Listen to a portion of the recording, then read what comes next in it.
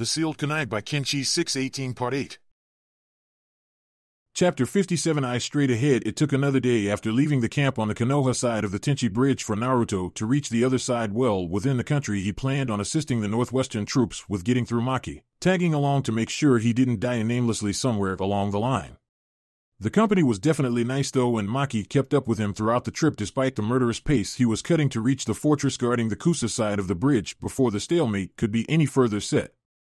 Naruto-senpai, Maki eventually said as they were traversing through the wild territory a few miles past the enemy side of the ever-widening and deepening river that separated Konoha's line from the side held by Kusa and the other smaller villages of the region. I was wondering if we could take a rest for a short bit? She sounded quite a bit out of breath, but it was the afternoon and they had been running since she had revealed herself to him the previous night. Naruto drew them to a stop in a decent little spot within the vast bamboo forest and allowed Maki to take a knee to catch her breath. Yeah, it's okay, he said, taking that moment to double-check his supplies as he heard her let out a sigh. We should make it there before sunset anyway, and we'll scope it out until dawn tomorrow. That sounded right to her. The travel times that had been established to most places were set with a normal person's traveling pace in mind, not the pace of a Jinchuriki physically conditioned to never tire without even tapping into their demon's chakra. If Maki was visibly breathing hard, that was the equivalent of a normal person huffing and puffing on one's hands and knees, since she was never supposed to show a thing.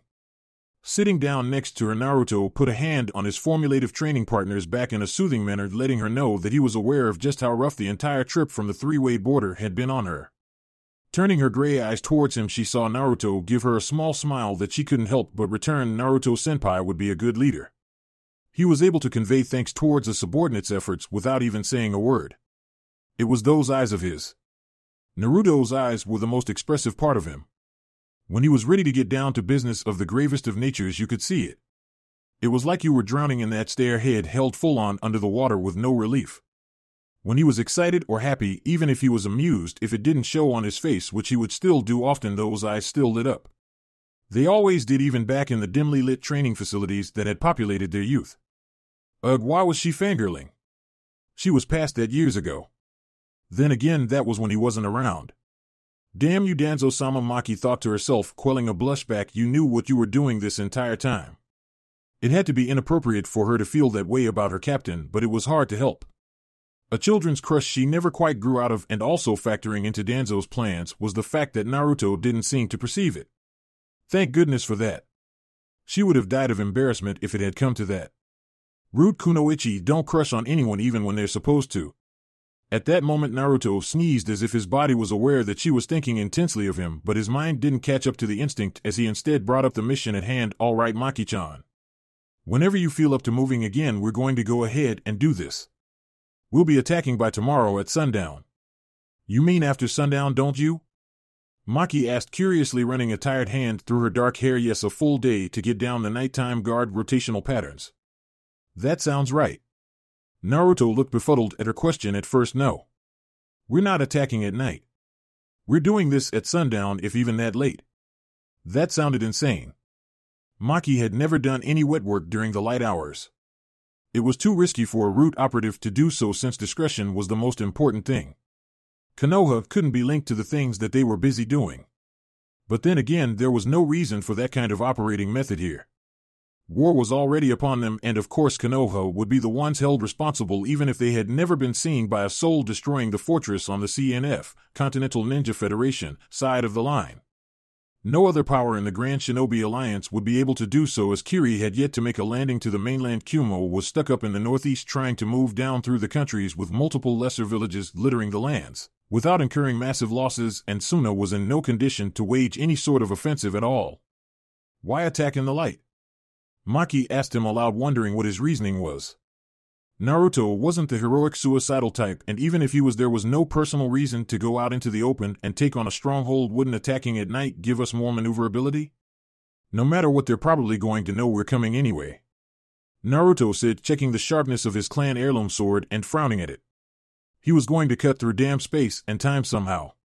It was just too much to let go. The applications to such a technique would be incredible. But right now was about the mission and nothing else. Kusa traditionally has the most kick-ass sensors in the world. Otherwise someone else would have done this mission a long time ago. And I'm a walking throbbing beacon of chakra. That and attacking at the end of a prescribed guard shift meant that they would get the worn-down ragged end of one half of the ninja and the barely woken up not ready for action half that were meant to take their places on the night shift. That didn't sit well with Maki though. None of what was actually said aloud sounded positive whatsoever to her. Then why did the division commander send you for this mission? You're Konoha's Jinchuriki. You're the village's trump. That's why Yamato asked for me and they sent me. Naruto said with a shrug. I can get to the fortress itself, and if I can't get rid of it without being discovered, I can take the whole place down on the way out and fight my way back to Konoha's side of the bridge. If I knew I could get through that easily, I would have just skywalked over the chasm instead of taking the 2-day way around. But starting a whole big battle without even reaching the fortress would have been too much risk and too bullheaded. The mission was slated as a distance infiltration for a reason. The moment he used his special technique to cross the river, he would have been felt by even the shittiest censor shinobi, and the entire force would have come right at him before he got even half a mile into their territory. He needed to get close so that he didn't get bogged down fighting his way to the fortress to give them time to reinforce its defenses. This way all he really needed was to take the fortress in one fell swoop, even if they did sense him when they got close. Better to be safe and sure than to be impulsive.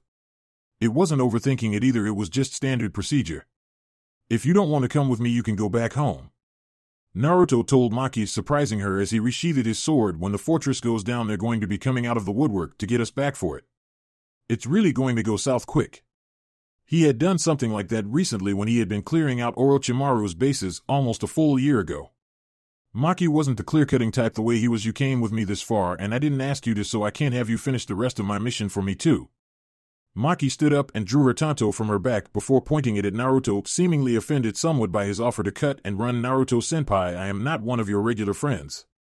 I'm Root, and a Root ninja doesn't cop out on their work even if it's guaranteed to kill them. That's what we're supposed to be used for. Well, you're still my junior Maki-chan. Naruto said, crossing his arms over his chest and facing her down, not budging. And you don't ever go on a mission thinking you'll die that stupid.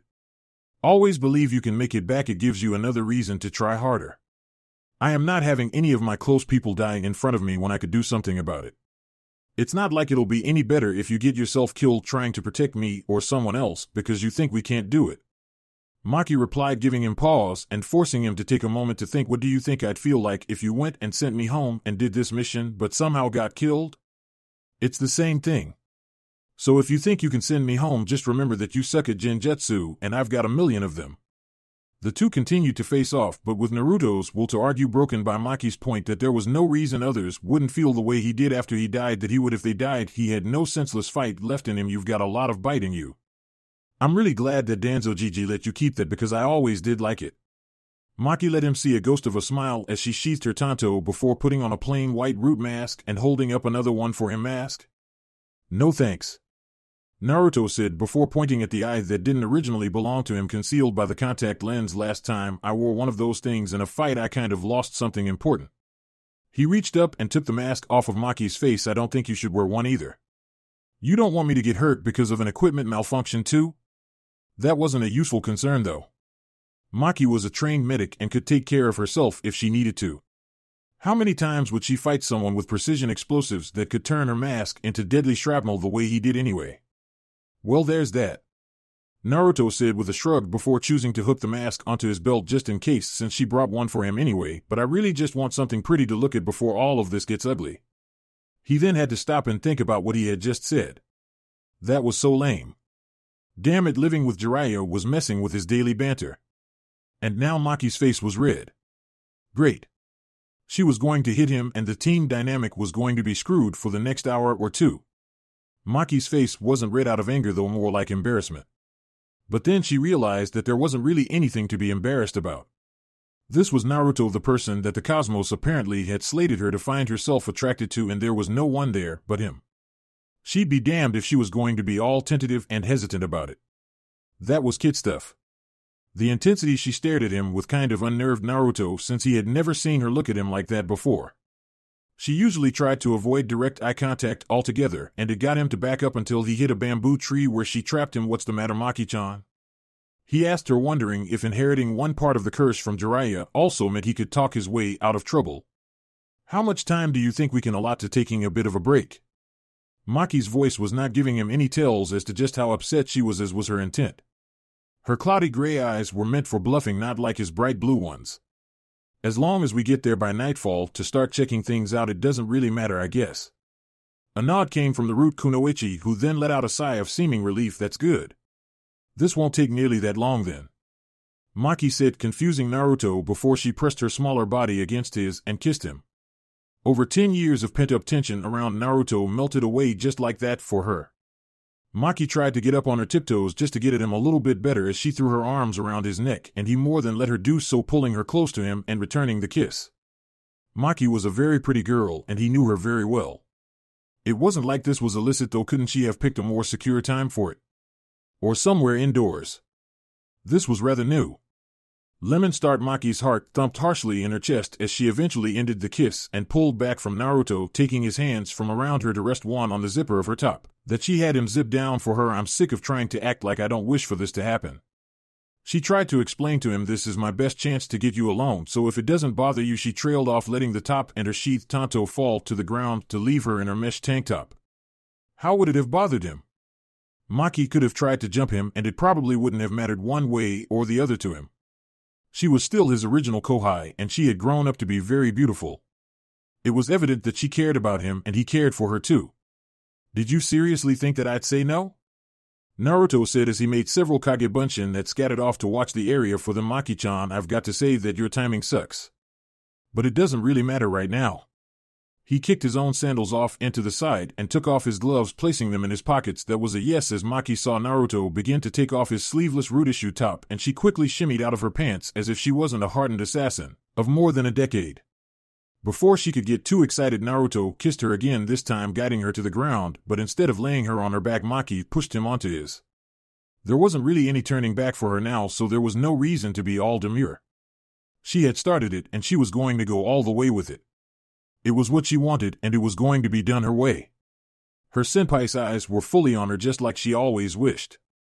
And he seemed to be waiting on her too, sensing this as he had allowed her to guide his pants and boxers off. Pinning him to the ground, Maki kissed him once again, putting her tongue into play this time as Naruto simultaneously slid her panties off and began to use his fingers to play with her pussy. She bucked towards the feeling slightly and let out a moan into his mouth. Maki grabbed the wrist of the hand that was pleasuring her and forced Naruto to extend another digit to fill her up further. Seeing no reason not to return the favor, Maki began to use her hand to work Naruto's shaft, slowly, intent on trying to drive him crazy for her. After a short while, she could feel Naruto growl into the kiss at her slow and arduous teasing, and to momentarily placate him, she sped up a bit. By this time, Maki was downright straddling Naruto's hand as he continued to piston it in and out of her, and she found that her strategy to make him mad in lust was backfiring. She was the one all heated and bothered and wanting more from him, and inexperience was her ultimate downfall. Unlike her, Naruto had had sex in the past, Maki had not. And so far she thoroughly loved what it was about being as close as possible to the other person, her partner, her Naruto-senpai.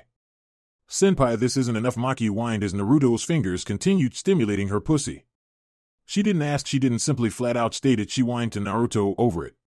Did Maki really feel that much for him? It was very touching in more ways than one. Can we go further? Please? Naruto gave her a nod and pulled his fingers from her now dripping wet slit. He idly sucked his own fingers clean of Maki's fluids and smirked when her cheeks turned red from embarrassment. What? You taste good, Maki-chan.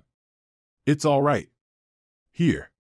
He sat up and gave Maki a deep-tongued kiss that almost made her collapse were she not already on her knees, and he gave one of her breasts a good squeeze through her mesh shirt, running his thumb over her pink nipple, rubbing the skin of his finger and the fabric of the shirt against it to get it to perk up. See? He said as he broke the kiss, you like it, right? Maki couldn't help but nod with her eyes closed blissfully as Naruto guided her back on top of him, with her sitting on his pelvis right in front of his fully erect cock. She wondered at first why he didn't just place her on top, her impatience shining through, until she realized that she was a virgin and he was either assuming this or was fully aware of this. How sweet. He didn't wish to introduce her to the shock of popping her cherry without preparing her first. Before he could even say anything, Maki moved herself up and back, taking a short breath before getting the worst of it over with and setting herself down on top of his cock and relieving herself of her own virginity. Instead of letting out any sort of cry of pain, of alarm, Maki just focused on breathing steadily while waiting for the discomfort to fade away. Naruto watched her handle the process curiously, with his hands on her hips, waiting as she adjusted to the new sensation. Did she pick that up somewhere, or did she just decide to do that all on her own? His tough little Maki-chan was trying not to make it seem like a big deal. She was really trying to impress him by showing that she was more than just a reliable kunoichi. I've been thinking, Maki said as she felt the sharp pain slowly turn to a feeling of warm attachment as she slowly started rocking her hips, experimentally trying to find what she liked out of this position. I think I should tell you what Sai and I have found out recently. Danzo-sama had positioned us as children for me to become your wife, or at least a directed kunoichi to bear your heir in the worst case. Naruto cocked his scarred eyebrow and let out a slight chuckle as Maki smiled slightly. So that old man was going to make sure we hooked up when we were old enough and never let us know. Danzo Gigi's a dirty old bastard. Maki giggled slightly in apparent agreement, running her hands up and down Naruto's chest before placing them firmly in the middle to steady herself as she began to move up and down his full length. Naruto let out a grunt and started assisting her by lifting her up and down. I wouldn't really have had a problem with that either. Neither would I, Maki finally allowed herself to admit with a rather beautiful smile on her face. The prospect of having his autonomy taken from him to be arranged with her didn't bother him that much. They were close then, and would have been even closer had he never been forced to leave root. But I have you now, senpai, and I'm going to enjoy you. With the admittance that being Naruto's previously arranged wife was something she liked thinking about, Maki finally audibly began moaning as Naruto kept bouncing her on top of him. She let a smug smirk cross her face when she heard Naruto let out a moan beneath her. Not missing out on a chance to tease him even while getting off, Maki slowly slid Naruto's cock out of her all the way to the tip and slowly lowered herself down, taking her time with each up and down motion. The slow process of finally reaching her feeling of being filled, while progressively blissful for her, was probably tormenting Naruto. Well, it served him right for getting her this way over him. She saw him glare up at her and started speeding up again before he decided to do something to punish her. She didn't want to know what kind of pace he would set to get her back. Naruto sat up and placed his back against the nearby bamboo tree so that he could comfortably make out with Maki while she continued to vigorously ride him. One of Naruto's return thrusts forced her to arch her back in a soundless scream as it literally took her breath away. With his loss of Maki's lips to kiss, Naruto kissed his way down her neck and collarbone before rolling the bottom of her mesh shirt up and pulling it over her head to gain full access her bare breasts. Maki cradled Naruto's head to her chest possessively the moment she felt his mouth latch onto one of her nipples as Naruto rolled the tip of his tongue over the nub, teasingly making audible sucking noises that got her to grind in Naruto's lap, eliciting a loud groan. From the two of them, my Naruto-senpai, it took long enough. Pulling his mouth away from Maki's bosom, Naruto smirked up at her. Well, let's make this worth your wait then, he said before moving forward to put Maki's back on the ground with him situated on top of her. Naruto placed Maki's ankles up on his shoulders and leaned on her, getting her to gasp at being completely filled to the brim with his dick. The only thing that kept Maki from crying out at the top of her lungs in pleasure was the fact that they were not in friendly territory, and a loud yell, the way she felt like doing, might get them discovered somehow even though they were nowhere near any encampments. The risks of an outdoor quickie apparently, and she really kind of liked it. Naruto felt Maki's fingernails digging into his shoulders and picked up the tempo of his fucking her to the point where she was gripping tightly enough to draw blood from his arms. She was such a tight little virgin, and feeling her soft breath pant in tempo on his ear as he mercilessly drilled the petite kunoichi for her previous agonizingly teasing pace was addictive. Maki's toes were curling in her sandals repeatedly with each and every pump he gave her. Capturing Maki's lips again, Naruto pushed the cool metal of his hydiate against her forehead as her tongue beckoned for permission to play with his permission that was granted. It was cute how little Maki knew about kissing, and apparently she was eager to learn as she tried to mimic the motions his tongue made. He found that she was lost when he stopped leading and sucked a gasp right out of her mouth when he renewed his efforts to drill her into the ground from above. A groan came from the blonde Jinchuriki as he felt Maki's pussy clamp down on manhood. Her entire body let off a powerful shudder that caused her to whimper and guided Naruto to his own orgasm, forcing him to shoot his seed inside of Maki with a low growl at the explosive feeling of release. Maki moaned softly as she felt Naruto fill her up and held him close to her when he set her legs back down around his waist, where she wrapped them around his body to keep him close. She didn't want him to pull out yet. Not quite yet. So Naruto sat still, hovering over her and trying to figure out something meaningful to say while they were coming down from their emotional and physical high. Were you really supposed to hook up with me if I stayed en route? Maki chuckled a bit and ran a hand over Naruto's whisker-marked cheek fondly. A Hokage needs a spouse for credibility purposes later down the line. It just helps with the overall image to be in a stable relationship. Being married makes you seem more trustworthy to the masses. Would you have been okay with that? What did we just get through doing in CNF-held territory? Does that tell you what you need to know? Nodding and understanding, Naruto grinned down at her as she continued to stroke his cheek softly. You know, we'd have been the coolest-looking Kage couple ever.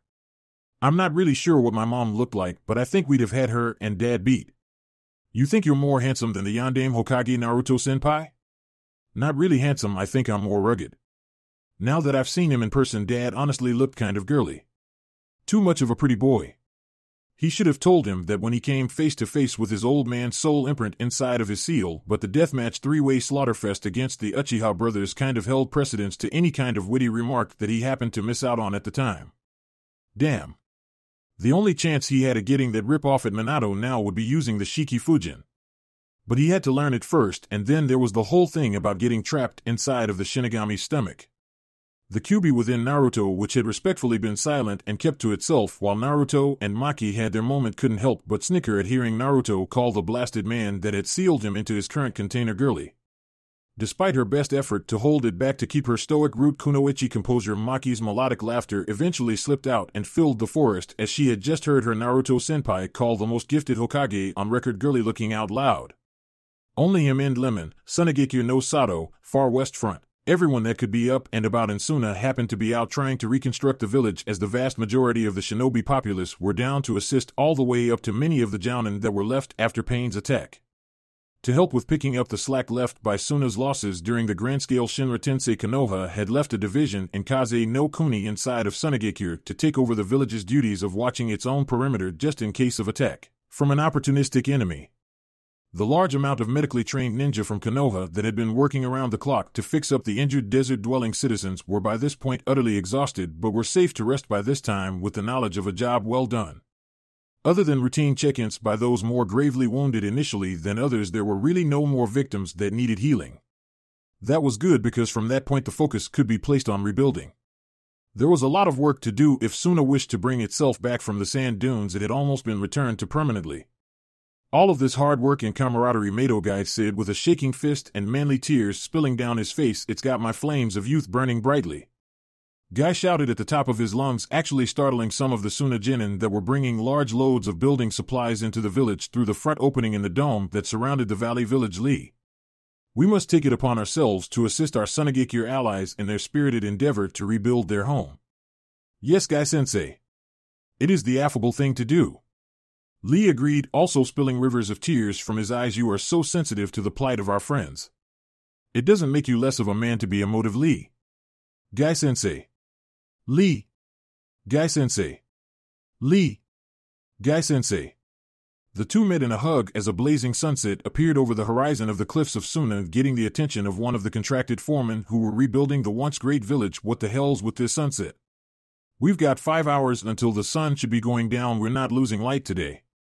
Tintin walked over and punched the two taijutsu specializing men in their heads to get them to break apart, lest they offset more people than just the young genin and small children of Suna that they were scarring for life with their overeager actions. In case you two forgot, we're supposed to be heading to the top of the outside walls to keep watch, she said, pointing to the designated area where Niji already was as both Guy and Lee got up off of the round, not moving supplies in and out of the village. Up on the wall in question, Sakura was sitting and looking down, shaking her head at the antics of the namesake of Teen Guy. She then turned her attention to the nearby Kakashi, who was with Niji. Kakashi-sensei, Guy-sensei kind of has a point. Why aren't they letting us help them rebuild their village? We're here to help, and wouldn't a Suna ninja know better how to keep watch over things? Well, we do have genin doing that, Kakashi said to Sakura in explanation as he walked over to his pink-haired student. And do you think you're going to be any help in rebuilding? You're not exactly spry and ready for full physical labor. He took note of the bags underneath Sakura's eyes and that she was slightly pale. Symptoms of chakra exhaustion and overusage of military rations pills, so first and foremost you need to rest. Choosing to interject, Niji nodded within sight of Sakura. Everything is handled here. Luckily, I'm something of a scouting specialist. If anything comes from the side of the wall I'm on, I'll see it before it ever reaches the village. This was why Niji and the other 11 Hyuga clan members dispatched to Suna operated in each cardinal direction on the wall in 3 separate shifts with the teams they usually worked with. Kakashi nodded in Niji's direction and turned back to Sakura, his eyes shedding to reveal that he was smiling. You see? So you can let yourself get a bit of sleep. You look like you need it more than anyone here. Despite that, Sakura still looked apprehensive to doing nothing. If you don't get some sleep, I'll put you to sleep with a genjutsu.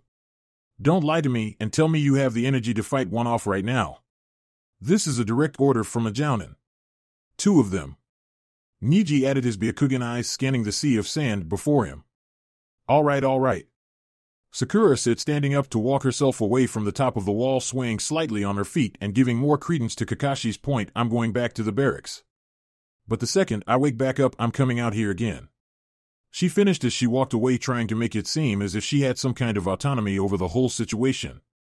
As they watched Sakura walk away, Kakashi commented to Niji with a Simon, not even my student anymore, and she's still giving me headaches just like the other one. Apparently Tsunade-sama passes down being stubborn to her apprentices as well. But that would mean that Jiraiya-sama passes down. He let out a small giggle, but shook it off, saving such a thought for later when he had free time to read.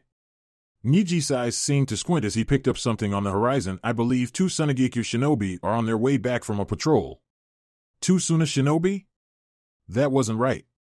At the time, every outgoing squad sent to do anything C rank or over would have 2 Konoha ninja with them to supplement the force that was lost due to injuries, death, and rebuilding purposes of the village. There's no one from Konoha with them? No. Niji said, feeling the same sinking feeling in his gut that he assumed Kakashi felt as well, and they seemed to be very injured. We should summon some medics to meet them at the entrance. There was a terrible sense of foreboding setting in his heart as Kakashi summoned Pakin to inform the other shinobi on watch of the incoming wounded. Kuni, past the northeast border of Haino Kuni, northeast division front. We're glad you're here, Jiraiya-sama. Genma Shiranui said as he accompanied Jiraiya through the buzzing battalion camp. Konoha ninja were all over, many of them dirty, and a few coming into the camp were covered in dirt and grime and blood. Signs of battle. The dozens of hidden villages in this region had working relationships to keep from stepping on one another's toes for business before the war broke out. A nod came from the grim-faced Jiraiya. I'm aware of that. I've been reporting that for years. It was relevant information, but it had never really applied to Konoha, as the village that these villages had the main problem with was Kumo, whose military might raise tensions in the area due to their never having demilitarized like many others. And that's the major problem here, isn't it? Genma rolled the sunbon around in his mouth as something of a nervous tick and took a map from the other shinobi escorting the VIP, the scar-faced Reidu Namishi. He pointed out the stretch of smaller countries between Hai no Kuni and Kaminari no Kuni. The entire region is choked with enemies. This entire battle that we're in as we speak, we're only fighting one village right now. Jiraiya's face twisted in a frown. It was a basic geographical advantage, pure and simple. Once one traveled northeast enough and tried to venture towards Kumo, the amount of land wound up bottlenecking, making passing through more difficult for an army. It was a basic stalling tactic to use the landscape to keep Konoha from moving north, defending with one smaller portion of their force while the main bulk of the army dealt with the isolated Kumo further north. It was the best choice this portion of the CNF could make while surrounded, and Konoha wouldn't distribute its full force to this front since it held no major threat towards them. The enemy wasn't invading Hai no Kuni, they were dug in well within their own territory, so not only did they have strong defenses right in front of Konoha, the invaders from the south were already in turf that they didn't know as well as the invaded did. For all they knew, there were tons of enemies within the territory that they held in order to sabotage them behind the front line. Reidu sighed and ran a grimy hand through his hair in exasperation. Fuck, I wish Kiri would make a landing already. We're stretched thin enough as it is, and we could use the extra firepower. What's taking them so long? The first landings should have occurred 2 weeks ago, but nothing was happening from the coast. Logistics across the ocean were a pain in the ass. We can't worry about that right now. Jiraiya said, leaning against the outside of a medic tent. All we can worry about until we're told to do otherwise is our own situation here. Trust our allies to come through and be prepared, because if something is wrong, trust me, we'll know soon enough. Now tell me what's happening elsewhere other than at the front line. It's pretty self-explanatory there. Genma nodded and pointed back somewhat towards the west. The back of the line is getting pestered. Supply routes being jumped, with some ninja being captured or killed. Guerrilla ambush style. We thought it was maybe Taki Kusa or even Hoshi, but in one raid they were able to procure a body before the enemy could retrieve it and retreat or just destroy it on the spot. It's Odo, sir. An explosion rocked the ground, but no one really paid it any mind. Blasts from a ways out were routine signs that the battle was still raging. Shimagakure and Yungekure were holding that line fiercely, and invading the latter village was going to be a pain and a half. But Odo? Orochimaru was dead, and there wasn't a real hierarchy of command established past him. That was something that was well noted by Jiraiya and the strike force that had taken down so many bases in search of Orochimaru himself. There were no strong enough leader personalities to take control of the cluster of rat's nest bases the Snake Man liked to refer to as villages. The best that could have occurred were several ninjas stepping up and calling themselves leader, leading to infighting between the different factions. Either that or Otogekyur would simply be scattered to the winds. But this didn't seem to be the case. And whatever this turned out to be did not look to be very promising for Konoha's northeastern front. Not only did they need to deal with the sniping shots coming at the division's infrastructure from Odo, they would need to break this line to get north and assist Kumo, or vice versa to get assistance from Kumo's side. I'm getting too old for this crap, Jiraiya said, using his one available arm to rub his temple. He'd much rather be a few miles behind the lines back in the tourist village Yugakure, soaking in a nice hot spring, being attended to by a bevy of beautiful ladies, but here he was leading this division, currently the most embattled one out of all of Konoha's fronts. Damn him and his sense of patriotism. With Naruto and Maki, one day later, late afternoon, northwest front, behind Kuzugaku's main line. Naruto and Maki couldn't safely get any closer to the fortress without possibly alerting any attentive ninja with sensing ability. They had to take their chances staying in the booby-trap-laden woods surrounding the stronghold out of view of any sentries until it was time to launch the attack. They had to make it count too, as there were sounds of battle coming from the east. It sounded like there was a full-scale battle taking place across the river. So did that mean that Taki had sent reinforcements to flank Konoha from the north the way Yamato had said it had been anticipated to be? The cost of getting bogged down, you left a sitting duck for counterattack. And it was too valuable a position to just move and give up to the enemy. Domination of that river meant domination of the northwestern front. With a hold on that river and with a strong foothold into Kuzugaku-held lands, Konoha could funnel feeler forces south into land held by the ringleader village to all of the Chaos Amagekure, and they could continue advancing west towards Kusa to knock them out of the war. That all wouldn't happen if the back of the northwestern division was broken in this battle and they were forced to fall back into Hai no Kuni. That was too much open land to give to the CNF, who would just spread out across country and attack deeper into the country from different angles. So far, the only two of the four members of the GSA that seemed to be fighting the bulk of the war seemed to be Konoha and Kumo, who both seemed to be fending off the barbarians from the gates. Well, it was time for a little change as far as that went. The fronts were established. It was clear who Konoha would be fighting and where the battles would occur. It was time they stopped playing rope-a-dope and started hammering away and letting these bastards know just who they were messing with in case they forgot over the last 17 years. To say the least, it was time to scare the hell out of these clowns. People used to be afraid of Konoha. No one set foot over Hai no Kuni's borders without looking over their shoulder every 7 seconds. Because Konoha had people that you were legitimately afraid of. Tsunade, Jiraiya, Orochimaru, Sakumo, Hataki, Danzo, Shimura, Itachi, Uchiha, and the entire damn Uchiha clan that everyone seemed wary of, to say the least, abroad, not even counting the might that the respective Hokages all had to their names. And Kumo had terrifying legends of their own. But in times of peace, people thought that Konoha was soft. Untrue. There were just as many twisted bastards in Konoha in peacetime as there were in times of war. There was just no need for them. War actually made other countries aware of these particular psychopaths. Well, by the time the sun set on this day, Naruto would be one of these psychopaths. An outright devil among the living to his enemy, a hero to his homeland. That was what a Hokage boiled down to being. So how are we doing this, Naruto-senpai? Maki asked Naruto as they sat in the branches of a normal tree half a mile away from the fortress. Your small toad summons brought us the intel on enemy movements during shifts, and we've got the battle on the Konoha-held side of the river to keep full attention away from keeping watch over the fortress. It won't matter. We aren't sneaking in without a fight, Naruto said, hand to his chin as he weighed their options. They could try sneaking onto the premises, but the second they crossed the fence line, all bets would be off. It didn't take much to fix a proximity barrier the way Konoha had around it, so there would be no sneaking in either above or beneath ground. So a preemptive strike from the outside was a decent bet.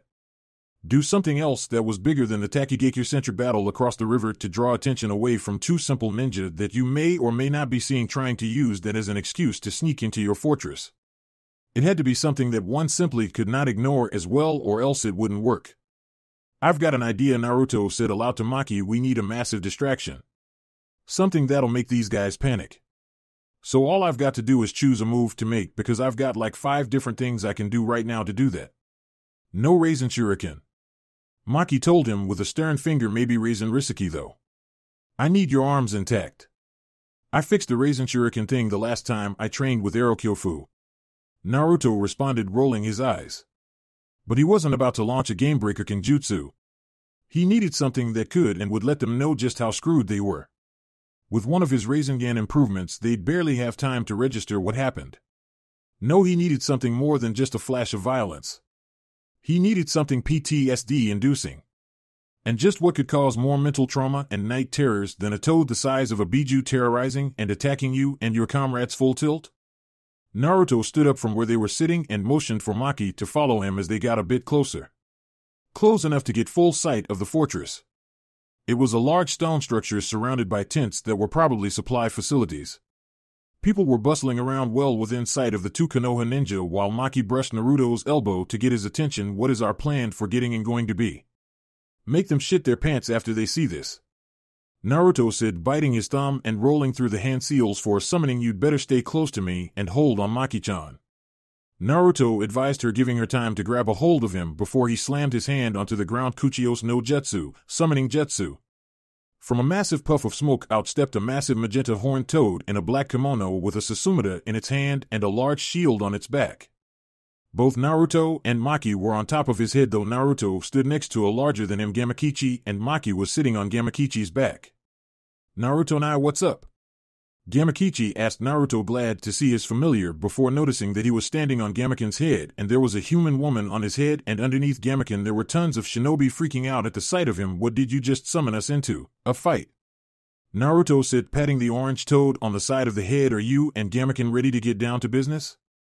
I'm counting on you guys. Gamaken heard Naruto's voice and addressed the newest master of Sage Mode. Naruto-san. You require our assistance? He asked the young blonde man. Yeah. Naruto said, pointing down at the fortress and everything surrounding it. We're destroying that, then we're heading east and we've got to raise hell the entire way. You're up for that, right? Gamaken nodded and readied his weapon and his shield, prepared for battle and focused on the coming combat. Meanwhile, Gamakichi's eye was twitching. So you want me to go down there and fight all of those ninja right now? You'd better treat me to one hell of a drink after this is over.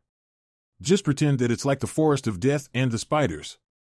Naruto told him before pointing to Maki, who was peeking over the top of Gamakichi's head, and Maki-chan's a genjutsu user, so she can confuse the hell out of them while we're cutting them down. I hate fighting those stupid spiders, Gamakichi grumbled in return as from inside of his vest he pulled out a tanto, resigning himself to helping Naruto out with his battle. He didn't want to grow all apathetic and grouchy like Gamabunta did every time he was summoned. He then noticed the girl sitting on him and noticed that she smelled faintly like Naruto, putting a smirk on the toad's face. Go, Aniki. Shut up. Naruto said, shutting his eyes to look inward, so to speak. We've got to make this one fast, Kyubi. Do you have my back for this one, or am I on my own? Yes, I'm on it, you hairless monkey. Kyubi growled, channeling nature chakra in Naruto's stead to transfer it to him. Make it quick so I can go back to sleep. Trust me, I don't want to be here any longer than I have to either. Naruto thought to himself as his eyes took on Sage Mode traits and he allowed his Sharingan to come into use from behind the contact lens. Maki-chan, stay on Kichi and do your genjutsu thing to screw these guys up. We're going to be clear-cutting. Gamaken, just flat out raise hell and stay with us. Got it. You can count on me.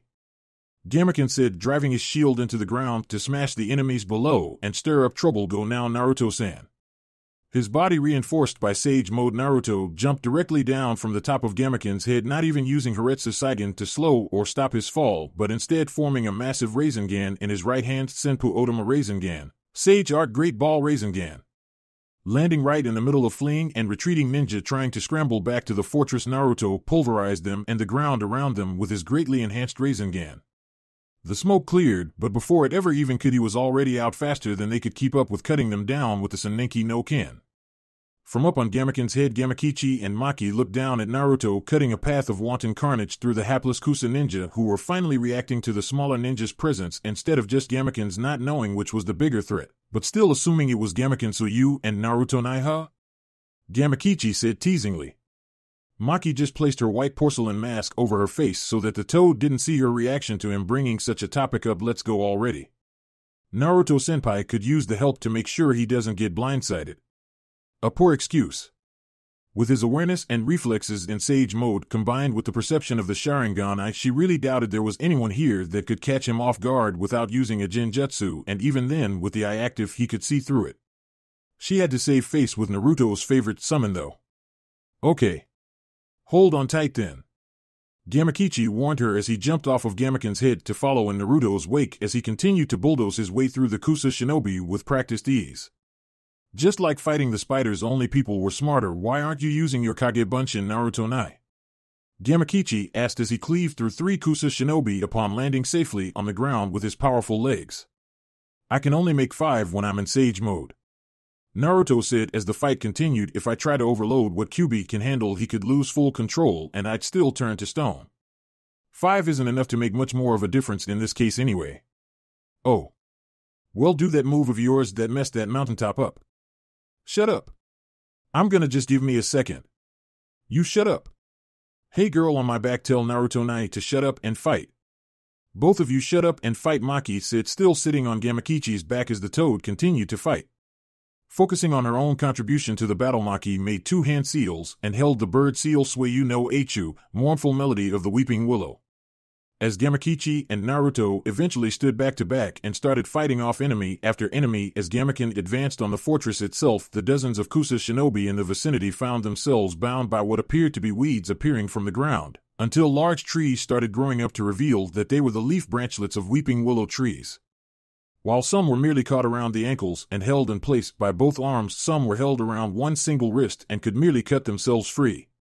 Others were wrapped up entirely around the body, and some around the neck where they were choked lifeless, and some dropped to the ground as if a noose had been tightened around their necks. Man, that was a nasty genjutsu. Kichi, let's mop these clowns up before too many people break it. Naruto said, placing a hand on Gamakichi to channel wind chakra through his partner. Let's not have Maki-chan hold these guys here for nothing. Gamakichi nodded and his cheeks puffed out while Naruto momentarily unsealed the Amaterasu flames in his left arm. The deadly black flames were released in time with Gamakichi releasing a steady jet of toad oil from his mouth that Naruto dropped a spark of the Amaterasu flames onto Senpuyami Gameyu Enden, Sage Art Dark Toad Oil Flame Bullet. The jet of oil from Gamakichi's mouth fueled to spray with more force and speed by way of the wind chakra Naruto had been channeling through him, ignited with the otherworldly black fire that took the oil like the accelerant it was dousing the enemy, in a powerful dark blaze that Gamakichi guided in a complete circle around himself, Naruto, and Maki. The cries of those caught in the flame were those that had been freed from Maki's genjutsu. Too bad there was an even greater pain for them right behind it. At least there was no pain after that point because their suffering gave way to their deaths. But Naruto-senpai were trapped now. Naruto just smirked at Maki, and she remembered what he did with the black flames upon seeing her. He could reseal them back into his arm no matter how much he managed to manifest and how much came from the spread of the fire, which he did right in front of her at that moment. Okay, but now what? Naruto looked forward at the fortress and the setting sun in front of them and then behind them towards the east. Gamaken. Go east and cross the bridge. I want you to help out the Konoha shinobi that are in battle right now. Gamaken stopped his unbeatable rampage on the Kusa shinobi who were trying to dredge up some kind of way to bring the big toad down, as even their powerful ninjutsu would just end up being stopped by his shield. Are you certain? Naruto's response was the formation of 2 Kage Bunshin at his side as he held his right hand above his head. This got Gamaken's jaw to drop for a moment before he nodded very well. I'll do my best, Naruto-san. And with a great jump he started heading east as directed. As Maki saw Naruto's clones begin to form a wind shell around the Rasengan core in his right hand, she let out a gasp before fully preparing to turn on the Metagnin in her to scold him. Naruto-senpai, what did I tell you about using that jutsu? You'll tear your arm up for life. I told you I fixed it already, Maki-chan, it's cool. Naruto shouted back at her just as the wind shuriken-coated Rasengan began letting off its high-pitched whine that showed that it was ready. But he didn't charge forward with it to ram anything the way he did when he fought Itachi and Sasuke. Instead, his clones dispelled with their jobs complete, and Naruto actually threw it Futon Raisin Shuriken, Wind Release Raisin Shuriken. It flew through the air smoother and straighter than an actual metal shuriken would have, the wind chakra comprised blade spinning all the way at a speed no lesser shinobi could have dodged. And when it touched the wall of the fortress it cut right into it before expanding into its destructive wind sphere, disintegrating the lesser materials of the stronghold and bringing what was left of it down around the foundations. Maki stared in awe at the destruction wrought by a perfected Rasengan variation. And just like Naruto said, there was no damage done to his arm whatsoever. But what was left of the Kusa forces grew a backbone once Gamaken left, and seeing Naruto take down their fortress with one jutsu only made them desire his head as compensation. Naruto started blocking projectile weapons with his ninjato after hearing them whistle through the air, and Maki jumped back onto Gamakichi as the toad hopped away from some weapons thrown his own way. Tenchi Bridge? Maki asked her tanto drawn just in case it was necessary. Bridge. Naruto and Gamakichi replied as the blonde made 5 Kage Bunshin to surround Gamakichi's backside to make sure he was safe for their retreat back across the bridge. Come on, Kichi. The clones and Maki-chan will have your back. You're with me because we're cutting our way out of here. He barked with authority as he rushed headlong into the enemy, barring their path from the east. Gamakichi right on his heels, both human and toad, cutting the enemy down before they could even reach any sort of apex with their weapon swings or finish any hand seals for their jutsu. That was going to be one long 2-mile run. High no Kuni side of Tenchi Bridge, the bridge was in full sight for the currently embattled platoon, as not only were they being attacked by Takigekyo ninja, they were taking it from across the bridge from Kusagakure as well. Tayuya's flute was working overtime as her steady stream of notes gave wordless directions to her 3 large summoned demons who were moving about the forest, assisting the other Konoha ninja in her combat group as best she could. Fucking Yamato Taishu was right. Even setting up measures to stop it didn't do that much. They pushed through our original defensive position north and drove us back. The battle had turned into a team deathmatch in the forest around Tenchi Bridge and on the same bridge, as they were fighting to keep Kusa from destroying the bridge so that they could eventually advance over it after it became known that Naruto had destroyed the fortress on the other side and had crippled Kusa's defensive efforts. In another place, Anko was trying to pick off enemies throughout the forest with weaponry, riding on a large boa constrictor that devoured and smashed anyone that got in its way. Crazy bitch could really fight. And being stuck in a glorified staring contest with the Kusa force across the river for at least the last week or so had her chomping at the bit for some old-school bloodshed. Meanwhile, Tayuya smirked as she saw a Nara clan member capture several Takigekyo shinobi with their shadow technique, allowing her to take advantage and use her doki that possessed the club to deliver sweeping smash that ended their lives in one swing. From behind she heard the sound of metal clanging and turned to see that both Kotetsu and Izumo had her back with their dual kunai blades that were connected by a chain for teamwork fighting. She gave them a nod of acknowledgement that they both returned with smirks as she continued playing her flute, and they all carried on with the fighting. As the battle continued, the ground shook with a thunderous crash. The northern portion of the battlefield forest where Taki reinforcements were slated to continue appearing from wound up being cleared from the earth with a swing of a massive Susumida that ripped up lots of the actual topsoil to boot. Over the top of the tree line it was seen that a large magenta toad was there with a vengeance, as it was helping them destroy enemy troops with a vengeance, like it had something to prove. Only 2 fuckers I know summon toads. Tayuya thought to herself as the Takigekyo ninjas started freely retreating back north and the Kusa ninjas started falling back to the Tenchi Bridge to escape to the fortress across the river, and I don't hear any loud-ass annoying yelling about how great the awesome Toad Sage is. So that means that it's the other one. She thought to herself with a smile as she chose to join in with many of the others set on chasing the Kusa attackers back to the bridge, set on turning their retreat into a full-on rout. Upon reaching the bridge and seeing the shinobi that were running away, Tayuya smirked at seeing a larger-than-human orange toad fighting off the head of the retreating Kusa force. With Naruto and his 5 clones were busy fighting off a wave of Kusa troops that had come storming across the bridge as if the devil himself were chasing them. Able to see Gamaken terrorizing the enemy a little bit north in the woods, they could tell why they'd be scared with reinforcement like that from Konoha. It wasn't as if either village had a Jinchuriki or a grand summoning contract that could go toe-to-toe with a boss-level summon. Why did your cute partner run away when we got to the bridge, Naruto Nai? Gamakichi asked as he swung his blade with a practiced deadly precision. He'd be better at Genjutsu than Gamabunto once he got as big as his dad. At that rate, your comrades are right over there. I can see them. Maki-chan isn't supposed to be here, Kichi. Naruto explained, jumping on top of his toad brother's head to throw some shuriken into the sky and form some hand seals to rain down some Hell Right Ton Kaminari shuriken, lightning release lightning shuriken. Jolts of lightning fell sporadically from the sky, striking at the enemy just as the Konoha contingent reached them, and a pincer attack was waged to eradicate the remainder of the unfortunate enemy ninja. The ones that didn't fall by the hand blade or jutsu of Konoha's vicious counterattack took their chances with spilling over the side of the bridge to fall all the way to the rapidly moving river below. It took less than 5 minutes to finish them. Kusa didn't allow a single one of themselves to be taken prisoner to their credit, and that meant that no one walked away on the CNF side of the defeat. The wood of the bridge was red and utterly slick with blood by the end as the last dregs of sunlight seemed to be fading towards the west.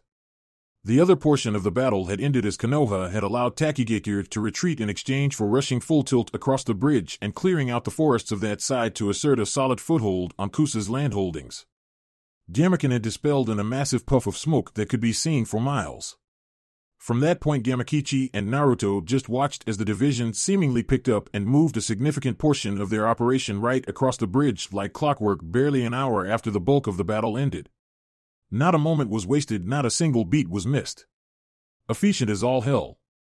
Danzo would have been smirking at that sight if he were still alive. He knew for certain that the Kyuubi within him approved of the domination shown by its Jinchuriki. Smells like blood, death, and defeat, Naruto Nai. Gamakichi commented as he and Naruto started walking past the other ninja heading across the river to advance to the new base point to the command post back on the original Konoha side for some rest. Right, smells like victory.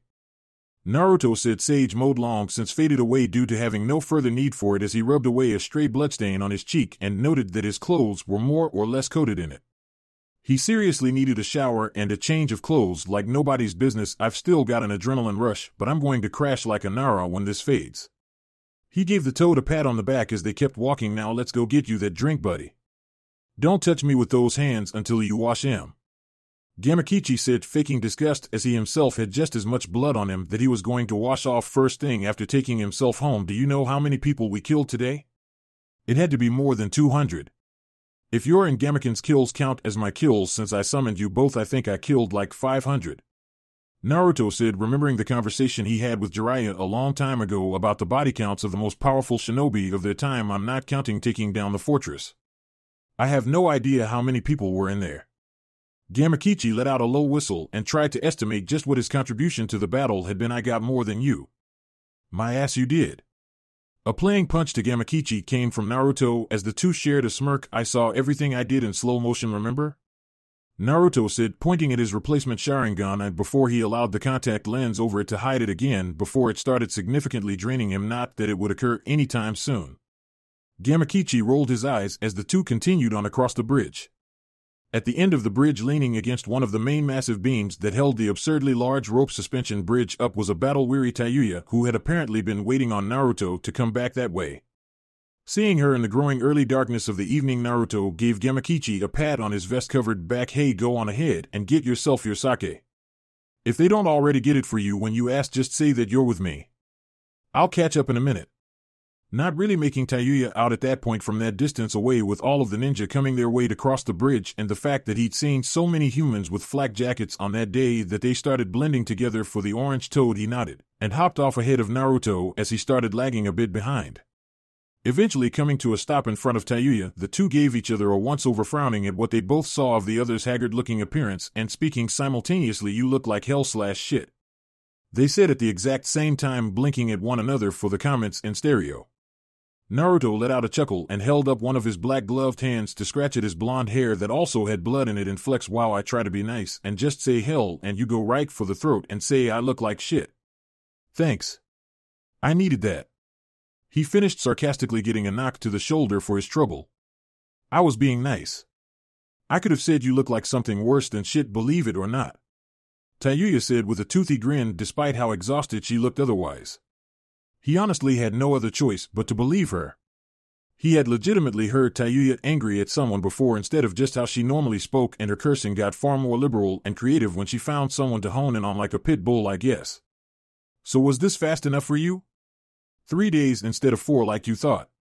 That's what I call results. I guess so, Tayuya replied in a voice of false pondering, still kind of slow though. You really made us work for that one Uzumaki, but at least you showed up for the party altogether. I knew you wouldn't get your ass killed while you were over there. Naruto was able to see that Tayuya's body was rather weakened by her lack of useful energy at this point and put her on his back piggyback style. As he started walking back to the command post, oh, you figured I'd be back because nobody's stopping me until I become Hokage like I said, right? Instead of fighting it and telling him she wasn't some fragile bimbo that needed to be carried, Tayuya just let it happen and decided that there were worse ways to be treated by someone like Naruto, going along with the ride and wrapping her arms around his neck. To hold on, no, that's not it. It's because I thought you'd have made this whole fucking thing work out somehow, even if you had to find a way to tame the goddamn plant life over there to help you out. You're a fucking nutcase, you know that? Naruto just shrugged as if to say so what, as he was already aware of that to a certain extent. Tayuya just settled into keeping her hold on him as he walked her back to the base to get some rest. Man, where did Maki-chan go? Did she really just cut out and go home? The mission was done, I guess, and she can't really be caught away from Konoha like this, so I guess it fits. He then turned to the side and had to do a double take as he saw Maki walking next to him. Damn well, there goes that theory. I am not Maki, Naruto-senpai. She locked you in a genjutsu so she could say this to you without anyone seeing her. Please don't speak out loud or someone will think you're crazy or they're under attack. Whoa. She got him with the Sharingan off. Damn. Did you know she did that to me? Naruto asked the QB in his head. Yes, I did. Now shut up and listen to the girl already so I can go back to sleep. All of that hapless slaughter makes me sleepy, not waiting for a response as she wasn't programmed to respond to remarks. Genjutsu Maki spoke her predetermined words. Root is about to begin their own Black Ops behind the scenes of this war, and it was made easier for us to begin because of this mission. We'll still be helping you when we think it's prudent, and we might be able to do it freely as well because for the moment we have Hokage-sama's silent blessing to go ahead with our operations at least until the end of the wartime conditions. Naruto's eyes widened, but he nodded to himself almost imperceivably. Good old Tsunade-chan. Yeah, give him a chance. That was good. That was very good. So until we can meet again, Naruto-senpai, I have one more message to give you.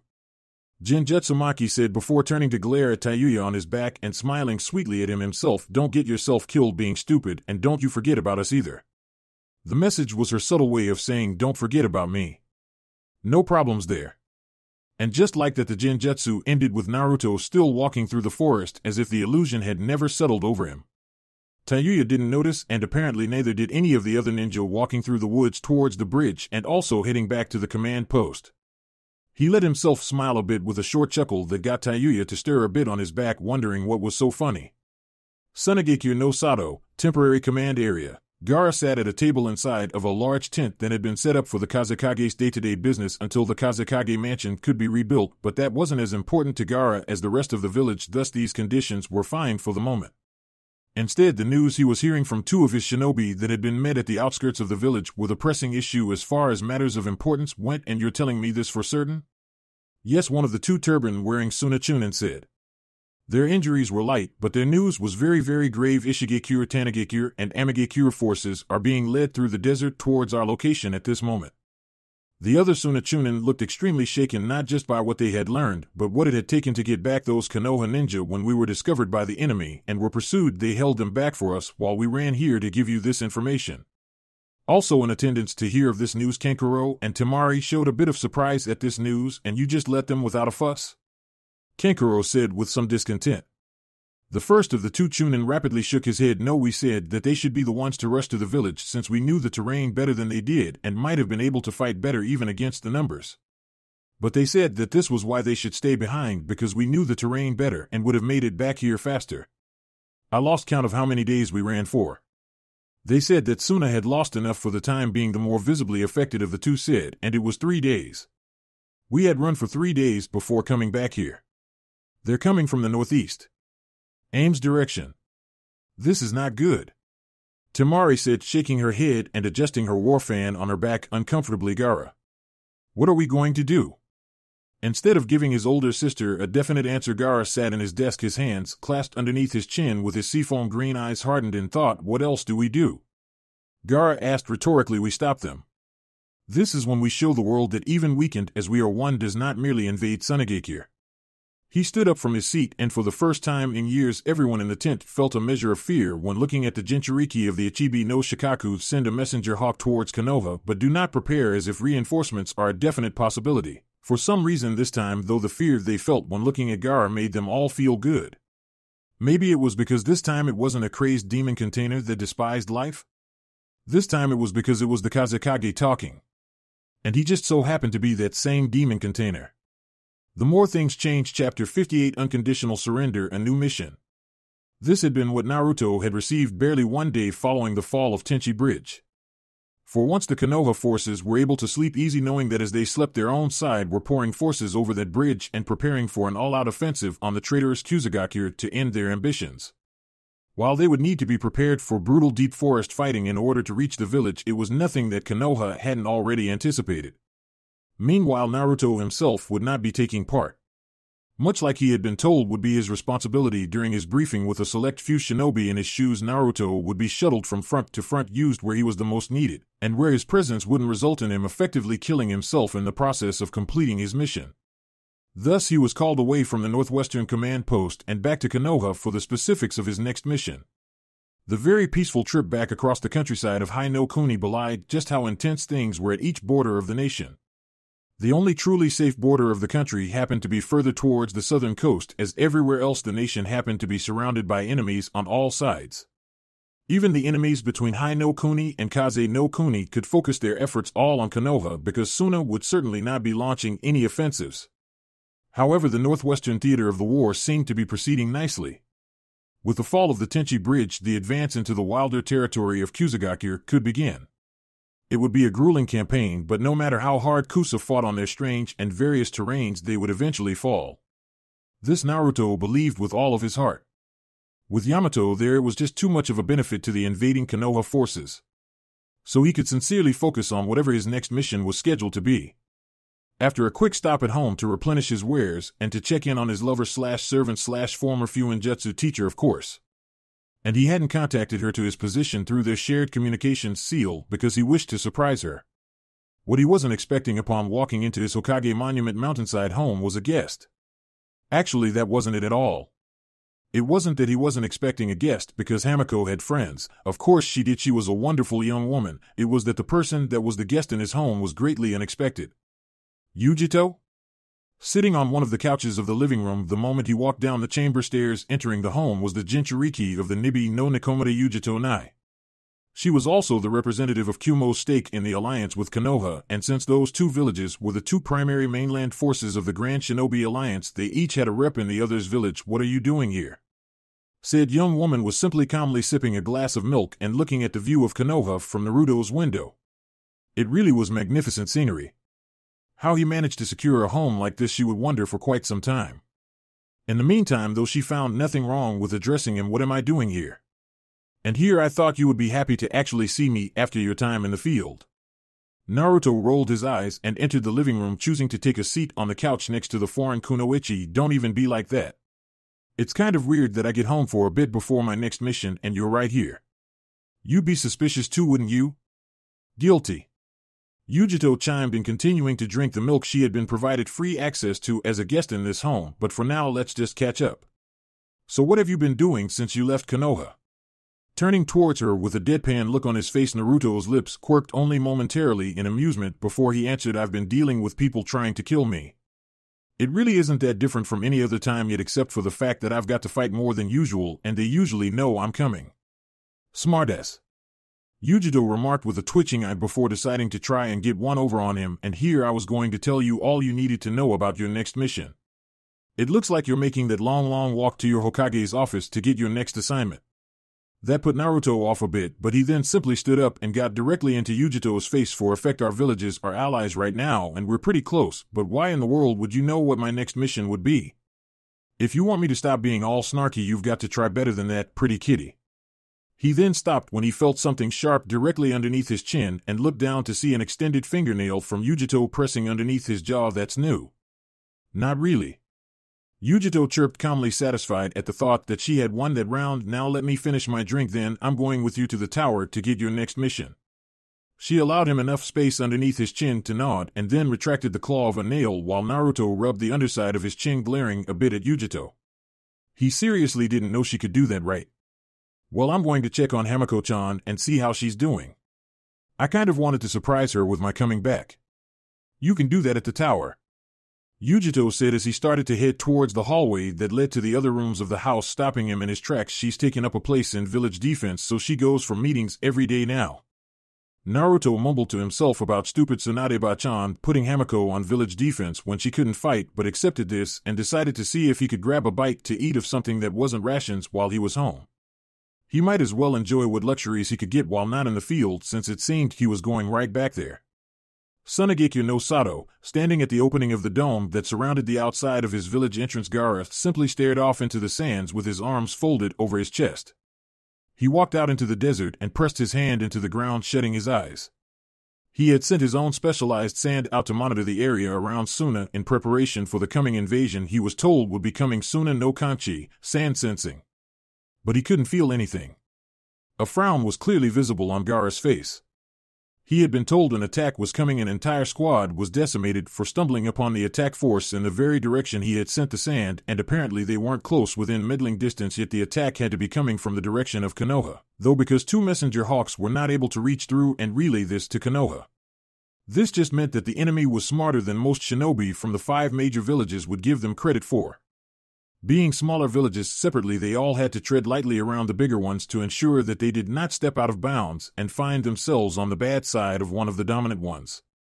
Of course, this would mean that they would know how to deal with a situation like this. They know better than to get close enough for me to see them.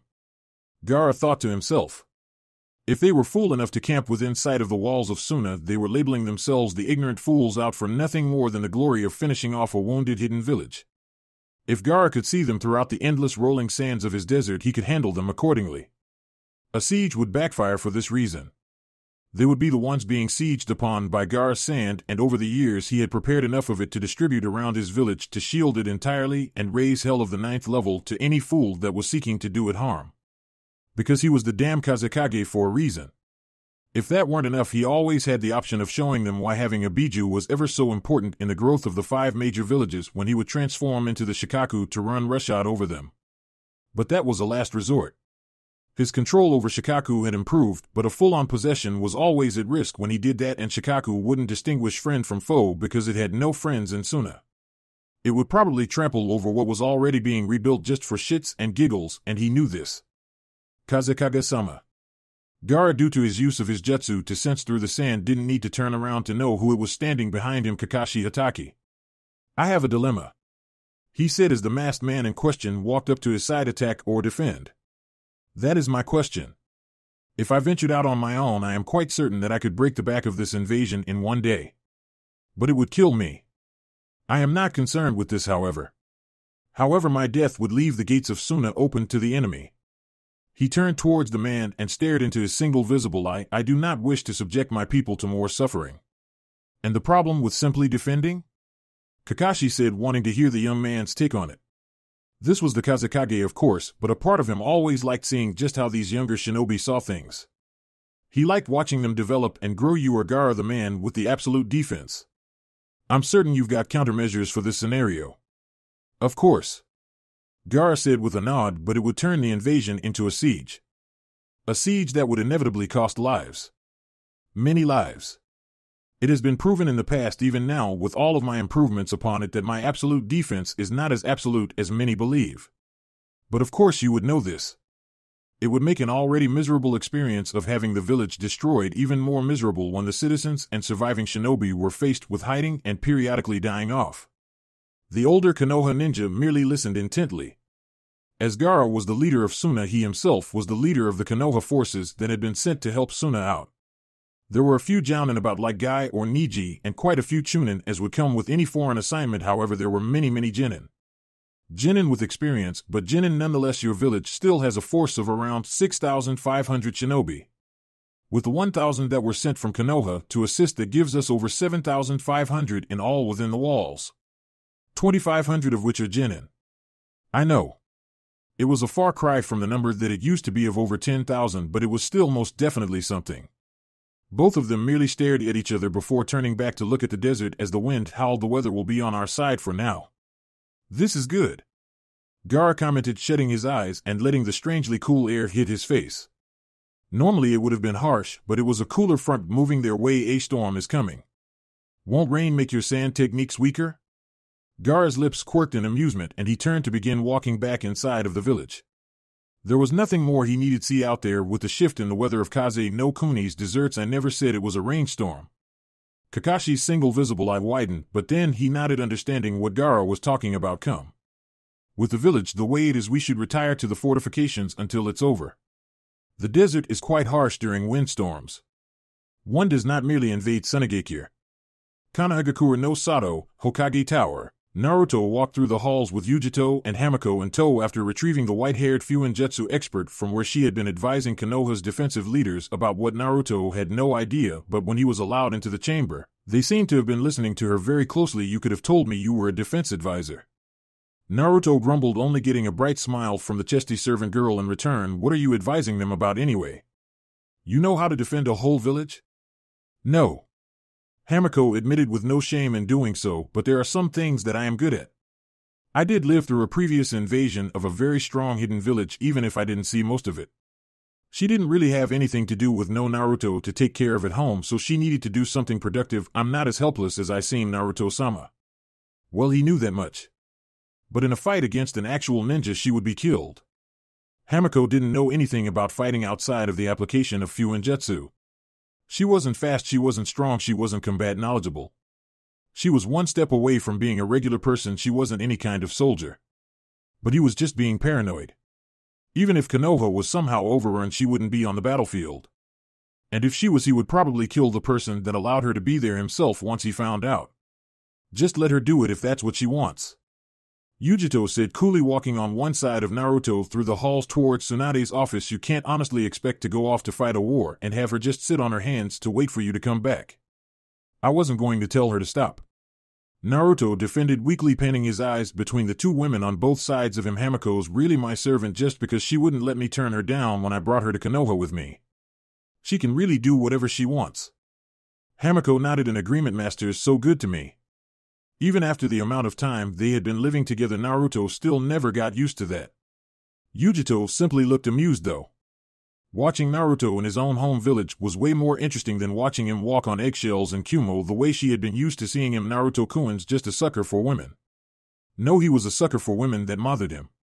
He didn't bend his will for any women or anyone in general other than Tsunade, Shizune, and Hamiko. The first one due to the fact that she was his Kage, and if that weren't the case, she was still the closest thing to family he had in Konoha, and if that weren't the case, she could throw him from the top of Hokage Monument straight over the village gates. The second, because she was like an aunt or a sister, and disappointing her made him feel terrible for some reason. The third, because she had been taking care of him and his home for years, and was his closest confidant. There were other reasons that Hamiko in particular could get him to do whatever she wanted. Physical reasons, loving reasons that didn't involve threatening him in any way, but that was an entirely different matter altogether. That bringing up in the presence of another lady, as potentially violent as Yujito, would have been frowned upon. Speaking of one of the female devils of his life, the mishmash trio entered the office of Naruto's mother figure, and overseeing commanding officer Tsunade was sitting seemingly waiting on him. You know, I didn't expect you to get back so soon. She told him with a dry look on her face as he entered. I gave you free rein to return at will because I was hoping you'd take a furlough in Shakuba town. A shrug of Naruto's shoulders elicited a sigh from her. That's what I would have done, but then again, you've got a few screws loose, brat. Love you too, Tsunade-bachan. Naruto remarked as he walked towards the desk and got professional standing at attention, alertly staring straight ahead. You have another mission for me, Hokage-sama? In the background, Hamiko giggled at how quickly he was able to switch over to business mode. Yujito idly realized that this was more akin to the Naruto one would see when he was away from Konoha. Tsunade herself quickly shifted herself to complete Kage mode as well and intertwined her fingers in front of her mouth as she fixed Naruto with a serious stare. Your next mission is a very important escort assignment.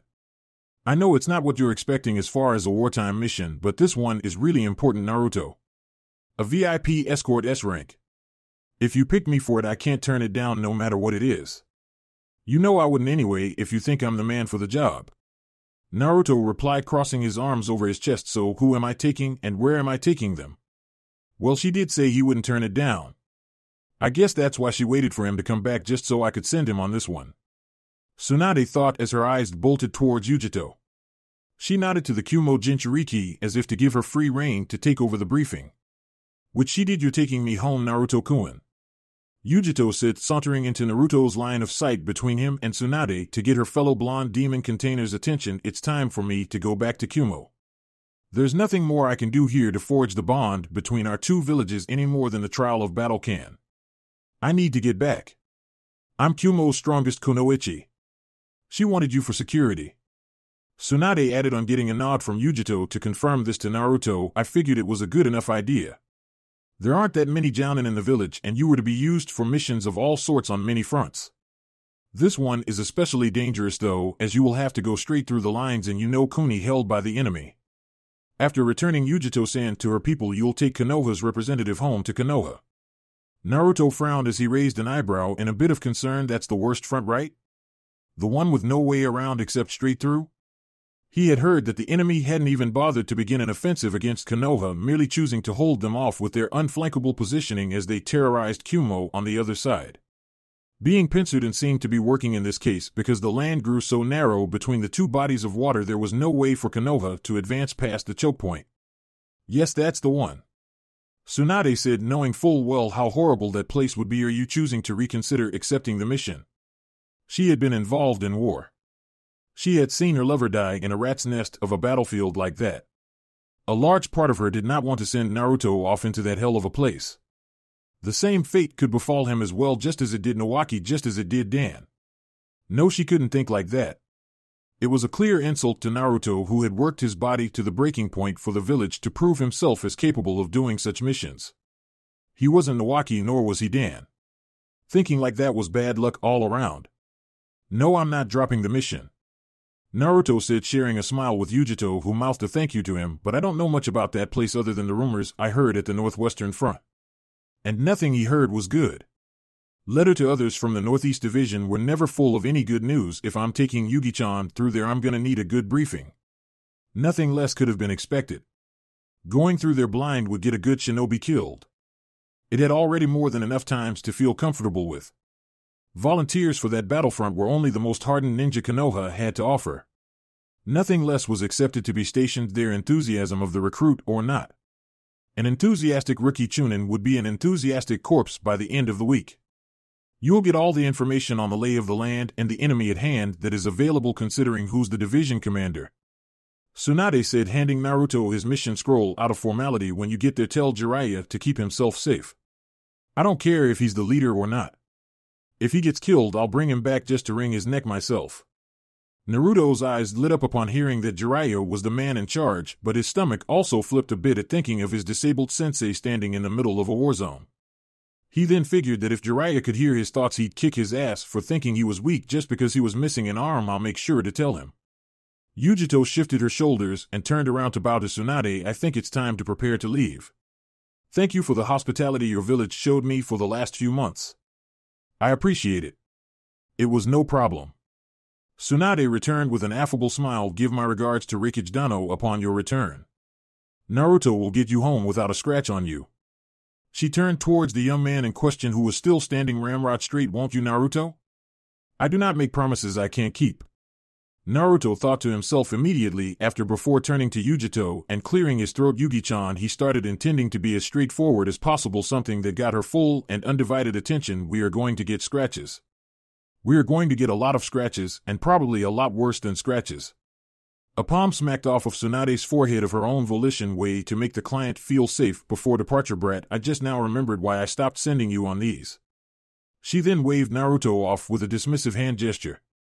Ta no Kuni, Otogekure hideout, Kabuto-sama. A nameless Otogekure shinobi said from outside the shut and locked doors of a laboratory that had been taken over by the Konoha defector as his main office and place of work. The Konoha forces at the Yuki no Kuni border are aware of our raids against their reinforcements and supply transports. It took them long enough. The hooded snake-eyed ninja said to himself with a hint of amusement at the report. How many prisoners have we taken just since they've stationed themselves at that border? He mused aloud.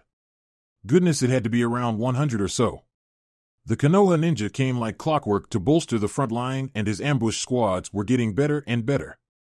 Orders? Until they actually start reacting to our presence, nothing. Kabuto replied flippantly. He didn't care about his underlings. He merely needed them so that he could procure subjects to continue his research. By the time this war ended, he would have achieved the most powerful perfect ninjutsu that had ever existed. He would surpass Orochimaru's wildest expectations for what a shinobi was capable of, and he would become a legend of the shadows. No one had made a career out of staying out of the crosshairs of others the way Kabuto had. Even Danzo Shimura would have been jealous at the subtle and unannounced ways that Kabuto had gained his power, both politically and in the ninja arts. Orochimaru had been going about this the wrong way entirely. He already had access to every jutsu ever created. No Sharingan was necessary to tediously run them all down and view them to copy them. No need for physical modifications to give one's body the advantage needed to perform certain jutsu. Yet still he could have had every ninjutsu in the world that had ever existed at his command. Then he would never have made an enemy of Akatsuki by going after Itachi Uchiha. Then he never would have died at the hands of his apprentice Sasuke Uchiha. He could have had it all years ago, and he still could have had his perfect immortal body. And now all of those things would belong to Kabuto. Orochimaru-sama, for all your brilliance, you yourself were too short-sighted to realize the answer to your own question. Kabuto said to himself, busy at work at his lab station, a dark grin spreading across his face as everything was seeming to come together. You had the perfect ninjutsu to achieve both of your ambitions in one fell swoop. And now I do as well. Only I have the deduction skills to put the clues together. Orochimaru was too obsessed with the individual jutsu itself, the merits and properties of each individual ninja technique. He never looked at the simple prospect of combining them, but Kabuto had the thought of using two of his most potent ninjutsu together in conjunction. But there was still the matter of Madara Uchiha. Just thinking of that masked man got a laugh out of Kabuto. He believed that he had Kabuto under his thumb, that he had the upper hand in their partnership to ruin the shinobi world. He believed that when the time came to act, he could simply take what he wished and that Kabuto would be easy to dispose of. That fool. Kabuto didn't want to ruin the shinobi world. Nor did he want to make it his own. He wanted to be the ultimate catalyst. The catalyst for whatever he wanted. Kabuto wanted to be the man that changed the eras at a whim, the man that brought about the winds of change whenever he felt. The man that could live a lifetime doing nothing more than playing chess, using the shinobi of the elemental nations as his pieces, changing the rules of engagement whenever he saw fit. The true orchestrator of chaos. The living embodiment of just what was so dreadfully beautiful and simultaneously atrocious about the shinobi arts. A figure that even Orochimaru himself would have bowed down to and begged to learn from. While Madara thought he was strong enough to keep the demented scientist shinobi in line, in truth he had nothing. He figured that in straight combat, if it came down to it, he could exterminate Kabuto. Well, Kabuto held a trump card over Madara. A trump card he was willing to play if the man got too fresh before his ultimate plan was complete. It would be the trump card he used when his preparations were complete regardless, because afterwards it would all be over even if no one realized it.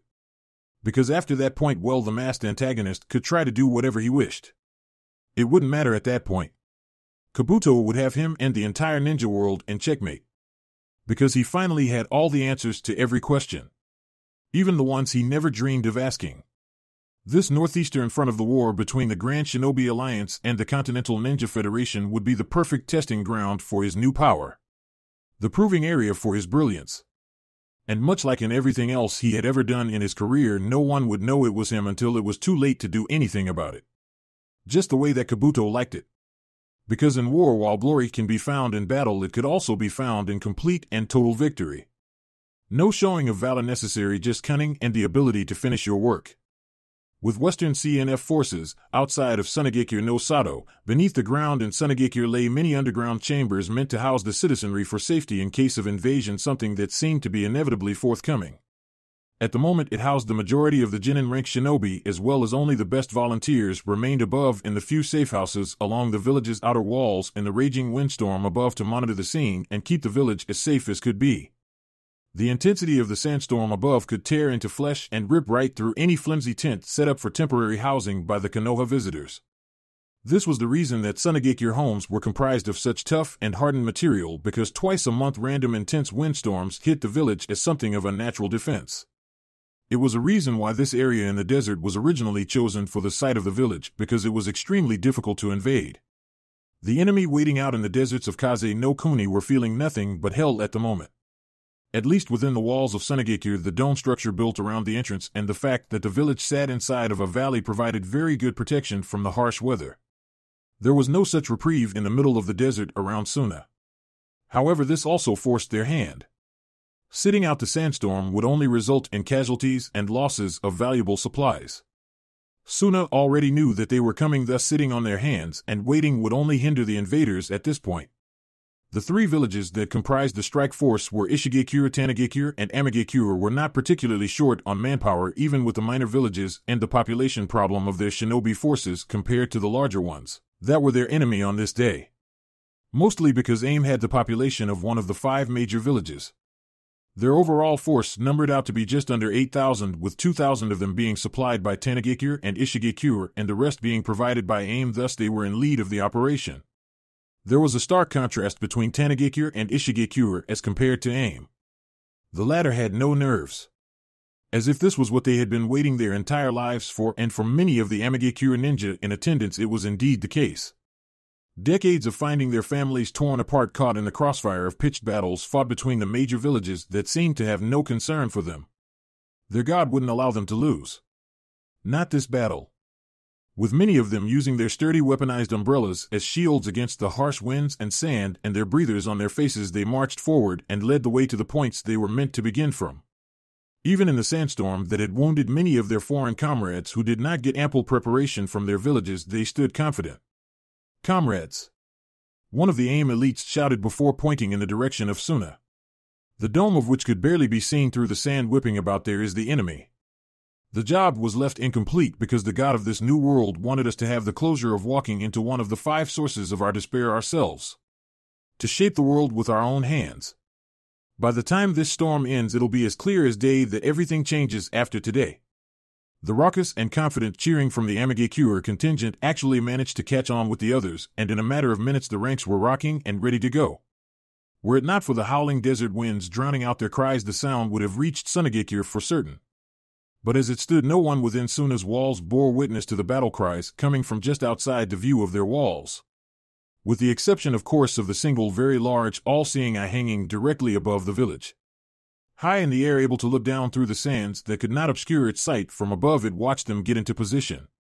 Sunagekure no Sato, Gaara's command safehouse, one entire battalion was about to get a very rude awakening to refresh their memories and remind them just where they were and who was leading the village they were trying to invade. Gaara had to choose wisely, though. He would get one shot to cripple the attack force, because once the attack began he would never get the chance to rid Suna of this many enemy ninja at once again for the duration of the battle. They would scatter and become far more difficult to direct his attack against. This would lead to a direct battle, but of course he had people for that as well. So in his quiet wartime quarters, Gaara sat calmly with one of his eyes shut, trying to maintain focus from his place as the main giver of orders on the battlefield. His ability to sense with his special sand distributed throughout the desert, and his ability to see the battlefield from a bird's eye view even in the sandstorm via his use of Daisan no Mi, third eye, would have made him a commander anyway, even if he weren't the Kazekage. Do Kankuro and Chiyoba Asama have the close-range squads in position? Gaara asked aloud to the only other person in the room, his Genin-sensei Baki. I fear that now is the best time to thin the enemy ranks in one fell swoop, and when I do they will retaliate in kind. He felt that he needed to act now before they finished surrounding the village. The man with a turban and a veil over half of his face nodded in response to his student and superior. They've been in position for 2 hours now, Kazekage-sama. Baki replied, they're ready to react when the battle begins. Temari also has the long-range fighters prepared, and Hataki-san has the Konoha squad ready to act accordingly. We are all waiting on you. Gaara nodded before speaking again to one of his closest village advisors. Baki-sensei, do you believe I am handling this correctly? The only other option is to surrender, Gaara. A small smile came to Baki's face as Gaara's expression grimaced at the thought of surrender. Yes.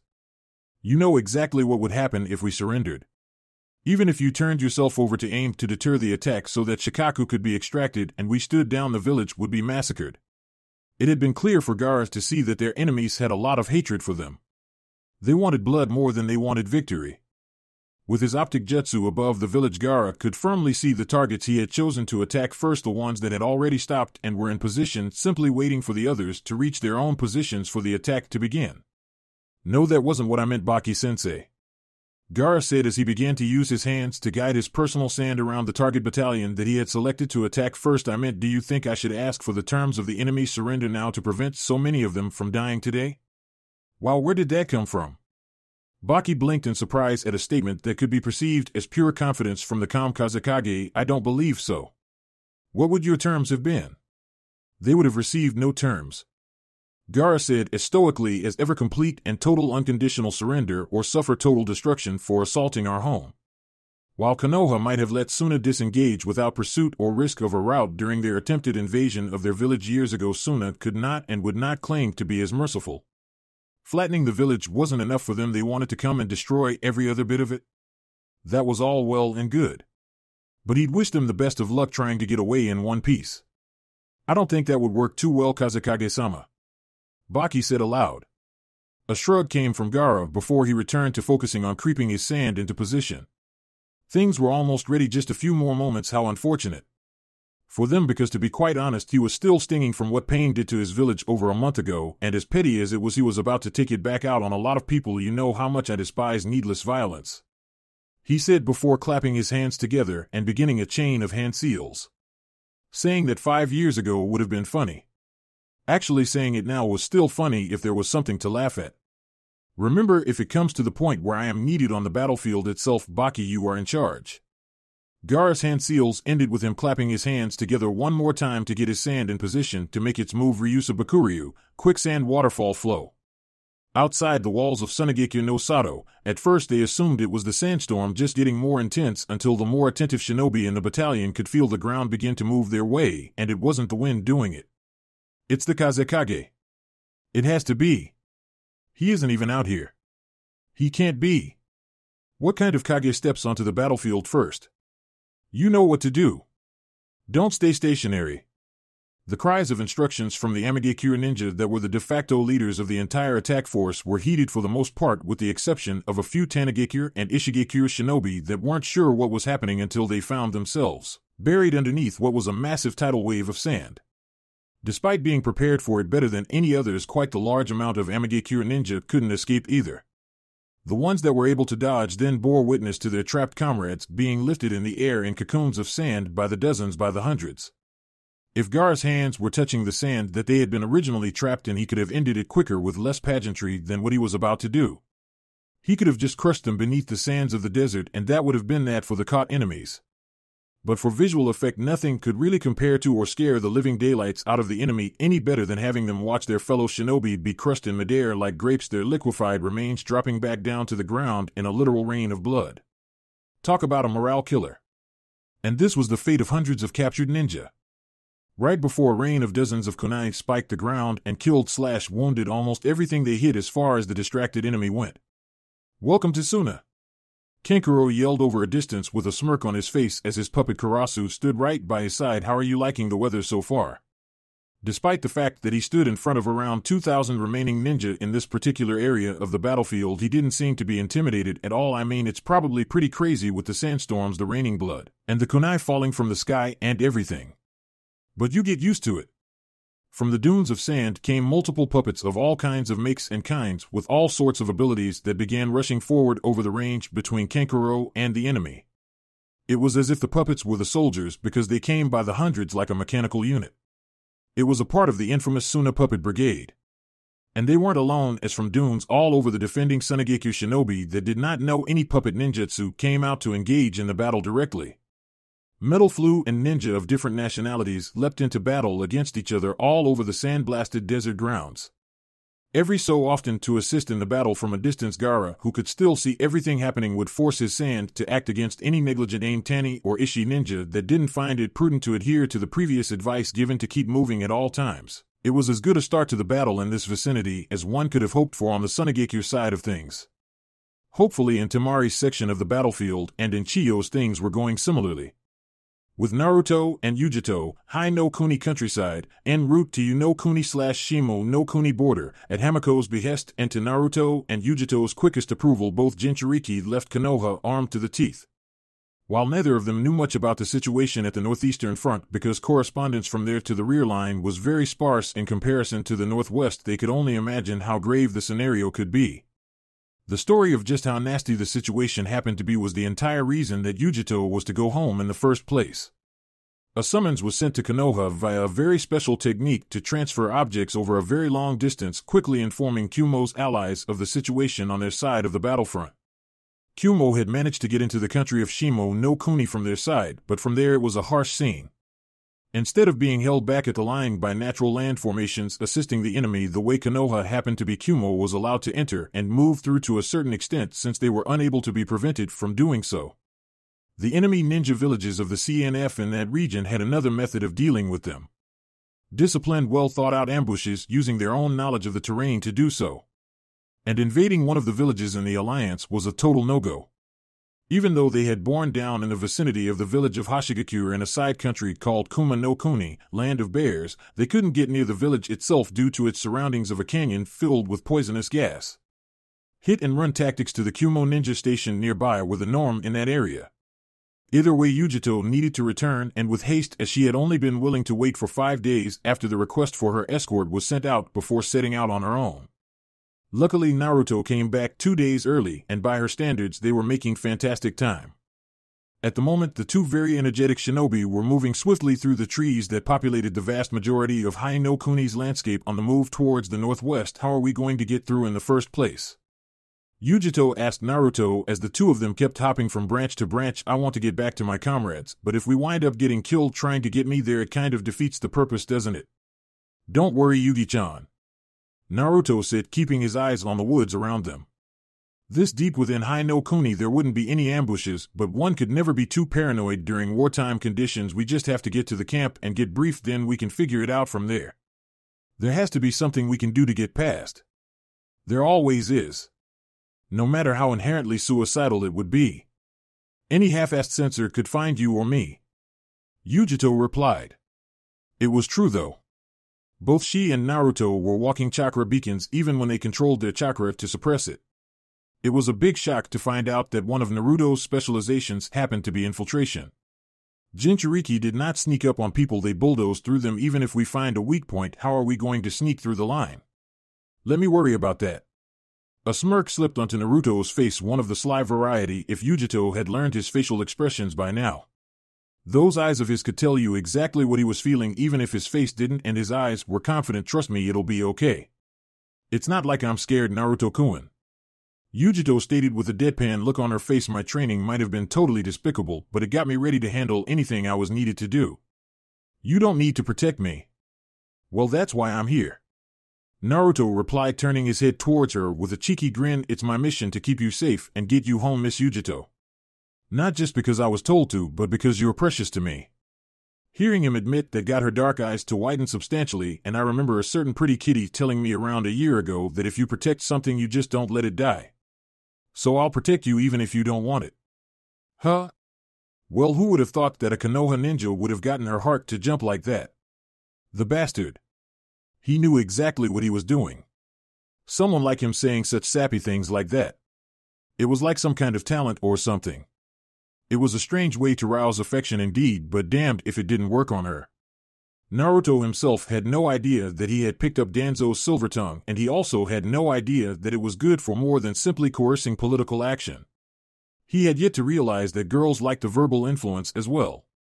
Below, closer to the forest floor though, while the two continued to move towards the hottest zone of the entire war, a plant-like figure emerged partially from the trunk of a tree, his body half black and half white. Utobi's really going to like this one. The white half of Zetsu said, quite amused. Isn't that where he was planning to test out the dash? Shut up, you idiot. Zetsu's black half interjected heatedly, cutting off his other personality, but you have a point. He already had plans for that part of the continent, but maybe he can add something new to his plans with the two Jinchuriki heading that way. The musing gave way to him, sinking back into the tree to return to his masked leader. Northern side of outskirts of Sunagakure, keep supporting the close-range fighters and do not fuck up and hit the wrong people. Temari shouted as she swung her fan and kicked up a large amount of wind to cover the advance of the aforementioned close-range fighters. Along with her, spread out a good distance between each other, were other fan users like herself, following her orders more directly than even the other Suna Shinobi Kemaitashi no Jutsu, Sickle Weasel Jutsu. Temari launched a cyclone of wind that swept up several enemy ninja inside of it and administered dozens of cuts, carving up their bodies before they dropped to the ground, no longer able to fight to say the very least. A very large sphere with kunai welded into it and an explosive tag attached flew through the air towards the enemy forces. A little help with that? Blinking at the request, Temari did as requested and carried it a bit further with the wind jutsu from her fan, only to watch it detonate on the ground, exploding in a blast that sent out shrapnel and the embedded kunai to take out a good amount of ninja. Next to Temari, Tintin kneeled down with a sigh as she wiped her brow. Ugh. This sandstorm is murder on my aim, she said as she unsealed more of her unconventional weaponry to play distance support. I can't see that far and I keep getting sand in my eyes. Bet you never thought this would happen, did you? Temari said with a grin. You're fighting with me instead of against me like in the exams. How's that feel? Tintin shrugged in confusion, not really knowing how to answer that question as she threw a quartet of kunai. The velocity of the weaponry was enhanced by a swing of Temari's fan that sent them out faster to bury them into the chests and heads of more enemies. Actually, I've got to say it works a lot better for me this way. Konoha Gariki Senpu, Leaf Strong Whirlwind. Like a shadowed green blur guide flew towards a group of shinobi and delivered a spinning back kick that took out 5 men with one move before he began laying out others, using brutal bone-breaking taijutsu against those that tried to attack him after he finished the motion, thinking it to be a moment of weakness. Wah! 21. Guy shouted as he punched an enemy in the chest with enough force to completely destroy his sternum and propel him backwards like a cannonball. Where's Kakashi? I want to know his score. Today is the day I win yet another challenge between us. Guy-sensei, focus. Tintin scolded as she unsealed yet another piece of her weaponry, a bow and a quiver of arrows. Not the best in case anyone got close, but with who she had with her there wasn't a big chance of that unless they were overrun. Count in your head. Hearing how many people you beat is going to make me tired. Hearing that from his sole female student, Guy pointed over not too far from where they were to where Lee was battering foes much in the same manner as Guy himself would have. It was like looking through a time machine at himself 15 years ago. Not that Guy was saying that he was old or anything, because he wasn't. He was still bursting with much youth. Tired? Guy said questioningly as Lee seemed to be able to fight off 4 attempts of the enemy to overwhelm him at once. Tintin, if something like this tires you out so quickly, I fear that I haven't done my job as your leader. Look at Lee. He could keep at this all day and night. Good for him. Tintin muttered, taking aim at an easy target and picking him off with her bow and arrow, drilling him in the side and watching him fall. Let's see how long he can keep it up when someone gets smart and uses a genjutsu on him. Then she'd have to run over there and break it just like she always did. Crap, look up. Several umbrellas had been hurled into the air and began spinning rapidly to shoot countless sunban all over the battlefield at the Suna and Konoha Ninja Juro sunban shower. Many of the ninjas shouted as the ninjutsu began working. Tintin quickly unsealed a very large metal shell to take cover underneath as Guy and Lee took refuge along with her. The quick-acting wind fan users reduced casualties by blowing the sunban away and knocking the umbrellas from the Skyman. That is a seriously dangerous jutsu. One of the fan users said aloud, relieved that they were able to get rid of the attack. Still, over a dozen ninjas suffered from the wide-scale attack. And this man would be the next to suffer, as in the confusion and panic that the previous offensive strategy from the Amigekura ninja created, he found himself cut down. The hum of the glowing yellow sword in his killer's hand went mostly unheard in the wild winds of the windstorm. A man with chin-length green hair and a sleeveless gray and dark jumpsuit walked over the sands with a yellow glowing sword in his right hand, the weapon letting out a low hum as it moved through the air. Oh, I've been waiting for this for quite a long time. I'm sure you have. The man stopped and turned towards where he saw perhaps the most famous Konoha ninja stationed at Suna standing in front of him with a hand on his hip in a somewhat nonchalant fashion. Kakashi Hatake. The man spat a bit angrily at the sight of the cool, calm, and collected Jounin. What are you doing all the way out here running around with the sand rats? Oh, you know this and that. Kakashi replied very casually before pointing at the sword in the man's hand. The Raijin no Ken. You wouldn't mind giving that to me, would you, Aoi? You know, with it being something of a Konoha national treasure and all. The man Aoi merely smirked and held the sword up for Kakashi to get a good look at it. Sorry. But the Raijin no Ken is the property of Aoi Rokashu. Has been for a long time. Don't you know? I'm an unbeatable Jounin of Amigekura with this weapon. It's invincible. I haven't been touched by an opponent in 4 years. A nod came from Kakashi. You know, I've got a lightning blade of my own if you'd like to see it. I think it's pretty effective if I do say so myself. He said as he pulled his headband up and revealed his Sharingan eye. Above the skies of the battlefield, a blue-haired figure with paper wings flew overseeing the battle at hand below. Despite being outnumbered, the Sunagekyo ninja with their Konoha reinforcements were more than holding their own, actually taking control of the battle below. Amigekura had come prepared for anything, but the other 2 villages simply believed incorrectly that they had been ready for a war with one of the great villages. At this point, they were really only good for decoys and shields. Conan could only imagine what it was like down there. Just thinking about it was enough to almost make her cringe. Wasn't this what they had been trying to keep from happening all along? But Nagato didn't see it that way. He said it was all a means to an end. As long as it led to a world that was free of war, this pain was necessary for the time being. What a contradictory way of thinking. But she still had some faith in her oldest friend and ally. She still believed that Nagato knew what he was doing.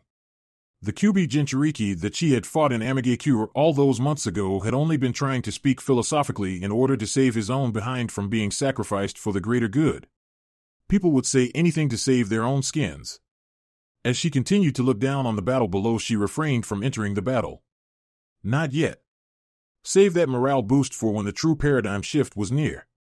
She would be the omen to mark the end of Suna. Nagato said he was finally back to full strength, and now that his paths were finally back to 6, it was time to remind Suna just who was the most powerful man in the world. What better way to do that than to appear and take their Kazekage and the Jinchuriki of Shikaku right in front of their faces? Above her head a gray cloud started to form that looked full to bursting. This meant that Nagato was on his way. Chapter 59 Whirled up in arms in the desert outside of Sunagekure no Sato. The battle between the GSA, Grand Shinobi Alliance, Suna forces combined with the Konoha relief teams against the CNF, Continental Ninja Federation, invaders led by Amagekure continued to rage across the sands. And currently one of the more advanced Konoha representatives in the fight found himself going head-to-head with an old acquaintance. The open space for both Kakashi Hatake and Aoi Rokashu wasn't very roomy for the dance number that the two of them were cutting, but with the dangerous electric sword in Aoi's hand, everyone on both sides were giving them a wide berth. Aoi's comrades, because they knew he had no problems with cutting them down if they were in his way. Kakashi's comrades, because this was Kakashi Hatake they were talking about. He was the very last person that needed help against any opponent. After seeing him thus far in the battle, Suna observers would have to say that for once it was grand to have him on their side instead of against them. Use your famous Sharingan already, Kakashi. Aoi taunted as he slashed away at a dodging Kakashi who didn't even bother having a kunai out to defend himself. If it were hit, it would only serve to electrocute him in some way. If you don't, you won't last even 5 minutes against me. Swaying out of the range of the Raijin no Ken's tip and ducking swings aimed at his head, Kakashi returned verbal fire. You're sort of right about that, because this fight isn't going to last 5 minutes either way. He didn't want to risk breaking out his Sharingan for no reason in that environment either. Savvy combatants like Aoi could play very dirty and take advantage of their environment to gain an advantage. Aside from that, the sandy composition of the area was a liability. Grains of sand could fly into his eye without warning and handicap him. It was just an unnecessary risk all around at the moment. Until it was deemed necessary, he wasn't taking the risk. Having felt as if he had backed up enough from Aoi's assault, Kakashi lashed out with the throwing of several shuriken. Much like he had anticipated, Aoi blocked him with a wave of his sword. I'm insulted, Kakashi. You think that something so simple would beat me while I'm wielding the strongest weapon in the world? A weapon's only as good as the person using it.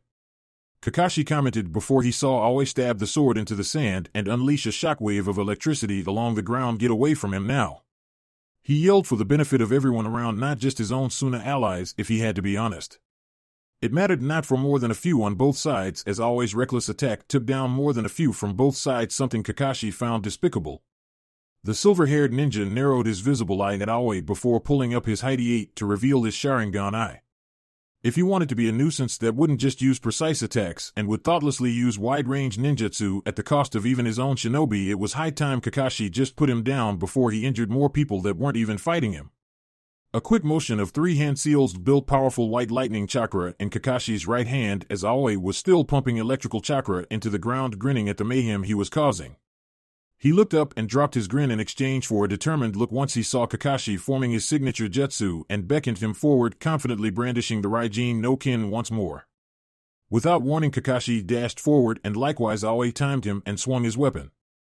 However, he hadn't accounted for the fact that Kakashi's Sharingan let him see this coming in well enough time to react. Not only did the swing of his sword not work, it ended with Kakashi driving his hand straight through his chest. Raikiri, lightning cutter. Aoi's face twisted in pain as his grip on the Raijin no Ken slipped from his weak and deceased hand. The arc of it flying through the air took longer to hit the ground than Aoi's body did.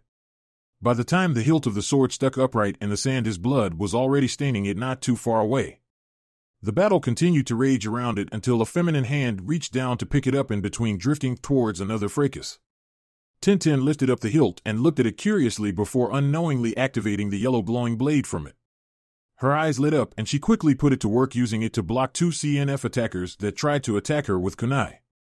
A bad move, as they were shocked by the electric blade, allowing Tintin to finish them off. Who in the world dropped this? She asked as she moved towards another fight. Whatever. It doesn't matter because it's mine now. Western CNF Forces rear line, it was something of a madhouse a ways away from the front lines of the ongoing battle at hand. What happened to Suna being crippled, depleted, and tired?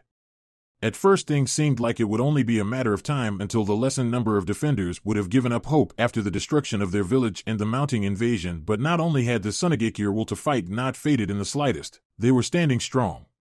And then there was the fact that at random times the ground itself would seem to shift and take down dozens of CNF ninja with extreme prejudice. There wasn't even any time to save those that got caught by the living sand. Thus was the power of one deemed to be a Kage, it seemed.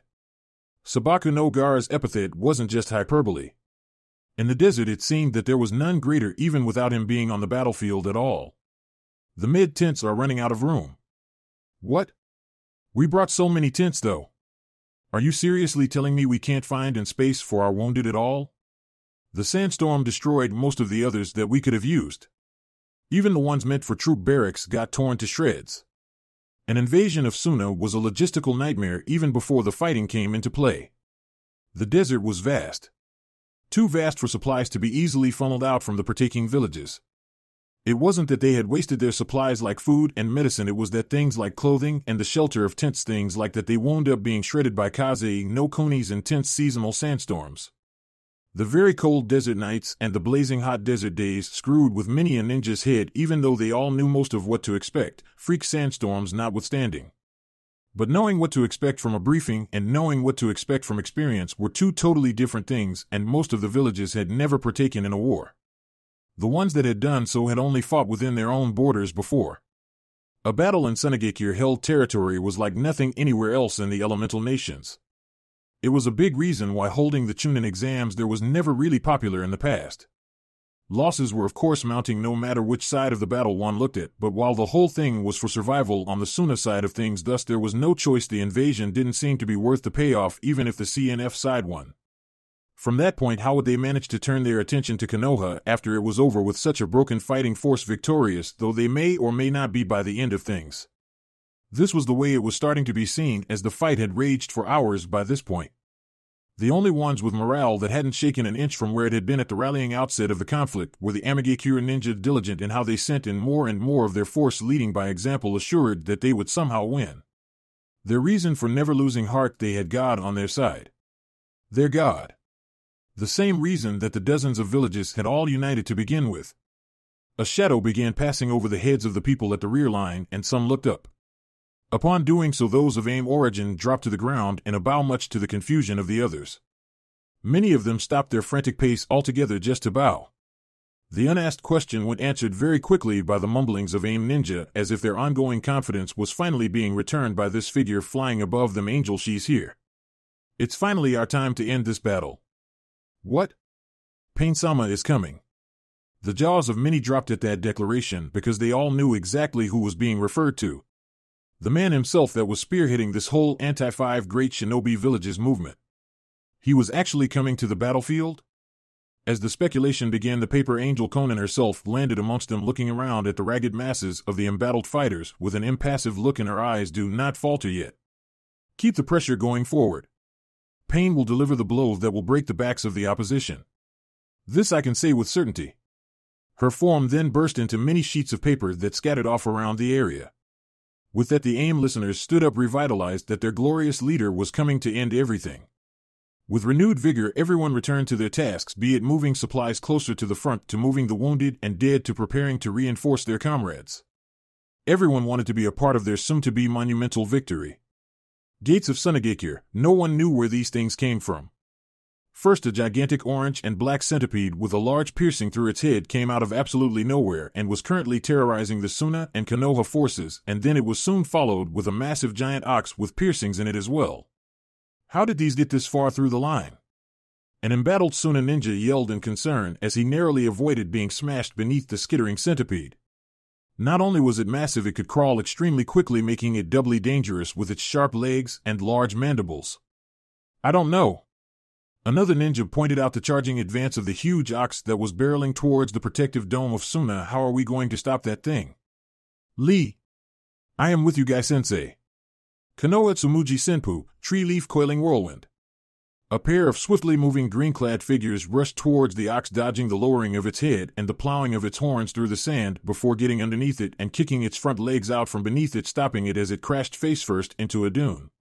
Many people breathed a sigh of relief even as the beast bellowed and tried to stand back up with the multiple defenders of Suna surrounding it and preparing to subdue it for good, holding it down with dozens of uses of cloth-binding jutsu. As this was occurring, the sharpest and most attentive set of eyes in Konoha were perusing the visible battlefield from his place, keeping watch over his portion of the gate. How were outlines almost broken?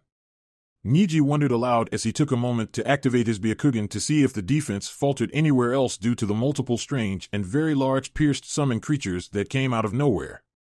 Enemy forces were nowhere near the location of the gate, but he did see a shimmering life force that had actually not only gotten past the lines, it had not engaged in battle at all. Damn it. How could I have missed that? Come with me. It could have been nothing really, but the chances of that were slim to none, and he knew it. Thus he took a small unit of Suna ninja left under his temporary Jounin command as they ran back through the gap in Suna's protective dome to follow the fast-moving figure that Niji-Sais had spotted crawling along the walls of the massive structure. What do you see, sir? One of the Suna ninja asked him. I'm not sure. Niji responded in kind. But he definitely knew that it was nothing good. Nothing heading back into the village was good. That was only for the wounded that needed to be ferried away for emergency treatment. Well, this invisible creature didn't look anything like a ninja, but it had instincts like one apparently, because it knew it was being pursued and abruptly turned an about face to lash out with something from it move. The barking of his order saved the Suna ninja with him along for the ride, but Niji himself got snatched up by an exceedingly long and fast pink tongue that picked him up off of the ground and reeled him in. Niji found himself bound tightly, unable to move as he was held up off of the ground. Sir. Niji heard the worried cries of his men, but tried to keep a cool head as he was able to get a good look at the creature that had a hold of him. Like the other creatures outside, it had piercings in it and strange ripple pattern eyes. It was a very large chameleon with a snake for a tail. Now that was an interesting summon. It would be even more interesting if it didn't look like it was about to kill him. If I had known that Konoha had been willing to dispatch Hyuga clan members, especially one as talented as yourself, I may have planned my approach differently. That voice sounded somewhat familiar to Niji. But it wasn't one he was inherently familiar with. From within the mouth of the large chameleon, an older-looking man emerged wearing a black cloak with red clouds adorning it. Much like the chameleon, he had ripple-pattern eyes and piercings all over his face, but this man had shaggy orange hair and an amigakure headband that was slashed out. The most noticeable trait, aside from the eyes and the clothing, happened to be an X-scar on the man's chin. Now Niji knew full well that Rinnegan meant that this was Pain.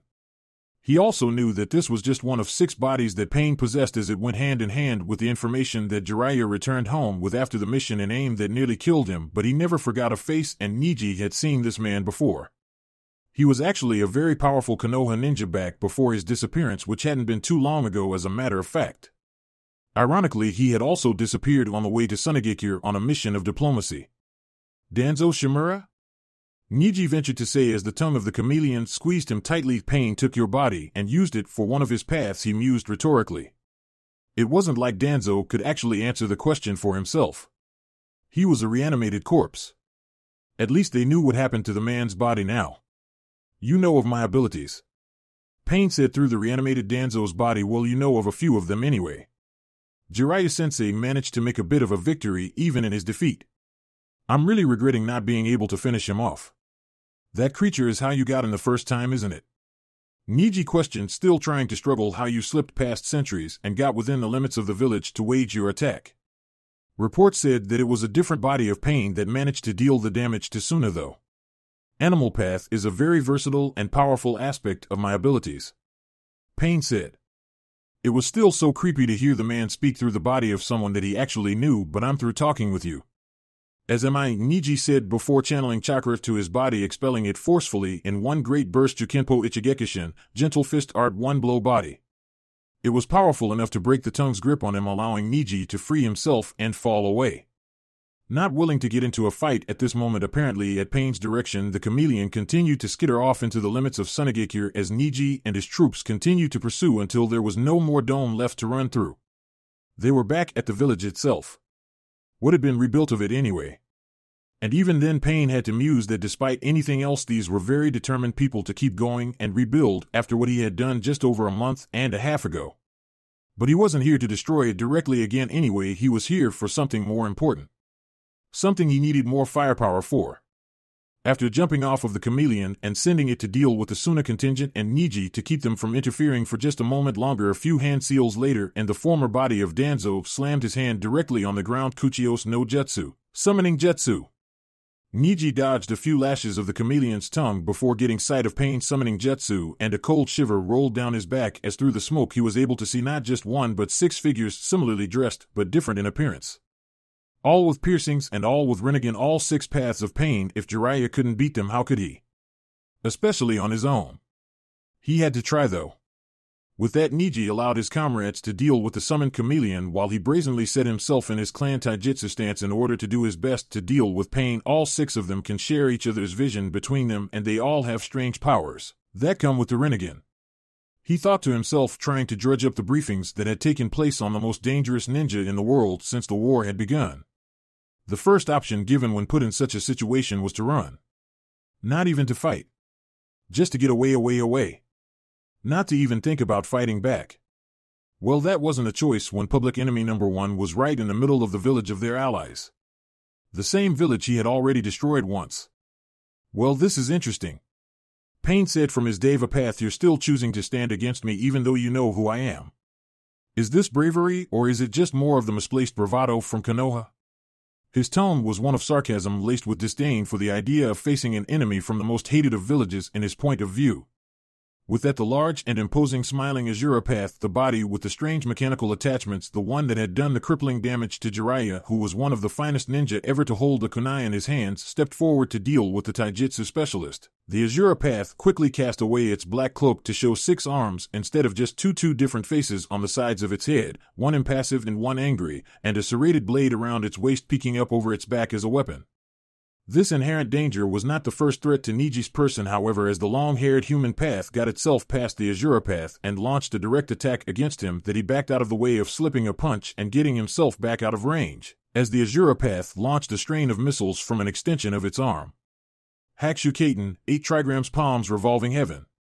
Niji spun around rapidly, simultaneously releasing chakra from his body in a protective dome around his body, defending himself from the explosions that erupted off of the chakra shield. He came to a stop in a small crater that had been carved with the intensity of his chakra spin. You may be able to see me from 6 different perspectives, but there isn't a single angle you can come at me from that I can't see. Hyuga clan members are meant to fight multiple enemies at once. The cry of the Suna fighters that he had with him being felled by the chameleon directed Niji's attention back to the creature as it made to attack him once more, as well its previous job being complete. It charged directly at him and snapped its tongue out to harm him, though he was able to see it clearly despite its invisibility with his Byakugan, and jumped over it on top of the creature's head. Its snake of a tail struck at him but missed and bit the top of its head. Things seemed to be going just swimmingly for the genius of his clan, but Pain was sick of letting Niji struggle. Futile though it may have been, it wasn't amusing to see him fight as though he had some hope. The animal path dispelled the summon, and the Deva path made his presence known with one move. I do not have the time to waste to deal with you, Hyuga. Pain said before reaching a grabbing hand out at Niji. Bansho 10N, heavenly attraction of all of creation. Niji abruptly shot towards the Deva path that had the destructive Azura path standing in front of him, waiting for the incoming enemy with the deadly saw blade poised to run him through and kill him. Before he ever reached the end of the line, however, a plume of sand came between them, catching Niji and preventing the attractive properties of the Deva path from signaling the end of his life at the hands of the 6 paths of Pain. While a face full of sand wasn't the most pleasant thing to receive, it was taken as a godsend by Niji as he was lifted over from the part of the village around the entrance where he had been fighting over to where Gaara was standing on the roof of the tallest reconstructed building in the village. It was quite the sight, as the sky was pretty shaded with the ranging wind and sandstorm that the village dome protected Sunagekure from. Being set on the ground safely, Niji stood up and stared back over at all of Pain's body, something that he could clearly see from where he was with his Byakugan. Thank you, Kazekage-sama. Niji said in regards to being protected, shouldn't you be at your safe house? The enemy isn't at the gates any longer. Gaara stated with his arms crossed over his chest. He didn't have a discernible look on his face, but he was wishing nothing but death on the man that had destroyed his village and had the audacity to come right back in. This is officially my problem to handle personally. This is good then. Niji said, still fixing Pain with a scrutinizing glance. We can fight them together. I have my misgivings on dealing with the large one with 6 arms, but with you fighting from a range and me engaging them up close, I believe I can be of quite a bit of help to you. A nod came from Gaara. Agreed. With that seeming endorsement, Niji prepared for another run-in until Gaara spoke again. But you won't be helping me. Ignoring the look of surprise on the Konoha Jonin's face, Gaara kept making his point. You're going to go to where the medics, the genin, and the villagers are, and you're going to make sure they know of this and are prepared for what is about to happen. It's going to be very loud. Now Niji was well aware that Gaara was the Kazekage, but he still had his doubts that Gaara could handle all 6 bodies of Pain. While he would never say it aloud to the redhead, he saw Jiraiya as a more powerful ninja than the leader of Sunagekure, and even Jiraiya was unable to do anything more than defeat one body before succumbing to Pain's overwhelming might that also crushed the Kyuubi Jinchuriki, the good friend of both of them and an exceedingly powerful ninja as well, Naruto Uzumaki. But this was an order from the top, as far from the top as he was going to get an order from without being back in Konoha, and Niji was not going to engage in insubordination during a pitched battle. He could otherwise feel that Gaara was in no mood to joke about or to mess around. He was deadly serious. And he left in a manner that Niji could not follow. No one is to fight this battle but me. It's too dangerous for anyone else. Using his sand as a platform, Gaara levitated himself away to quickly confront Pain without ever touching the ground. Quietly gnashing his teeth, Niji left to adhere to his order and chose to trust in Gaara's judgment to battle Pain alone. With Naruto and Yujito, Kuni countryside, after hours and hours of travel, the Jinchuriki pair crossed the border from Hyang no Kuni into the last bastion of calm that one could say they would be heading northward from that point. There wouldn't be any stopping in the hot spring resort that was formerly a hidden village of Yugakure. Not with things the way they were. At the rate they were going, they would reach the lines by tomorrow morning at the latest. From there they would prepare their approach to get through and return Yujito to her comrades and Kumo per the instructions of Naruto's mission. Getting tired yet? Naruto asked Yujito as they continued to jump through the trees. The feline biju-containing blonde woman had been silent for quite a while. It was making an already tense trip all the more stress-inducing. Yujito's eyes flicked towards him before giving Naruto a smirk. Not a chance. We don't need to stop at all, you should know that. No rest until we reach the camps. I've got to get home in a hurry. She then decided that a chance of topics was in order because she didn't want to think about how nasty the situation was that they were about to walk into. So that training you did with your sensei, did it help you to improve your control over the Kyuubi any? It was for something else, Naruto admitted, as he actually hadn't improved any in regards to his Biju control during the time he had spent learning Sage Mode, but it's something that Kyuubi can help me with in battle. It's a pretty good setup actually, and it makes me way stronger. In Naruto's opinion, Sage Mode was a better option for battle than his potentially unstable chakra connection with the Kyuubi. Too much of that and he could lose control. To use Sage Mode, all he needed to do was maintain a balance that the Kyuubi generated the natural energy for. For a Jinchuriki, you really try fighting as if you aren't one. Yujito commented. She had seen it even back during the fight with Haiden and Kakuzu. He only really used the Kyuubi's chakra to help him power his stronger ninjutsu that needed some extra kick to them. If it works for you, then it works. I'm just saying that it's weird. It wasn't his fault either. The Kyuubi's chakra was too strong for him to safely train with as a child, otherwise it would have hurt him before a physical tail of chakra had even formed.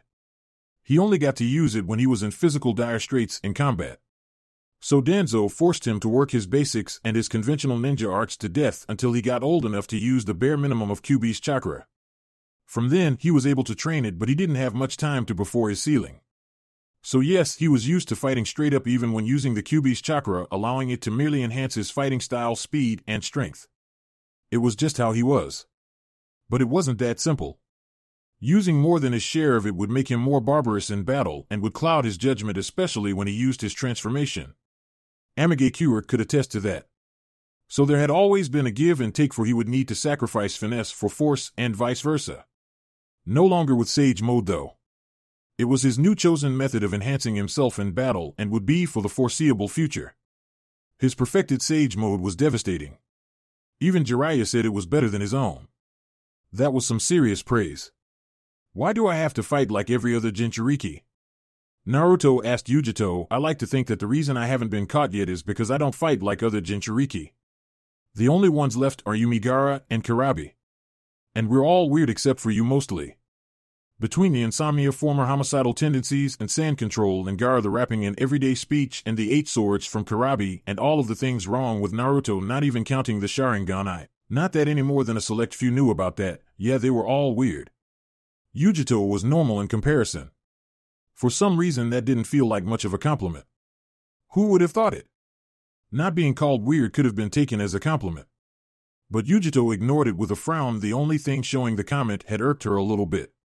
She was plenty weird. Eventually, though, her eyes caught figures from where they were running through the trees. Naruto-kun, look. Both of them came to a stop before feeling a touch of relief at what they saw making their way in that direction as they caught sight of a squad of 24 Konoha ninja on the road through the forests. Hey! Naruto called out to them, getting their attention as he and Yujito landed on the ground behind them. You guys wouldn't happen to be heading up towards the line, would you? The Konoha ninja looked amongst each other before nodding and shrugging nonchalantly. Sure. Come with us. That's where we're going right now, as a few squads of reinforcements. This sat very well with Naruto and Yujito, as traveling in a group kept them feeling more secure than moving on their own. The two of them were noted high-priority targets as Jinchuriki, and that was the way it was. With that, the blonde duo fell into step, running with their new escorts towards the Kuni and Shimo no Kuni border where their destinations lay. Naruto and Yujito were unable to see the smirks of some of the ninja that were out of their fields of vision as they looked at each other smugly. Sunagekyo no Sato, Gaara versus Pain, how brave of you to face me outright. Pain commented, his bodies in their battle positions as Gaara stood a distance away from them on flat ground. I take it you know who I am, what I plan to do with you, and you're still here to fight me yourself instead of fleeing. Thus comes with the title of Kazekage no. Gaara replied emotionlessly in return, this isn't about me being the Kazekage and you threatening my village here today. Look around you. There isn't anything left to destroy. This is about me and my anger towards you. A friend of mine kept me from foolishly storming straight to Amagakure to try and end your life, and here you bring yourself right to me. I'd thank you if I weren't about to end your life. Without warning, the Azura Path raised a hand and fired off its fist like a rocket, complete with propulsion from behind. Kaiwan no Haya, flaming arrow of amazing ability. Like clockwork, Gaara's ever-strengthening sand defense got up and blocked the fist, keeping it from ever getting through to harm him. In return, Gaara sent out a testing wave of sand directly at the Deva Path, which seemed to be the main body since it was the one that Pain spoke through most of the time. Instead, the burly-looking Preta Path jumped in the way and seemingly absorbed the chakra from the sand, rendering it useless. Gaara wordlessly clicked his teeth in exasperation. So that's the one that can negate all chakra techniques. What a terrifying ability. It turned his sand useless whenever it touched the Preta Path. This is not good. No hand seals or anything were required. When anything chakra-related touched it, the chakra was absorbed. What in the world was he going to do? His entire battle style centered around using his sand control. Without missing a beat, the other paths of Pain were not about to give Gaara any time to analyze his situation and think of a plan attacking the stationary ninja. The human Azura and animal paths began trying to plow their way through Gaara's defense, but the sand was simply too fast. Gaara's ultimate defense was alive well and had never been stronger. Threatening away the human path and swatting back the Azura path, Gaara noticed the animal path trying to summon within the confines of his defenses and did not allow this to happen by snatching the man formerly known as Danzo up. His only hope was to hit them hard and fast, picking off any weakness left open for him to take advantage of, and that was just what he did. Sabaku Soso, Sand Waterfall Funeral. The animal path was crushed by the sand and tossed aside as useless as Gaara turned his attention to the Azura path that was charging him again, ever dangerous with its destructive power. It was a feint though, as the Deva path was able to sneak a good peek at Gaara's adjustments to try and do his best to ignore the Preta path that would merely shrug off anything he could do to it with his sand. Picking off the other paths first was not a bad idea at all, but he couldn't let him just do as he pleased, futile though it may have been. In a rather gutsy approach, the Deva path stormed forward directly towards Gaara's range of sand protection and allowed it to cloud his view and surround him just close enough for him to make his move Shinra Tensei, heavenly subjugation of the omnipresent god. The sand was suddenly forced away, and this left Gaara clear and open for an attack before the Deva path stopped short. Nice try with the replacement technique, but I can see anything that you do. Three other paths, the human Azura and the Preta paths, bore witness to Gaara switching himself out with a sand clone when the Deva path had blown his sand away. Showing no holes in their overpowering attack, they went right for Gaara with the Preta path leading the way and negating all of the sand swarming at the two of them with its mere presence. Gaara focused intensely on their approach before reaching his hands up into a ram-sealed Okusamiso, prison sand burial. A sinkhole instantly appeared beneath the two paths, and despite the Preta path and the ability to negate chakra that came with it at that point, it didn't matter as they still fell into it. It was a long way down, and even if Gaara couldn't crush them underground, to finish them thereafter. There were non-factors in the battle as far as he could see. Perfect. 3 down. So young and so skilled. The Deva Path of Pain commented after watching Gaara handle the conundrum of the Preta Path's ability in his own way. You managed to defend yourself even with the abilities of the Preta Path renting space in your mind, and then you put that plan into action. I don't need your praise. Gaara replied, swirling sand all about his body. Without the Preta Path to block any offense he tried, there was no need to hold back any longer. From what he had seen from the Deva Path, it had been the body that had pulverized Tsunagakure with one move. He needed to take great care as he focused his fury on it. Like a snake coiling to strike, Gaara's sand formed a band in front of his body before it began firing dozens of shots of sand rapid fire at the Deva Path Rendan Suna Shigure, successive shots sand drizzle. The Deva Path's instant reaction was clear Shinra Tensei, heavenly subjugation of the omnipresent god. Another force of repulsion sent the sand projectiles flying away, but Gaara refused to let up, continuing on with his barrage to try and force Pain into dire straits. This forced Pain to actively dodge the attacks once the Shinra Tensei faded. As he observed Pain avoid his best attempts to peg him with a shot or several, Gaara idly wondered why he didn't try another Shinra Tensei again to rid himself of the attacks. Shinra Tensei, heavenly subjugation of the omnipresent god. There went another one. But why didn't he do it any sooner? Why then? He didn't maneuver himself into a better position to try it. He hadn't gotten any closer to chance hitting Gaara with it. He was just dodging until he decided to try it again, and he waited for a few seconds to do so, not willing to follow up immediately with another to protect himself. Bancho Tenin, heavenly attraction of all of creation. Again, he waited for more time to pass instead of following up immediately with his attraction jutsu. Gaara was pulled off of the ground and started to move towards him until his sand caught him like a glove and blocked the jutsu well enough so that when he was pulled through the thick wall of grains he landed on his feet as it had faded by then. Again, no follow-up. Gaara didn't have that problem. But before he could even finish his chain of hand seals to literally try to bury his opposition, he heard something that he thought he had put a stop to earlier in the battle. Kuchios no Jutsu, summoning Jutsu. Gaara turned towards the sound of the Jutsu call to see not only a fully functional animal path, but the only path that he hadn't engaged in battle, the Naraka path, and a large demonic-looking head that was sinking into the ground, its job apparently finished.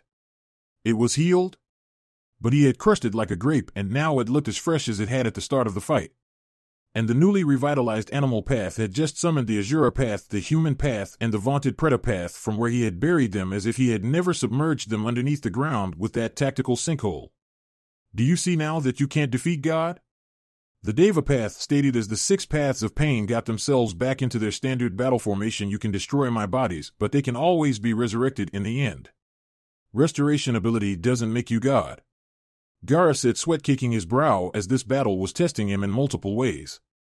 He knew without a doubt now that if he had attacked an Amigakure, he would have been defeated. The rain would have only made things so much more difficult on him.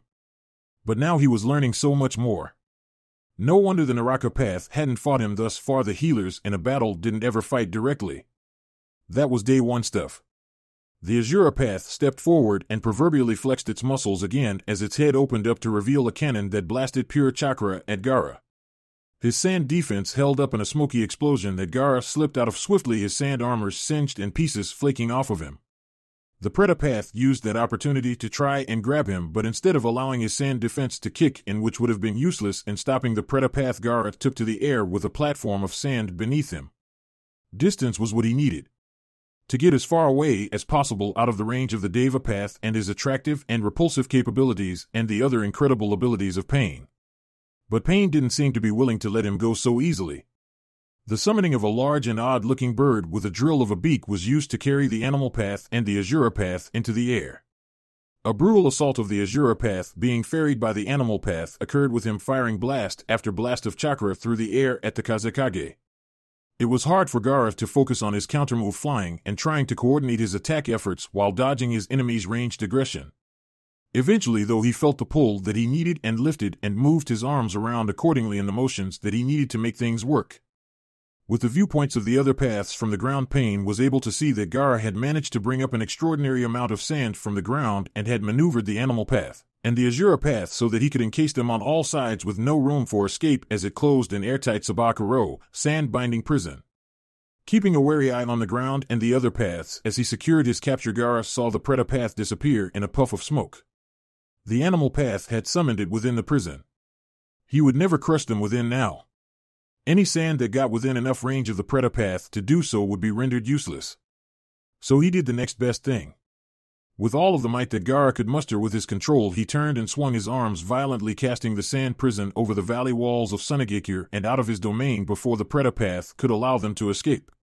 Breathing heavily at the effort exerted in hurling the large sand prison away, Gaara directed his attention back down to the Deva human and Naraka paths. 3 against 1 seemed like a dream compared to the 6 against 1 conflict he had started with. Next, without warning, 2 of the paths dropped to the ground as they seemingly deactivated before vanishing in puffs of smoke summoned away to wherever the animal path had landed, with the others leaving the Deva path as the remaining entity to face Gaara. How clever of you! It seems Jiraiya-sensei's information was useful enough to allow you to work out even more on my abilities. Like I said, you won't take Shikaku from me today, Gaara stated firmly, and Sunagekure will not fall. No matter if you destroy the buildings. No matter if you take some of our lives. Our village is like the land that surrounds it itself, harsh when it is supposed to be, yet unconquerable by those that do not understand its nature. Trying to deplete our forces is like trying to take each grain of sand from the desert. The Deva path narrowed its eyes at Gaara from its place on the ground. This is far from over. Do not consider this to be your victory. I will be back. Pain threatened. Sunagekure's sands will be stained red once more. You haven't felt true pain yet.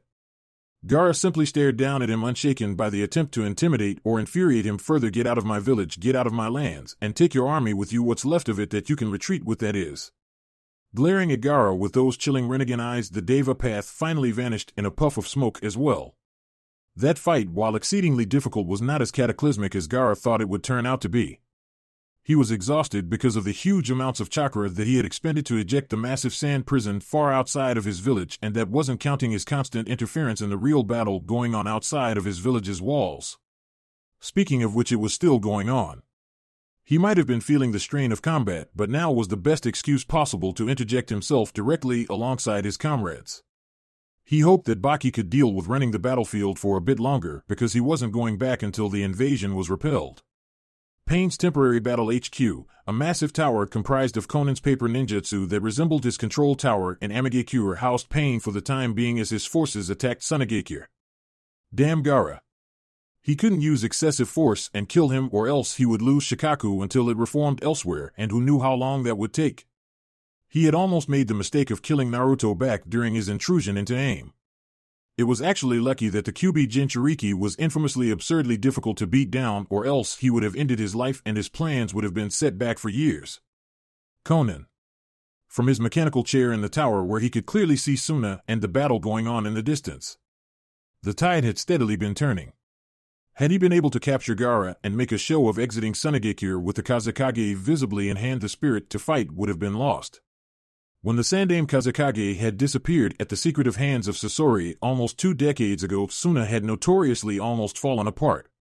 That was not going to happen here, though not today's signal for the retreat. Well aware of the fact that Nagato was in no mood to converse at the moment whatsoever, a simple nod came from the blue-haired woman as she formed a set of origami birds that took to the skies all over before bursting in large bright red colors, the signal to withdraw. Nagato formed the ram seal from where he was sitting in his chair to allow him to build up chakra as the astral projection outline of the Deva path and his Rinnegan eyes appeared across the sky wide and large. This is not over, Sunagekure. You and the other villages like you will pay for the pain you've inflicted upon the smaller of your ilk for decades. We outnumber the 5 great shinobi villages 10 to 1, and unlike our comrades who stand beside us as brothers in our cause, you are all about to face the true wrath of God. With that, the image fizzled out of existence. It took a moment before figures from the rear line were spilling back across the desert in full retreat mode as the front line tried to hold them back and move away as well, trying to avoid as much of a rout as possible. This was made all the more difficult when a gigantic colossus comprised of sand in the form of Gaara rose up and began stomping forward, terrorizing the retreating CNF ninja. Conan prepared to go down and assist in helping out with the retreat by destroying the Gara Colossus if nothing else, but Nagato's calling out to her kept her from doing so. No. Let's return to aim immediately. There's no time to waste and this war isn't close to being over yet. Suna is still weak and won't attack anytime soon if at all. We should be more worried about Konoha's force in Kusa-held grounds. Prepare to dedicate a division to help them deal with that. How much had Nagato really changed over the years? Did he even see what was occurring anymore? What was the eventual goal worth if they were so far gone from their original values that they seemed like completely different people? So much so that he was unwilling to allow her to assist in helping their own shinobi retreat safely? He would rather let them leave on their own so that he could have more time to plan his next move, even if it would only delay that planning by mere minutes that could have saved dozens if not hundreds of lives. Still, he was the leader. And she broke the paper tower down into multiple sheets of paper as she created a large paper bird that proceeded to carry them both off into the distance back north towards their lands through the sandstorm that in a way, despite its harsh nature, covered their retreat. Battle-weary and emotionally strained to their limits after the last few weeks, it was like a valve was released and emotion spilled out freely as Suna was allowed the time to cheer and shout and cry. There was still much work to do in regards to their home, but for the moment the knowledge that they had held strong alongside their Konoha comrades was more important to them than anything else. Later that night, Wilderness of Kuni, traveling with the Konoha contingent to the Kuni/Shimo no Kuni, slowed them down despite the added security it provided. Naruto and Yujito were forced to pretty much stop with them for the night as they didn't share the speed and the stamina of the two blonde demon containers and they already had a beaten route they were taking instead of trying a straight shot through the forest the way they had been doing. Apparently ambushes occurred because of that easy-to-predict method of travel, which was why the squads had been taking roundabout routes. It ground their gears, but ridiculous stamina wasn't commonplace amongst most of the ninja in the world. Thus they stopped and made camp for the evening. With Yujito being Naruto's client for the duration of his mission, she stayed in his tent along with him for security's sake, of course. Said young woman sat on her side of the tent rubbing her neck as she tried to calm down and relax. There were over 30 Konoha shinobi outside, and others were keeping guard of the premises along with Naruto's clones that were secretly created and distributed about. If anything went wrong, she'd know about it in well enough time to react accordingly and get herself back into emergency battle mode. We made such good time on the first day, even if we did get slowed down when we found your Konoha comrades. Do you know any of them very well? Yujito asked, trying to spark some conversation to alleviate some boredom. Naruto shook his head as he perused the seals that adorned his arms and torso through his open root top, each with their own uses and purposes for being on his body. I don't know any of them actually. We've never met until today. It's really hard to realize just how many people in hidden villages are or used to be ninja. Yujito let out a hum of agreement before smirking as she made a comment to try and raise his hackles. Kumo has more shinobi than Konoha. She teased, trying to spark a debate or a mindless argument as she took off her headband and let her hair out of its bandaged bindings for the evening. Do you know how many Kumo ninja I've kicked the crap out of? Do you know how many Konoha ninja I've kicked the crap out of? She returned, grinning at getting the better of him thus far. I'm older than you, remember, dear? She didn't get another verbal rise out of him and chuckled silently to herself as she sidled up behind him, setting her chin on his shoulder as she noticed him taking stock of the seals on his body. What do all of those do? Applying Fuinjutsu to oneself was incredibly dangerous. Relaxing himself around Yujito, Naruto set his head against hers as he continued to more or less run inventory on himself, some of this and that. Storage 1 for communication. Those were just the ones that everyone knew about, though. He had one for storing the Amaterasu he had sealed away during his battle with Itachi and Sasuke. Uchiha one worked into a contact lens that covered his Sharingan knife from anyone's view. And he had a dead man switch somewhere on his body to activate in case he was captured and was conscious to do something about it. Nobody needed to know about that one though, because they would just bitch him out over it and try to get him to remove it. Yujito found it rather interesting to use her fingers in order to trace the seals that were actually visible for her to see on his arms and chest, trying to deduce what they could be with what limited information she knew about sealing techniques for fun. It seemed to calm Naruto down too, so that was an added bonus. She seemed to have a bit of a knack for that apparently. Back when he was freaking out over how prepared he may or may not have been in regards to truly battling against Akatsuki, she was the one that actually got him to settle down and ease his mind better than even Jiraiya's advice happened to. They got along very well even before the war started or Akatsuki became an issue to them both. Matatabi thinks you're a weird kid, but it respects you for some reason. Matatabi? Naruto said questioningly, finding himself feeling more and more peaceful in Yujito's presence. Who's that? Oh, that's the Nibi's name, Matatabi. Yujito explained casually with a shrug. Nibi's just easier to say. That made some sense to Naruto. The Ichibi was called Shikaku interchangeably because one wasn't any more difficult to say than the other. Wait, something about that didn't make sense. They both had names? But then Yujito continued, yeah, I can only imagine what the Kyuubi's name could be if you'd rather call it Kyuubi instead of its name. Kyuubi has a name? Naruto asked with his eyes jolting back to being wide awake. Kyuubi doesn't have a name. You don't have another name, do you? He asked, inwardly hoping that the Kyuubi was not asleep from the boring run from Konoha. Yujito wasn't aware of the questioning thoughts going on in Naruto's head, though finding more satisfaction in making herself comfortable with her bodyguard. Of course Kyuubi has a name, dummy. Do you really think the Rikudo Nin was that much of a lazy ass that he didn't name them when he made them? She finished with a yawn. Calling all of them by their number of tails is a terrible way to address them directly. I thought he was dying when he broke up the Jubi and made them. Naruto returned verbally as he let Yujito snuggle against him, allowing her to do so as he mentally called out to his chakra beast of a life partner, you have a name? Why the fuck didn't you tell me you had a name? I thought we were at least partners. You never asked, genius. In 11 years of knowing of me, you never asked, so I assumed you didn't care. And I was right because you never asked. Just like every other human he'd been saddled with or had come into contact with since the Rikudo Nin died.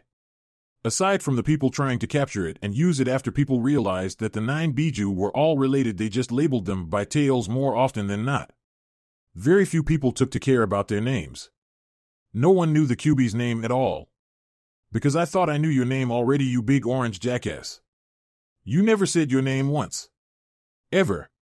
How is that even possible? There were all of those times when it knowingly referred to itself by its title instead of this name that he was just now hearing about, so that made the Kyuubi a facilitator. So what's your name? Screw off, kid, I'm going back to sleep. Don't ignore me, goddamn you, we aren't done with this yet. What are you going to do, Sharingan it out of me? You know I don't know how. Besides, I told you I would never do that even if I found out how I did it. He didn't hear any response from the Kyuubi except for intentionally exaggerated obnoxious snoring, which pretty much told him that conversation was for all intents and purposes over.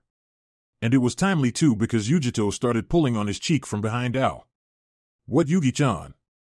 You were spaced out and ignoring me. Yujito deadpanned, still draped around Naruto's back. I asked you how bad you think the battlefront will be when we get there. I've heard some things about it, nothing nice either. I don't understand how this could have happened. Pain did it. Naruto said, glaring a bit at recalling the man in question. Everyone is scared of those eyes of his and the powers they've heard he can use. For the minor villages, they could either fight us together or fight him alone. And after what they've heard that he did to Suna and me and Erokyofu at the same time when we fought him.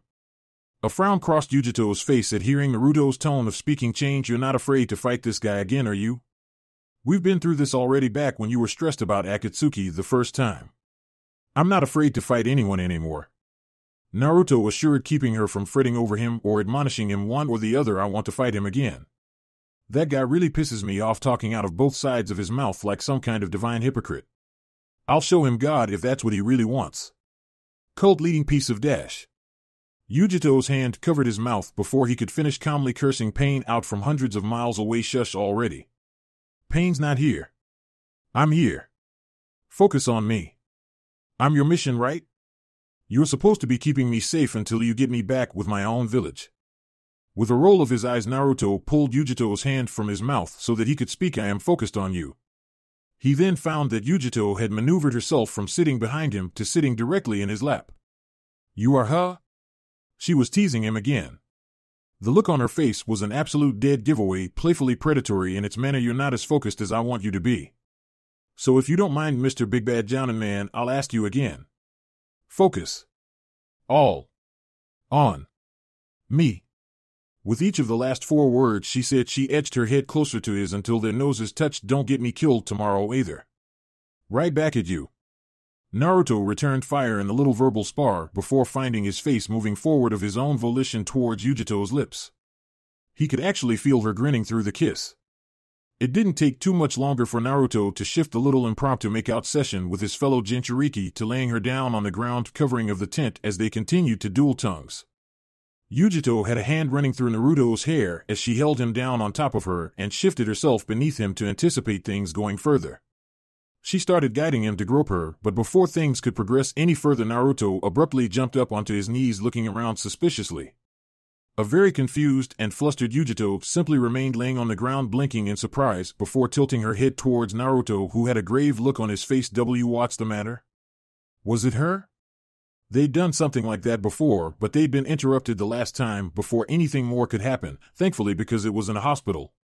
Maybe he was having second thoughts this time. It wasn't her at all, though. It was something his clones keeping watch and hiding picked up on going on outside of his tent. And he had just received another one. Naruto suddenly covered Yujito flat with his body, pressing her to the ground as many light green spikes stabbed through the sides and the top of the tent, intending to cause great harm to the two of them, if not to kill them. Toby said not to kill them. Outside of the tents, what looked to be a multitude of Zetsus stood around the thoroughly punctured canvas structure as it fell to the ground, its foundations destroyed from the attack. If you kill the Jinchuriki, then its Biju dies with it. It takes time for them to resurface in this plane of existence, so take them alive. They rushed the tent that they saw fall on Naruto and Yujito, only to find a pair of wooden dummies in their place from use of a kawarimi. Having been unseen the entire time, Naruto's shadowy clones in the branches and leaves above dropped down with their swords held in downward stabs, mercilessly running those that had attacked the original Naruto and Yujito through from sky. The threat ended for now, the clones dispelled in puffs of smoke as Naruto and Yujito appeared from where they had been hiding. The Kumo Kunoichi kneeled down by one of the dead Zetsus that happened to be solid light green in color instead of half and half. They had never seen Zetsu though, so they wouldn't have recognized this as being important. What the hell, what are these things, plants or humans? They bleed like humans. Naruto observed as their life fluid stained the ground. Maybe if they hadn't been bickering about having to capture him and Yujito, one of the several around would have noticed that they weren't alone. I had a clone dispel when he saw them drop some kind of transformation jutsu. These are the Konoha ninja that were with us today. They were going to slip into Konoha's camp behind the lines and terrorize us once we got there. Then they saw us and went to capture us. So that's why they weren't around at that moment. In the heat of the ambush, there was no time for Yujito to really think about that. But now that there was, she had something to point out, but no one's hinge is that good. Even if they got that far, any half-baked censor ninja in your ranks or anyone that knew the real person that they transformed into would know that they were fakes.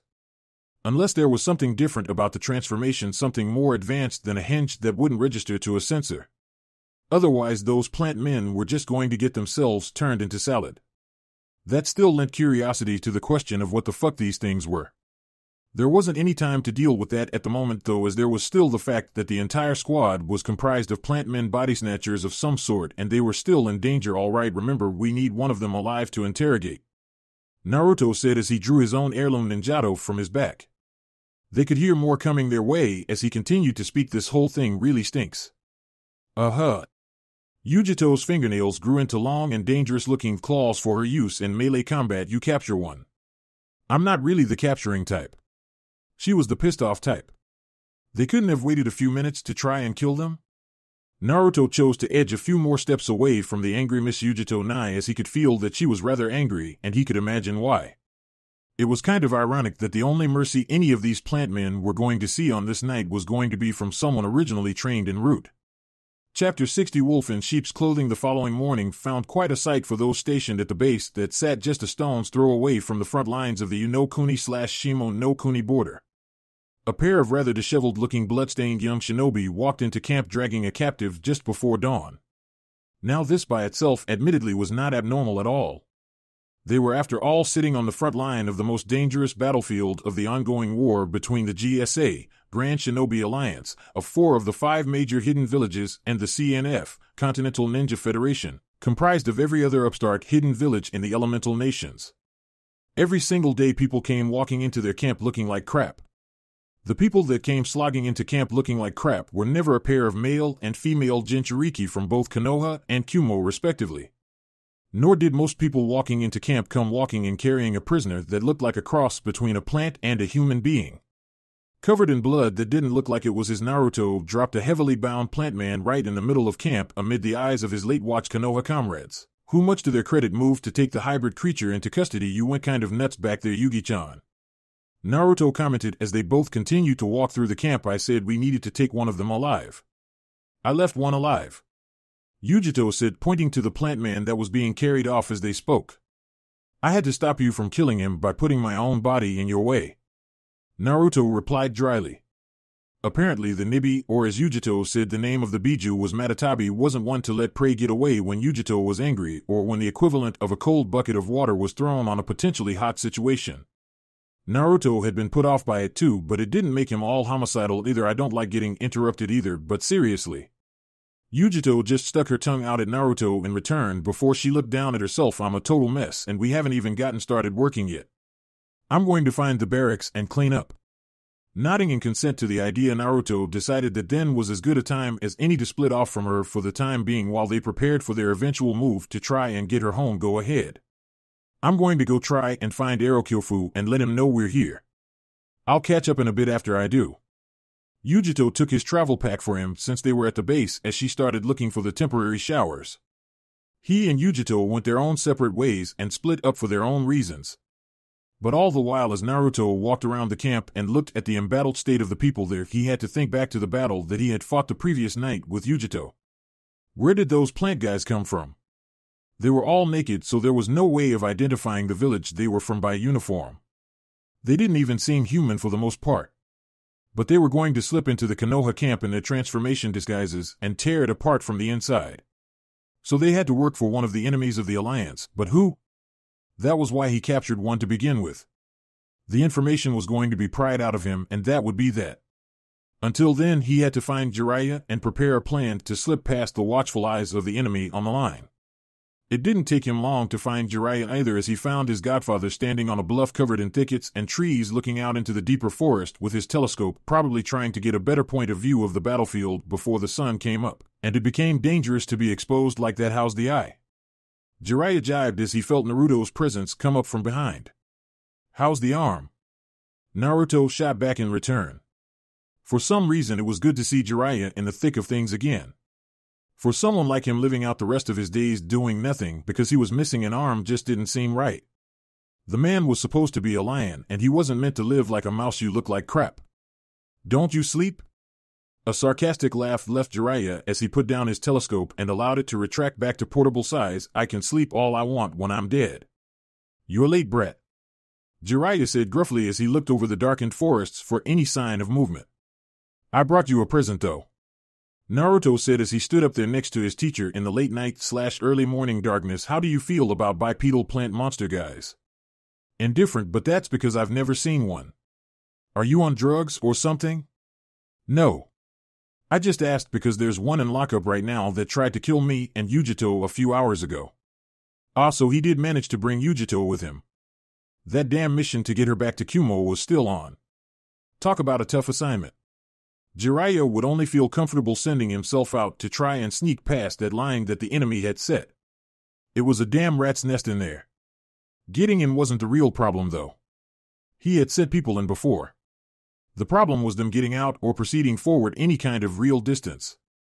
Even when he sent sensors in with them to locate potential trouble, there was just something about their enemy, and it couldn't have just been that they knew the terrain. No, there was something even more wrong going on in there, and he knew it. The squeeze was somehow being put on them, and for the life of him, he couldn't deduce what the deal was.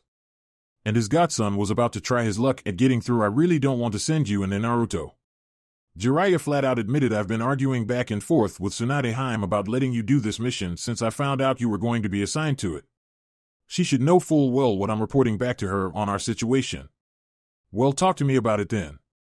Naruto asked, resting a hand on the older Toad Sage's shoulder. I want to know what I'm getting into when I try to break out and sneak through. I'm surprised that you haven't found a way to do it yet. Don't rub it in, kid. Jiraiya said as they both sat down on the ground, and he pulled out a topographical map of the area with locations marked, places like the Konoha camp, the rough estimate of where the no man's land line lay, and hotspots behind that line where it had been reported that their forces had been hit from hard. When it comes to moving just myself, that wouldn't be as big a problem comparatively.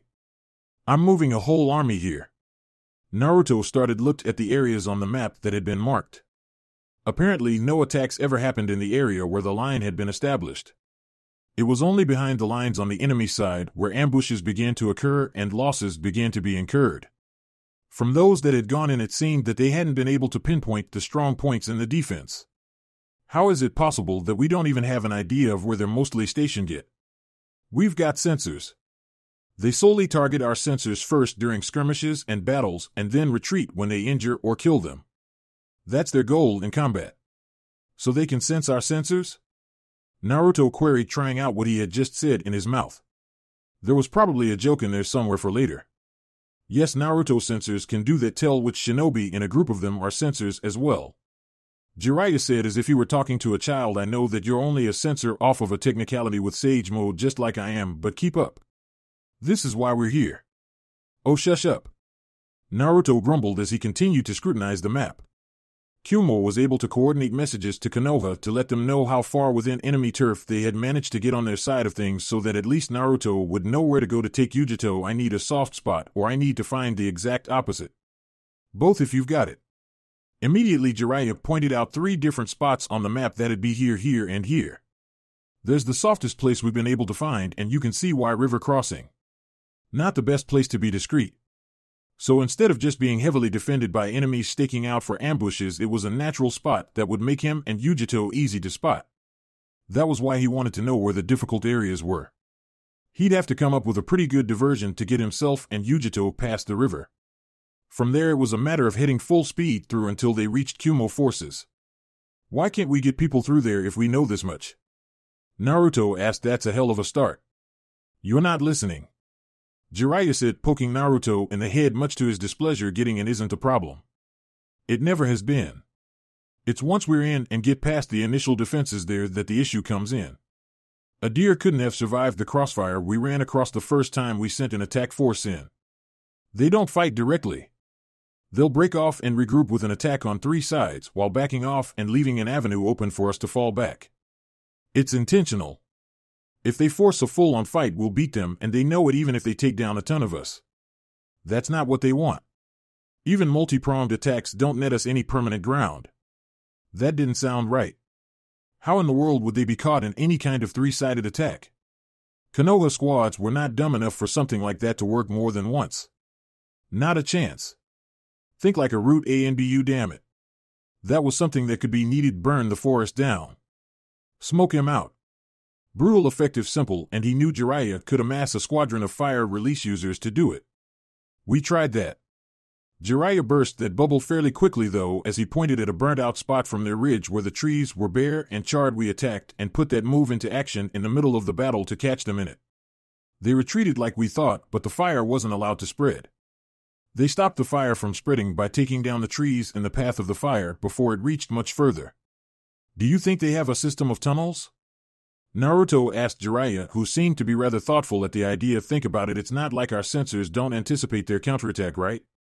True, reports from the field showed that the counterstrikes had been anticipated, but no one ever got sight of the enemy until they were right on them tunnels that we can't find. But then again, when did they have the chance to actually scour the battlefields for tunnels in the deep forested areas? And that would also explain why how on the other side of the country Kumo had driven quite a ways into the territory but couldn't find any actual field bases. Underground facilities. Still, how much weight did a suspicion like that hold? Seeing this in Jiraiya's face, Naruto rolled his eyes. It was very possible. Root had set up tunnels for operatives to hide and rest in all over the place. Even in hostile places like Kaminari no Kuni. Naruto had used one while fighting against Kakuzu and Haiden. They weren't complicated to build in their most rudimentary forms, and they weren't hard to hide either. The rougher the terrain that they were in, the easier it was. And it wasn't like they hadn't had these set up well in advance. Even if they hadn't existed before the war had begun, the time it took to mobilize properly gave the enemy more than enough time to start digging them out. Who knew how many branches there could be by now? Come on. Naruto said, tapping his fist on the ground. Do you really think it's that hard to dig a good tunnel system? He asked. I can make a pretty good one with my bare hands by myself in 1 minute, and I don't even use earth release. At the time he had also been 12 and only had a kunai to help dig with. The tunnel thing seemed to be more and more likely as they both thought about it. Forget trenches. Eventually Konoha would still overrun them if they fought like that. Avoid direct battle at all costs and keep them back while preventing losses from direct combat. That was a basic way to antagonize a larger attack force. And they couldn't safely dig a quick branch of tunnels past the river, so that explained why that was a soft spot. The moment they did and managed to reach underneath Konoha's camp, they would probably launch the most damnable surprise raid ever seen. If they were really digging tunnels, of course. A grin then crossed Jiraiya's face as he rested his one hand on Naruto's shoulder. "I've got an idea on how to handle these idiots if you're right about this, Brett." The wily old toad sage said with a grin, "Don't worry about that, they'll let me handle that. Your mission is just to get through. Kami help those poor bastards. If Jiraiya had an idea on how to defeat their tactics, the next approach will send the whole watch on their side rolling our way to clear it out for you and Yujito." That sounded like a big offensive was in the works. "Are you going to try and break the line?" "Oh, Brett," Jiraiya said with a laugh, "in order to break the line, a line has to exist to break. In a manner of speaking, though, we are. It's time to make this into our kind of fight. Make sure you're ready by tonight to go. You're going to have to go fast because we're not putting this together to buy you time. That's just a side consequence." So if it wasn't his aim to get caught up in the middle of the big battle that Konoha was trying to make out of the situation, he needed to move ahead of it to avoid it. His intended actions for that evening understood, Naruto nodded and stood back up to leave Jiraiya to his devious devices. Pity would have to come to those enemy ninja holding down the fort in the woods, because with the wheels currently turning inside of Jiraiya's head, it would prove to be quite something.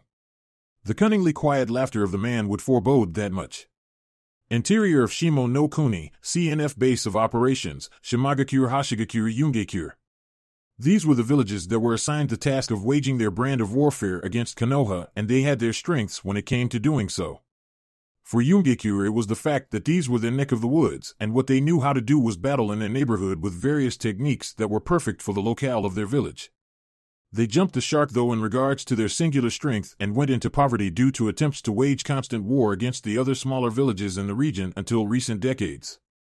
Hashigakure were the battlefield powerhouses that were given the directives of who to target whenever the time came to engage Konoha in their intended skirmishes. The powerful chakra granted to them by the radiation of the meteor in their village that also poisoned the surrounding area of their village enhanced their abilities through intense and dangerous chakra control training. Shimagakure happened to be the village with no real discernible traits that set it apart. It was for the most part a no-factor village that had never raised any waves in the past. But out of the three manning the southern border of Shimo no Kuni, they were the strongest.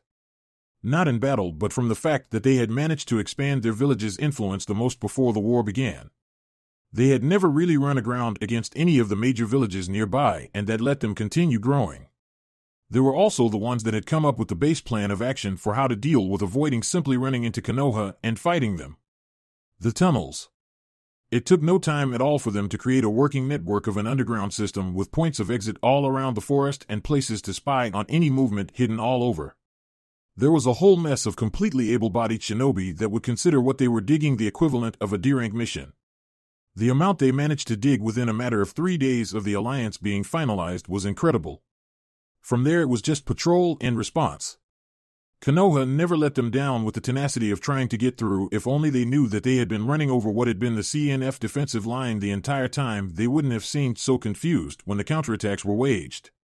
Still, though, Konoha was adaptable and had become accustomed to the tooth-and-nail fighting, and with Kumo slowly bullying their way through with sheer manpower on the other side, there needed to be some kind of equalizer, or this theater of the war was going to get ugly very fast. And like some kind of deity, or demon, a dealer of weaponry came to them with an offer that they simply couldn't refuse. Shimagakure, the quiet village set in a valley of trees, had been untouched by the war since it had begun, and it was also the stage of a business meeting. Another day where the sun rose, another day where Konoha and Kumo were doing their best to storm through the lands and restore order by smacking down every single village that chose to consider them an enemy and side with the man that endeavored to kill and destroy them all. Hence why the village leader was set to meet it outside of the moat and bridges that surrounded the village at the very outskirts of Shimo, with everyone in the CNF's favorite new merchant of death, at least in the northeast.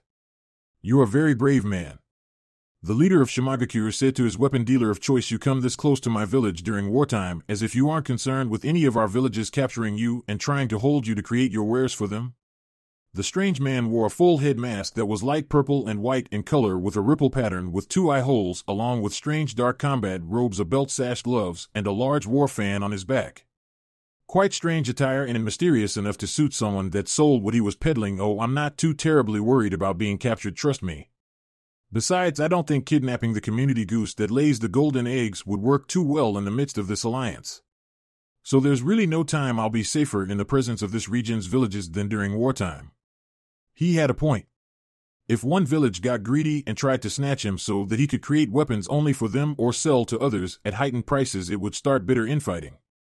Strictly on the level business, then I want another 250 cent North Toby-san. A full company to deal with Kumo this time? So many? Toby or Madara said almost playfully, all right. I hope you found the last smaller platoon satisfactory. That we did. The Shimo village leader said the chaos slowed them down and actually let us launch a successful raid against their advance team. Let's spread the love out a bit further this time. 75 million Rio. Toby requested for his services, or do you think payment for a perfect stealth unit of troops should come with a discount? It could hardly be considered highballing, especially given how effective they were, so there was no choice other than to pay up. It was worth it with how they disrupted the Kumo war machine in the north. Any directions on how to handle them better this time? The village leader asked as he handed over a scroll containing his payment. I can't say that I care. Toby said as he seemed to make the scroll vanish between his hands. I'm not the one fighting the war here. Do whatever you like with them. Send them screaming off of a cliff for all I care. After all, he had plenty more where those came from. 50 meant nothing when he had several thousand. After all, selling the services of the White Zetsus was nothing more than a field test before he took them for what he really needed them for. A field test where he could make money on the side. They'll be with you within 2 hours. That was the assurance from Toby as he turned his back to leave the village leader behind to walk into the forest surrounding the village. But then again, you know how fast my White Zetsus travel.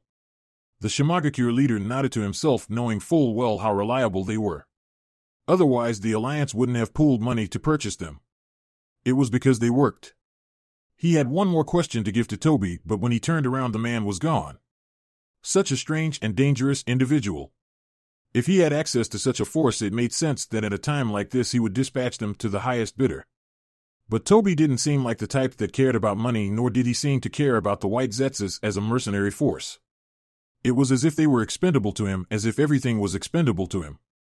It was better not to look a gift horse in the mouth like fully expendable soldiers that could complete perfect transformations. There was a war to fight. Whatever it was with Toby, no one had ever heard of him before in any corner of the ninja world, so really how dangerous could he have been in the grand scheme of things?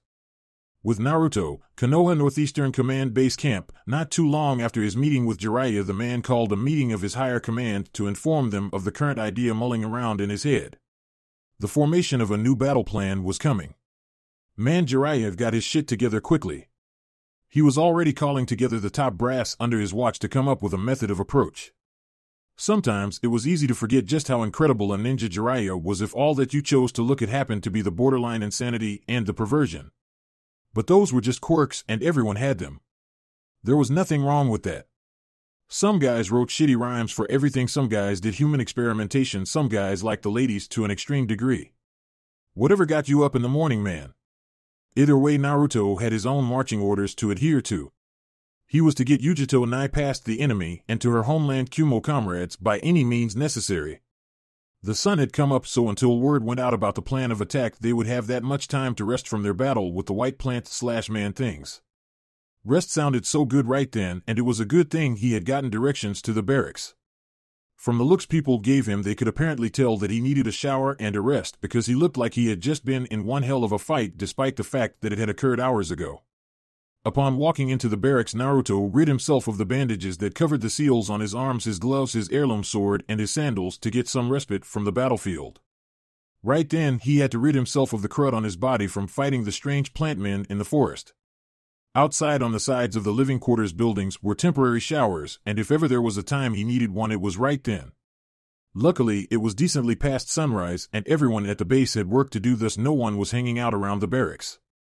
It allowed Naruto to take his time and get his things together before going into the showers, where he heard one of them going. He could see the shapely female figure in the falling hot waters of the room and walked her way. I thought cats didn't like being wet. Especially fire cats. Her very long hair down and wet just like the rest of her. Yujito just let out a quiet chuckle at the joke. They don't, but considering the alternative was being covered in blood and grime, this is kind of a no contest. She could feel Naruto standing directly behind her, probably looking at the seal on her back, or he was probably just looking at her ass.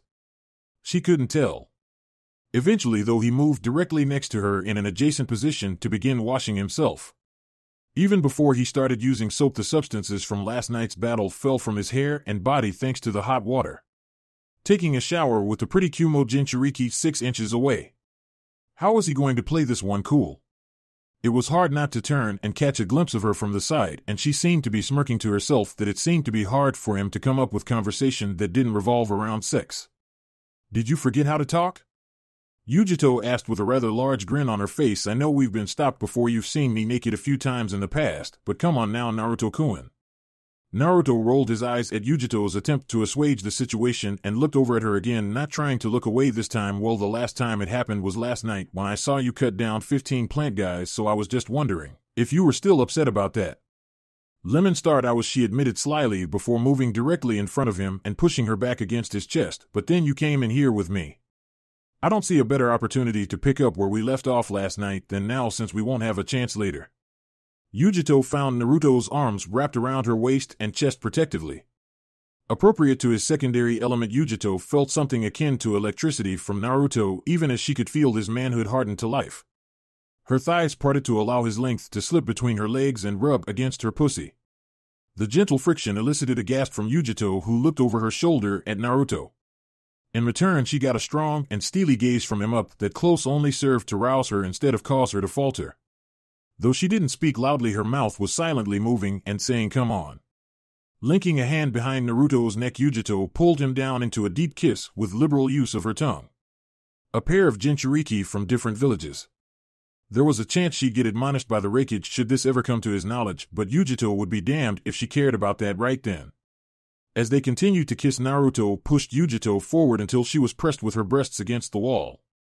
She hadn't perceived Naruto to be that forceful when lovemaking. Harping on Hamiko for information on it while in Konoha, she had gotten the impression that he would be gentler. Not that she had a problem with the force-minded. "Possessive, aren't we?" She whispered up close to him as she worked her hips back and forth to slide his cock against her snatch. The steam from the shower wasn't doing much to disguise their actions. The danger of being caught there seemed to turn her on further. "You weren't the only one put off when we got stopped last night, Yugi-chan." Naruto muttered into her ear lowly, "And didn't you tell me that you wanted me to focus all on you?" he said before planting kisses against her neck. "You know you didn't mean like a bodyguard." "I didn't mean like a bodyguard." Yujito agreed, tightening her thighs around Naruto's dick as her cunny continued to leak juices. Eventually, with her mostly futile attempts to increase the resistance, she was able to elicit a growl from him, resulting in Naruto placing a hand underneath one of her slickening thighs and inserting himself inside of the Nibi Jinchuriki MMM. "Come on, hero. Go ahead and fuck me." Ignoring the hero remark, Naruto did exactly that. Placing his second hand on Yujito's hip, he started pistoning in and out of the girl intently. Her breathing grew heavier and heavier before she started dueling tongues with Naruto once again, with more ferocity this time. It just wasn't enough for her, though. Naruto pressed Yujito's front against the wall of the shower and got a bit of a hiss out of her from the dominant action as she tried to push back just out of pride and principle. The feeling of her tits pressed against the comparatively cold wall got her nipples to tighten, and she thoroughly enjoyed it despite her little show of disapproval. "Don't give me that look," Naruto said as he just continued to work his cock inside of his lover, beating down any desire from her to show him who was supposed to be boss your mind right now. She then let out a loud curse when she felt Naruto bite down on her shoulder. "Oh, you bastard!" Yujito shouted, but she didn't mean it at all. "You love this, don't you?" She tried to say seductively, but her voice was quaking as she tried to speak. He heard it, and she could feel Naruto smirking against her neck. Yujito lowered her leg back down and pushed her backside out for Naruto to hold onto with both hands, giving him full access to her behind. She had to bend forward and rest her arms against the wall for support. The young woman was quite certain that anyone close to those showers could hear her cry out in passion, but she wasn't shy at all about doing just that. It spurred Naruto to get even more vocal reactions from his current partner, who was really starting to care, not if they were caught either. Figuring that Yujito wasn't one for a gentle encounter, Naruto chose not to give her one. "Come on, Yugi-chan, you look like you're about to fall out." He managed to grunt out while continuing to pound away at his pussy's pussy. "Don't quit on me now." All she could do in return to the cheeky remark was just shake her head involuntarily and continue to moan. She hadn't expected the feeling of being penetrated so deeply, and she loved how it felt. Masturbating didn't provide her with half of the pleasure that Naruto was giving her, and this was just a quickie in the shower. Yujito was apparently very sensitive down there because Naruto could feel her shivering every so often from how he was holding onto her. Keeping up a hard pace, he was making his fellow blonde seriously reconsider going back to her village if only for a few more days. Just a bit longer away from home so she could see what else Naruto could do to her with his dick. Or maybe the way she stayed in Konoha as a liaison for the war effort, he could stay in Kumo. That was her selfish side speaking, of course, but she didn't give a damn. Another cry came from Yujito as Naruto continued to pound into her from behind. Naruto Kunai. She wasn't able to get any coherent words out to tell him before she finally came and did so hard, letting him know with the harshest yell of pleasure that she could give him as she dug her very strong nails into the wall. Her pussy clenched tightly around him, and Naruto let out a moan from the hot, wet tension and reached a hand a bit forward to pull Yujito's back against his chest and rub Yujito's sensitive snatch to get her to loosen up a touch while he quietly shushed her. He still needed to finish too, after all. The all-powerful Jinchuriki whimpered from her post-climax and gently moaned again when she felt Naruto still churning inside of her. And not done yet? You give me some powerful motivation, Yugi-chan, Naruto said, continuing to thrust in and out of the young woman while she peppered his neck and face with kisses and guided his hands to grope her wet breasts. He felt her tense up again for another orgasm, and this time it drained Naruto of his seed as well. Yujito let him blast her insides freely with cum and mewled softly as it felt like the fire inside of her had been put out, or at the very least sated. You all right? Huh? Yujito asked, still being held tightly by Naruto underneath the water of the shower they had been sharing after he had pulled out. I'm fine. Why? She asked through half-lidded and tired eyes, placing her arms over Naruto's that surrounded her. Because you don't have any strength in your legs, Naruto pointed out, getting Yujito to look down at her quivering appendages. The products of both of their orgasms had run down her legs to be washed away by the shower, but her legs looked like they had no support to them. Lemon, an embarrassed blush spread across Yujito's face. Letting her bodyguard have his way with her in a public shower was fine, but looking vulnerable after having done so was awkward to her. The look on her face almost got Naruto to snicker at her, but instead he just scooped her up in his arms and carried her out of the showers to get dressed prior to heading back into the barracks to rest. Fun time was over, and they had an objective to prepare to achieve after a nap, of course. Takigekyo no Sato, it is done, Sai-sama, one masked Root Anbu said as he and several others bowed to the leader of the cell, who sat on a stump in the deep forests simply drawing idly to pass the time until the arrival of the underlings. The path is clear, and we will proceed at your orders. At first Sai said nothing, continuing to draw in his notebook until he was at a place that he found satisfactory to stop. He closed it and placed it with his supplies before standing up and walking toward his group of ninja. Upon patting the first Root on the shoulder, they all rose to their feet. Very good. Maki-san has sent word that we've been given an opening. Takigakure is very sparse on manpower because of their attempts to reinforce Kusagakure before it falls. There were only genin wounded and very few battle-ready elites inside of the waterfall village itself now for defense and security. Root had moved a decent strike force within distance of the village in small units until they had amassed 150 to do their duty. The path taken had stuck closely to the route that Naruto and Maki had taken to slip past their lines barely a week prior, only it had split off north to head towards Taki instead of southwest to the Tenchi Bridge. It was not to be a true battle to conquer. That wasn't what they did. They were meant to sack the village, do as much damage as possible, and leave. That was all. They were to show their enemy just how in over their head they were and punish them for their conspiracy to eliminate Konoha. Sai had his own job to do, and he would do it alone to put a serious wrench in the machines of the enemy's command. By wrench he meant blade, and by machine he meant hard back, neck, or generally just anywhere he could stab someone to kill them. Kill the leaders inside of the village and throw their leadership out of whack. Deal major damage to the village itself so that when word reached the fighting shinobi out in the wilderness of Kusa lands being steadily driven back to Kusagakure itself, they would give up on that futile campaign and go home. Maybe it would even broker an armistice with Konoha, if not an outright negotiation for terms of surrender. And Tsunade, of course, didn't need to know anything until after the fact, when Takigakure came simpering up to the negotiation table. She had basically given the go-ahead for Root to do whatever they saw necessary with the war situation as long as none of it had anything to do with Konoha. They could do whatever they wanted anywhere they wanted, they just couldn't directly work with conventional forces. Root didn't work like that anyway, so it was fine. With the loss of the Nanabi, they didn't have a powerhouse to protect the village. While it would be a stretch to say that there weren't any powerful ninja within Taki, they were all out in the field. That wouldn't do much good for them tonight. Rest and prepare until sundown. Send word. Sai ordered, getting affirmative responses from the others before they leapt off to do just that. It was just about time to earn some damn stripes with the Hokage. Root was an effective Black Ops force meant to be used when ANBU couldn't be risked in something so large-scale, and they were about to prove it.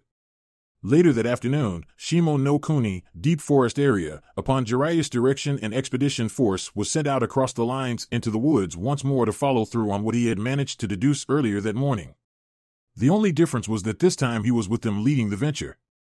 As expected, when they had entered past the line of no return far enough, the CNF forces began their usual attack from all sides, capitalizing on confusion and lack of vision to take apart the Konoha attackers. Instead of falling back this time, they stood and fought mostly defensively, as the focus of the Konoha fighters was set on simply avoiding weapons getting cornered by opportunistic enemies and keeping their comrades alive and as unhurt as possible. "I'm so tired of this crap," Kiba said as he fought close to his teammates. Hinata and Akamaru were handling any enemies foolish enough to get in close, while Shino handled distant targets subtly with his insects walk in, fight, walk out. Same shit every damn day. We'd better pull it off and move forward this time. I'm tearing those damn villages apart myself for all of this. At least Naruto showing up for a few hours to hang out and shoot the damn breeze the way he did killed the monotony, but then he had to up and leave for his mission when the call went out that they'd be going back in. The upper echelon were confident this time, but Kiba was getting kind of skeptical on that, and he'd believe it when he saw it.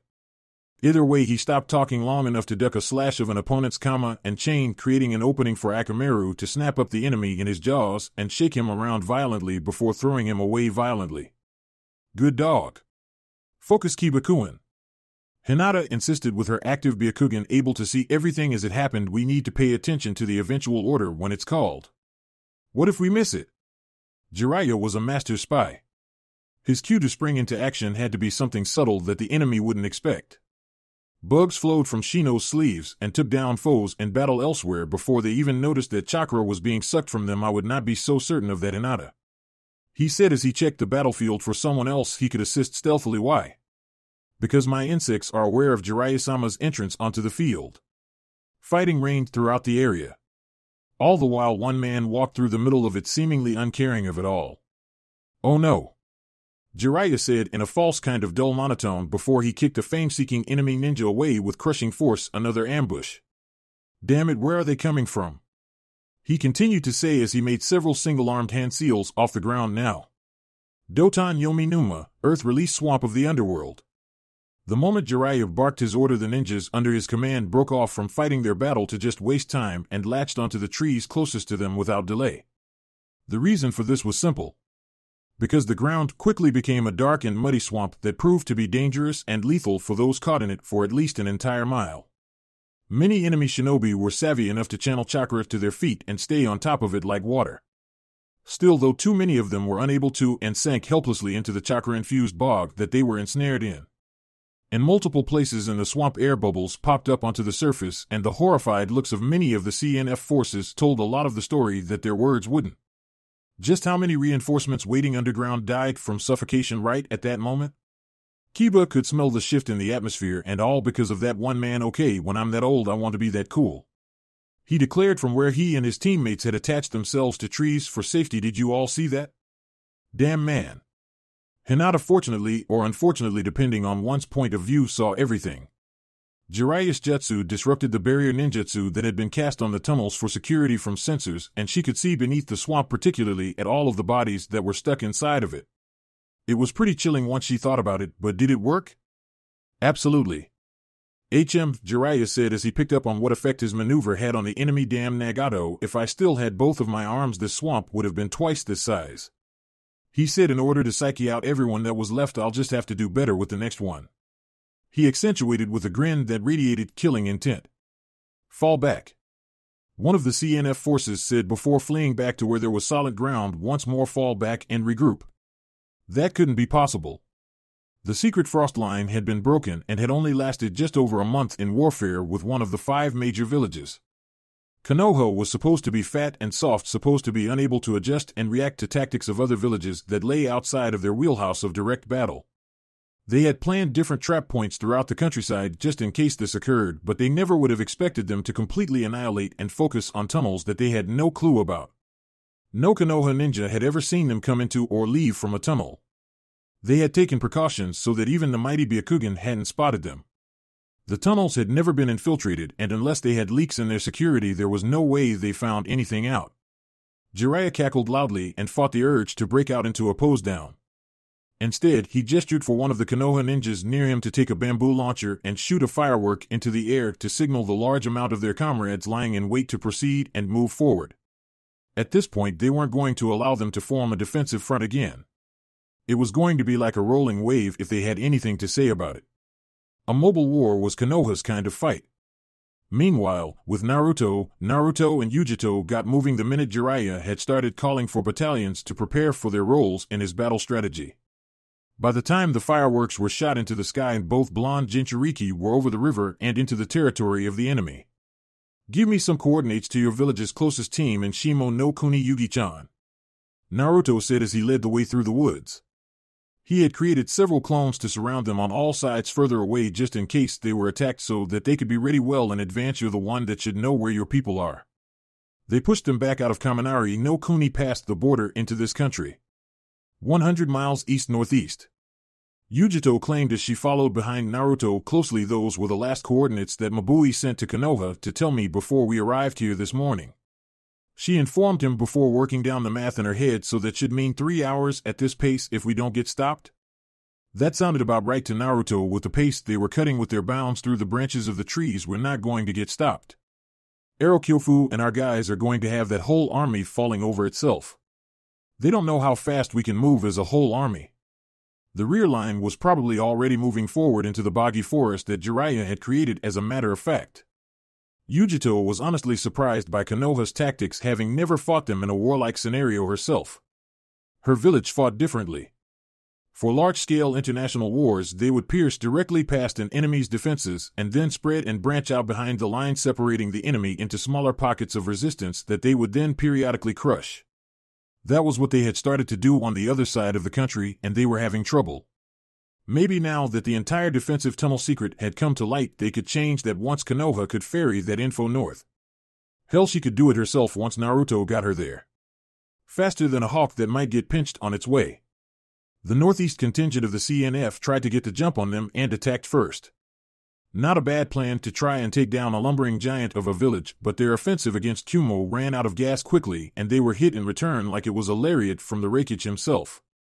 Apparently they decimated their foes in the field and snatched up tons of land before running into the situation that they had met up with now.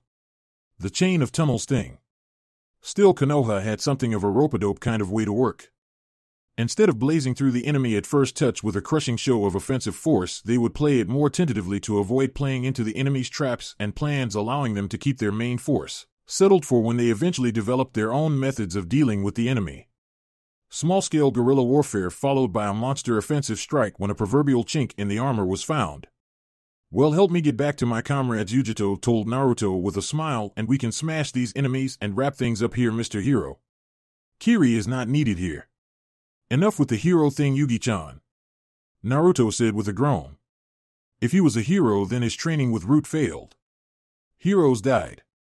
Heroes were targets. I'm not a hero. I've got a whole village of people in AIM that would call me a monster, and they're kind of right. More places than that, too.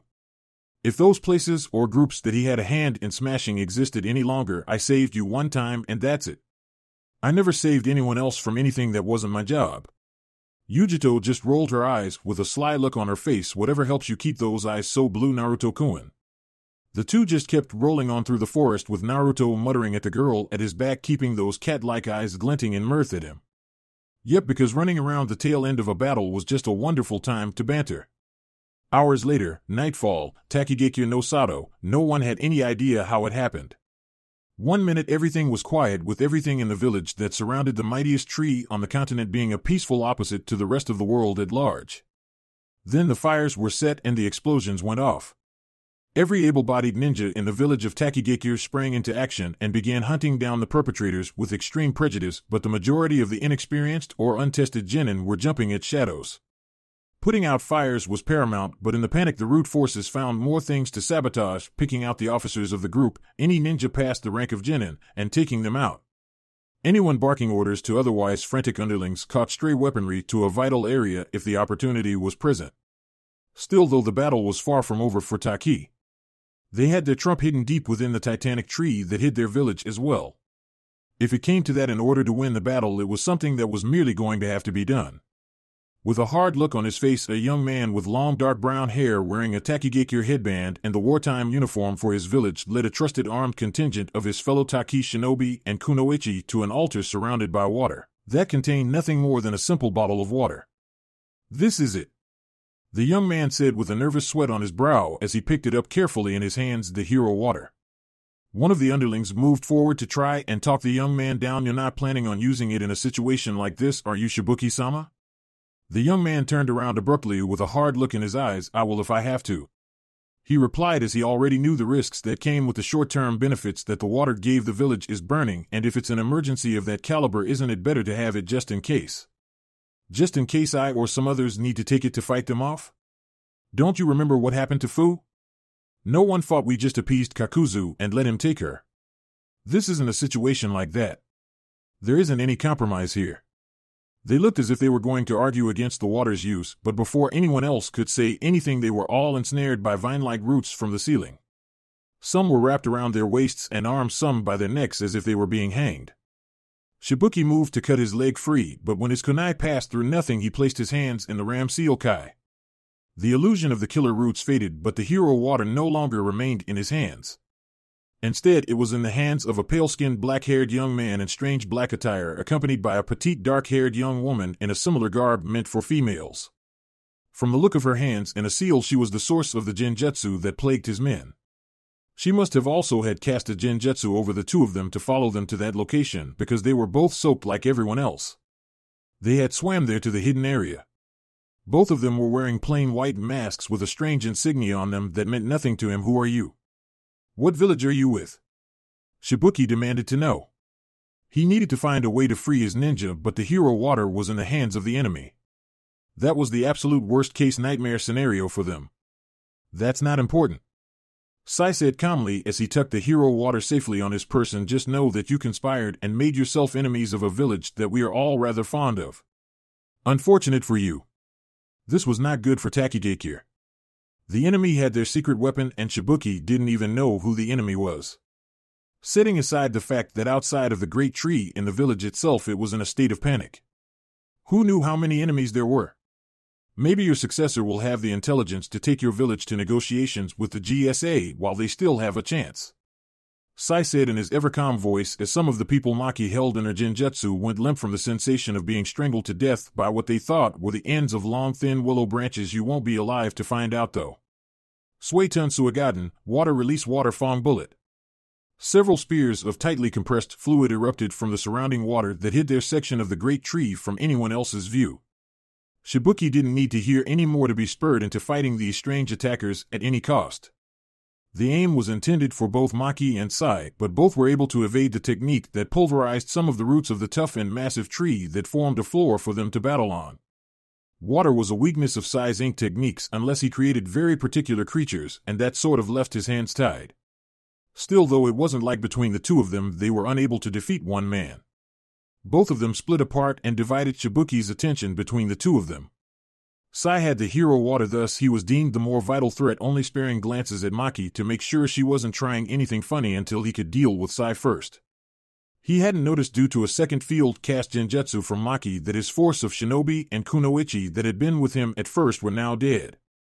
Even those with the aptitude for genjutsu to hold out eventually ran out of time and were killed by the progressively creeping branches of Maki's jutsu, eventually robbing them of their air. And he also made a mistake in sparing Maki nothing more than passing glances. Even though he had two people to worry about, it was simply a battle he couldn't win. The moment his eyes drifted towards Maki to gauge her distance and current threat level, her hands flashed to a hand seal that he got full sight of Jurioka Satsujin, Gravity Killer. She timed him to make sure that he was in range and aim of the hand seal so that she could link the illusion to his chakra supply. Due to her technique, Shibuki's body felt twice as heavy as he had ever been in his life, and it disrupted his movements. Sai nodded to himself, and with a wave of his hands several large leeches comprised of ink launched from the water and latched onto the man before he could try and break the genjutsu. With the weight of his arms and the leeches that weighed him down further, Shibuki struggled greatly but could not move. Wait, my village. We don't care about destroying your village. Maki spat distastefully at the village leader. As treacherous as the Akatsuki is, and has been, you still aligned with their leader. The same group that came and stole your Jinchuriki from you. At this point you might as well wear black with red clouds. It was to bring down the 5 great villages to secure our own livelihoods. Shibuki shouted back, we've been stuck between 2 of them for years. Taki was at its closest relationship a buffer for Konoha against IWA. Sai just shook his head in turn. Remember that Konoha is the only reason that Takigekure wound up with the Nanabi in its possession to begin with, as a show of goodwill after the failed attack on our Hokage by Kakuzu that we knew was orchestrated by you. Otherwise Konoha would have wound up with 2 Jinchuriki instead of 1, much like Kumo. I believe it's time to get our return back for that goodwill, he said as he held up the bottle. Shibuki's eyes widened at that, and he thrashed hard, but with the leeches on him and with Maki's genjutsu weighing him down, he could do nothing. You're from Konoha? Sai-senpai. Maki started to say until Sai nodded and silenced her. At best, it will be a bargaining chip to broker your village's surrender. At worst, it will be something that we can study and try to turn into a more productive weapon for our own ninja force. Sai said in regards to the hero water before making a hand seal, I've said too much, but it's not like you're going to be around to tell anyone else. With that done, both he and Maki dropped back into the water and departed the way they had come. A sound akin to a fuse burning down alerted Shibuki's attention to explosive tags attached to Sai's ink leeches burning down to his demise alone in the depths of the tree. Shimo no Kuni, with Naruto and Yujito, a rather familiar scene as both Naruto and Yujito were together in the night running through the trees. Only this time there was no breaking for camp due to others or anything like that. It was to be a straight shot to wherever Yujito's comrades were. An open clearing attracted their attention, and they began to move toward it, only for Yujito to speed up when she realized that it was the kind of layout that was taught to be used by Kumo when in the field. Whether it was excitement or not that sped her up, Naruto couldn't tell, but he had to keep ahead of her. And it was a good thing that he did, because upon arriving in the Kumo camp it looked terrible. Dozens of dead littered the ground, blood stained the sides of existing tents. There were remnants of fires all over kunai swords and other weapons sticking out of the ground, blade first, and other signs of battle all over. What the hell? Yujito trailed off upon seeing it as she began to walk through the place. What happened? She asked rhetorically. It wasn't as if anyone could answer her. Did they camp in a bad position and get destroyed by the enemy? No, it wasn't like that. Because there were no signs of battle in the woods surrounding the camp, it was all contained mostly within. Even if it had been an ambush for the CNF to get a good amount in, they would have still had to deal with Kumo after their surprise attack had been launched. Even a perfect storm of an attack would have done so. There was no sign of the enemy either to boot. Everyone on the ground dead happened to be a Kumo ninja. That was what was really unbelievable, that not a single enemy had been felled in the course of their attack. Absurd. Yugi-chan, Naruto said as they started scrutinizing the wounds that defeated their comrades. Do you see that? Both of them got good looks at more than a few of the dead. A large amount of those that had been killed had been wounded from directly behind with fairly little notice of a struggle. Yeah. A lot of our guys didn't even draw their swords before they went down. It was rather hard for her to see so many of them like that, but it wasn't like she hadn't expected to see something like it eventually as the war had begun. Yujito. Hearing her name called out, Yujito turned and breathed a sigh of relief at the sight of a rather haggard-looking Kumo Kunoichi limping her way toward them. Oh, so there are survivors, she said, sounding absolutely relieved. What happened? I don't know. The female Kumo ninja said as she walked closer. 1 minute everything was calm, and the next, bam. I've never seen anything like it. Yujito frowned despite the vague explanation. Maybe if she had been there, something could have been done to prevent such a thing from happening. The bodies that she had counted numbered far past 100, and she hadn't even been all the way through the camp yet. Naruto was still checking out bodies for any sign of what happened to them in the mystery attack. But if there was one survivor, there could have been more. That was Yujito's mindset as she pasted a smile on her face to stay stronger for her injured comrade. Well, I'm just glad that Mabui was able to get a message through from Kumo to Konoha so I could come back home now. At least I can fight too. The Kumo Kunoichi looked stunned at what she had just heard. She got a message through to Konoha? Wow. That's impressive to get correspondence through this hell of a mess. Yujito raised an eyebrow at the strange response. Everyone in Kumo knew about Mabui's impressive jutsu that allowed her to send messages and materials at the speed of light. Something like that shouldn't have been surprising at all to anyone other than a genin, and the flak jacket that the girl in front of her wore showed that she was at least a chunin. She had seen that girl around Kumo before though, so she knew of her. Still though, something didn't feel right. Yujito turned around to get Naruto's attention. Naruto-kun, I think we should keep MOV-. Only to find that Naruto was no longer there. And once her back was turned, her comrade had drawn a weapon intent on stabbing it into her back. Only to have her arm cut off by Naruto's descending heirloom sword before it could be accomplished. A stunned Yujito jumped away as blood sprayed from the stump that used to be the Kunoichi's arm, and she let out a shriek of a pained cry. What? She had been attacked like that by her own village member? At that point she could only see red until the Kunoichi fell to her knees on the ground, clutching the part of her arm that used to have something attached. At that point she turned into one of those weird white plant humans that she and Naruto had fought the previous night. These things again? That was not a normal hinge. When you got close enough to someone you could feel the disruption of their physical transformation as they bent physics and reality to execute it depending on how drastic a transformation the hinge created.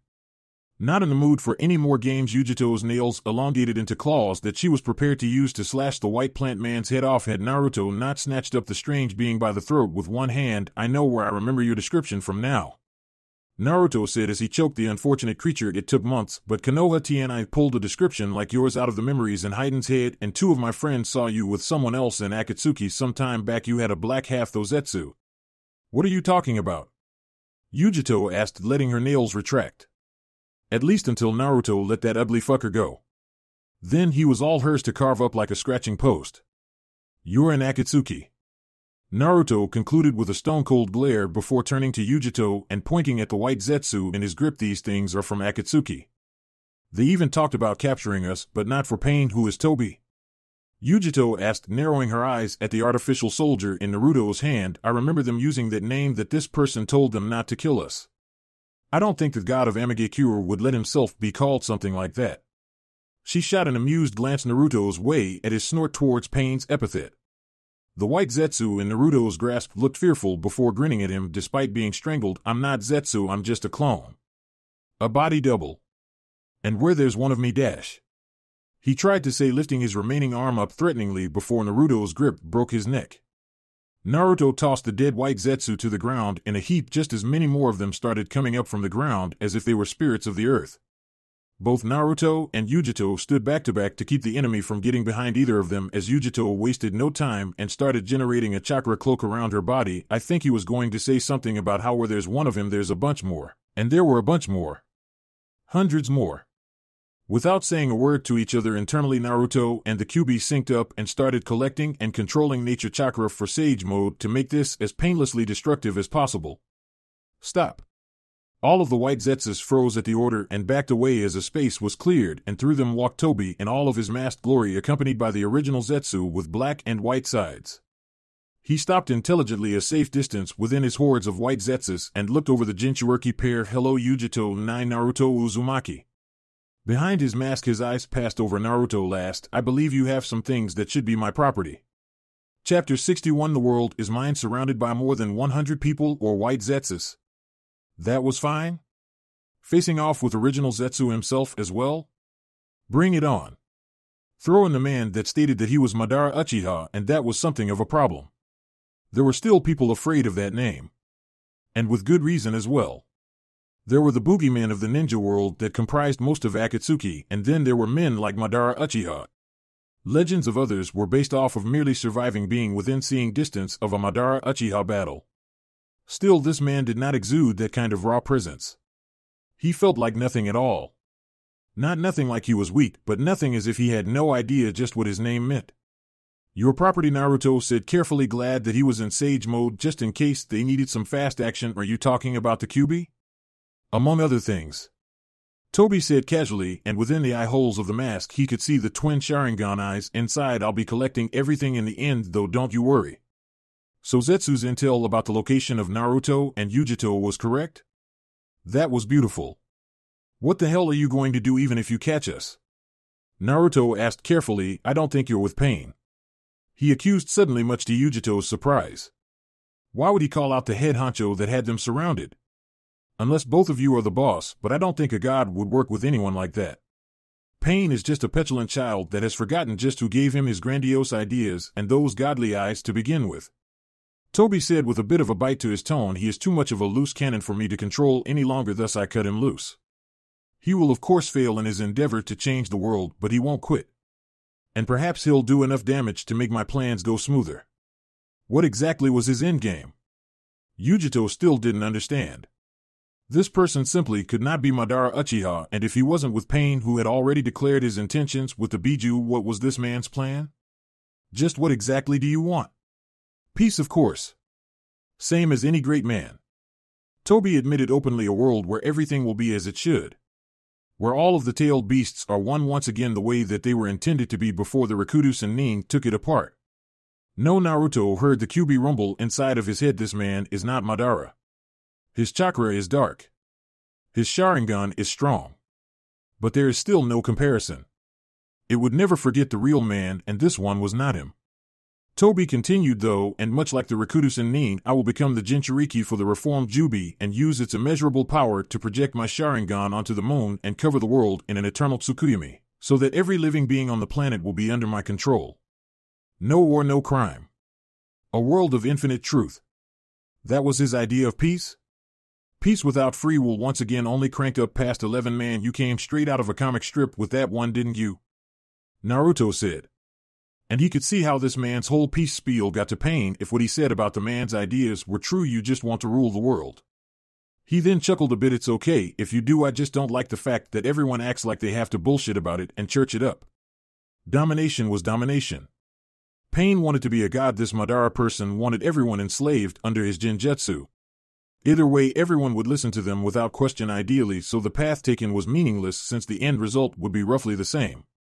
Toby narrowed his eyes at Naruto behind his mask, and even a few of the white Zetsus backed away a little bit more. Excuse me? You want the world? Naruto repeated, and that's okay. But I just hate the fact that everyone thinks they have to justify themselves with everything they do so that they don't look like a villain. Who cares? You could have just said, I want to be able to keep the world in a Sharingan to run it like a big puppet show. Say what you want about Orochimaru, but at least he never made any excuses about himself. He did what he wanted to do because he thought that he could, and that was all the justification he needed to others. There's no such thing as a hero or a villain, so why waste your time trying to act like one or the other? Surprisingly, Toby nodded in agreement. You're right, but you're also wrong. I don't care what you or anyone else thinks of me. Nagato is like a petulant child getting caught up in his own whimsy with his status as God. Don't compare us because I don't want to be God. I don't want to be anyone or anything. All I care about is completing the moon's eye plan. The moon's eye plan? Toby began walking amongst his white Zetsu soldiers. You see, my plans have been mucked up so many times by your father and by you as well, Naruto, that I've got contingency plan after contingency plan set in place in case another one fails. You were the straw that broke the camel's back and made Nagato go off the reservation. You killed Sasuke and sent Itachi into a downward spiral, effectively ruining my plan to sink a user of the Eternal Manjikyu Sharingan with the statue that will contain all of the Biju. You've stopped us from capturing the Nibi, and you've killed the majority of Akatsuki in battle, even at the cost of your eye. Not a hero, huh? Yujito thought glibly to herself, shooting a quick look at Naruto's back before all of Toby's words settled in with her weight. Naruto's got both eyes. One isn't his. One belongs to Shisui Uchiha. Toby said, taking glee in exposing something that Naruto had clearly been keeping as close to the vest as possible while glaring heatedly at Naruto. Disguise it all you want to. Like I said, you have more of my property than just the Kyuubi. I want the power of that Sharingan eye. A bit of a rage built up in Naruto at this nameless, faceless interloper exposing something secret. You want my Sharingan power, right? He said before making hand seals and moving one hand up to the seal tattoo on his other arm. Fuka Haon Kai, fire sealing method release. He grabbed Yujito with his arm that wasn't drenched in cold dark flames and began to spin around rapidly, creating a storm around himself. Senpu Ankaku Senpu, Sage Art Dark Whirlwind. The storm became a firestorm heated with the flames of Amaterasu from within Naruto's left arm. Tobi and Zetsu evaded with their respective techniques meant to protect them, but the majority of the Zetsu clones were sprayed with unquenchable black flames that spread as they panicked and started running, causing those that hadn't been set on fire to suffer from the Amaterasu burns as well. Who knew that men based on cells of plants were extremely flammable? Naruto settled down from his self-created storm and let go of Yujito, who was rather dizzy in her biju-fueled state. Quite a sight watching her regain her bearings actually, but quickly enough she did just that, seemingly prepared to fight again, albeit with a slight glare sent Naruto's way. "You think taking down a battalion means anything to me?" Tobi asked as he appeared from an apparent swirl in reality. "Despite the fact that I don't have the power needed to create the maximum amount that I can of the white Zetsu clones, I have more than enough to accomplish any objective I see fit." "Bring as many as you want then," Naruto said, dropping the seal that disguised his implanted Sharingan from view. Yujito let out a gasp at the sight of it, even in its slightly mutated form due to Sage Mode. "You aren't taking another Jinchuriki, you aren't sealing away another damn Biju. I don't care if you and Pain are having a little lover's spat, you're both dead men all the same." With that he lunged at Tobi and actually kept pace with him, but when he poised a Rasengan in one hand to punch into his foe, he simply passed straight through Tobi as if he were a ghost. What the hell was that? He became intangible. His senses in Sage Mode allowed him to dodge a swing of Tobi's war fan that he then placed on his back when Naruto smartly got out of range so that he could figure out what the hell that had been. Tobi just glared at Naruto. He had sent the real Zetsu away as he couldn't risk losing his eyes around the world and his greatest spy due to a violent outburst from a Jinchuriki. He had lost enough valuable commodities and the members of Akatsuki due to missteps and various misfortunes all across the board. That sword, the hilt of that sword had knocked against his body and the fan on his back when Naruto passed through him. Did he notice? Damn his bothersome clan, the Uzumaki clan that had such close marital ties to Hashirama Senju, the Shodai Hokage of Konoha. It always came back to Konoha. Konoha. Konoha. Konoha. Ever right from the beginning of his plans, who was it that cut off his first strong attempt to take the things that he wanted? The Yandame Hokage Minato Namikaze and his wife Kushina Uzumaki. Who was it that circumvented his getting revenge on Konoha and the Uchiha clan by plunging them into bloody civil war? The elite ANBU captain Itachi Uchiha and his selfless act of patriotism. Who tore apart Akatsuki and killed the most easy-to-manipulate path of obtaining a sacrifice with Eternal Manjikyu Sharingan and Sasuke Uchiha? Naruto Uzumaki. And to add salt into the wound, it simultaneously drove Itachi past the brink, making him impossible to rein in any longer. Even with that, there had been an opportunity to turn Itachi into his finest apprentice, but before Tobi could even begin the manipulation to set that in motion, what happened? Danzo Shimura of Konoha's root wound up doing battle with Itachi and taking him with him in death. And Kisame died as well. It was always Konoha. Tobi had been patient. He had waited, schemed, planned, made backup plans, took his defeats, and licked his wounds to come back another day. But no matter how large his successes elsewhere, when it came back to that damnable village and their will of fire, they always somehow threw a wrench in anything he had set forth. Enough was enough, Uzumaki. He said with a cold, calm tone that promised nothing good. "I will tell you now that there is absolutely nothing you can do to stop me. You very well may kill Pain off the way you've said, but I am a different breed. Mark my words, boy, and mark them well. I have survived your predecessors, your parents, your masters, and no matter what, I will survive you as well. I'm not afraid to die, even if you did have the balls to fight me yourself." Naruto stated firmly, "If you think being a rat and hiding in the dark for decades is going to work this time, you obviously don't know what makes Root who we are." No. Tobi was hiding from the world no longer. Now, when he was closer than ever before to achieving everything he desired, he was not going to go back to square one and start from scratch yet again. "I am smarter than you." Tobi began to say, his fists tightening brutally at his sides. "I am more prepared for any and all occurrences that you and yours are capable of. I'll break your spirit, I'll destroy everything you've believed that your little bubble of protection has encircled, and when you've hit rock bottom, I've taken everything from you and made you watch it all. When I've stripped the Biju from every last Jinchuriki, and you've been saved for last, I'll make sure your spirit is broken. I'll make sure you know that it was me, and then I will drain your Biju and your very soul from your body through your mouth."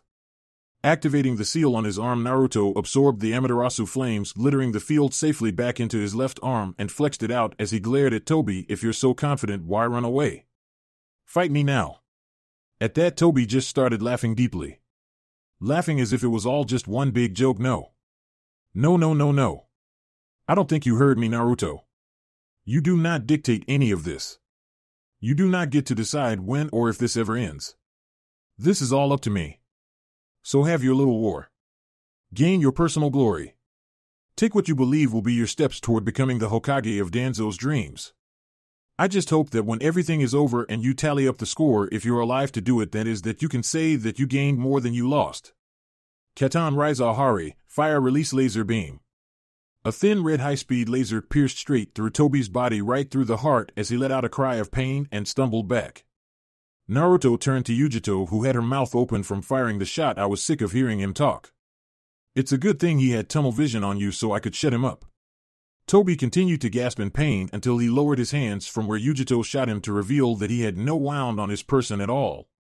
Once again, he started laughing at the fact that he had managed to make Yujito believe that she had harmed him.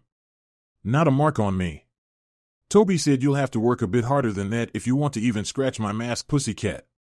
He taunted before getting caught in a swirl vortex that teleported him away, his laughter echoing out all the while. So that teleporting thing was the real deal after all. Naruto thought to himself with a frown. Turning to his side, he saw Yujito calming down and reverting back to normal from her drawing upon Matatabi's chakra. You okay, Yugi-chan? I'm fine. Yujito grumbled. How did her jutsu pass right through him? It was like he was a ghost, but he was right there. She knew he was. He had never substituted himself of any cop-out kind of crap like that. She hit him dead on with her fastest and most focused attack, and it did nothing. Who was that guy? The coward. He was all set to come out and run his mouth like he had them in check when he had them surrounded, but the second it seemed like there was going to be an actual fight and his little army was as effective as dry tinder against opponents that could actually stand up to them face to face, he left with the greatest of haste even if they couldn't hit him. Tobi didn't seem like the type to stand and fight if he didn't need to, though. He was nobody. Naruto said lowly. He spared one glance at the now quiet battlefield that was littered with the ash from dead white Zetsu clones and let out a sigh. Come on. We need to keep going to get you home. Who knows how many more of those stupid things are raising hell in other Kumo camps. Naruto never made promises to himself or to anyone else. Promises made you and others die in the end. But this time, before he killed that bastard whoever he was, Naruto promised himself that he was going to rip that mask clean off of his face even if he had to pull his head off with it. Still, his sword had hit Tobi when his hands and chakra had not. Due to his sensitivity to everything around him in Sage Mode, Naruto was able to clearly feel when his sword had hit, even in the state that his enemy had been in. Did I imagine that, or was it the real deal? The great chakra beast within him that drew the chakra from nature needed for Sage Mode grinned with its big white teeth from the mental landscape inside Senju. You magnificent bastard. I understand what that sword is really meant to do. What? I'll tell you later, boy. Now look alive. Matatabi's host is waiting on you.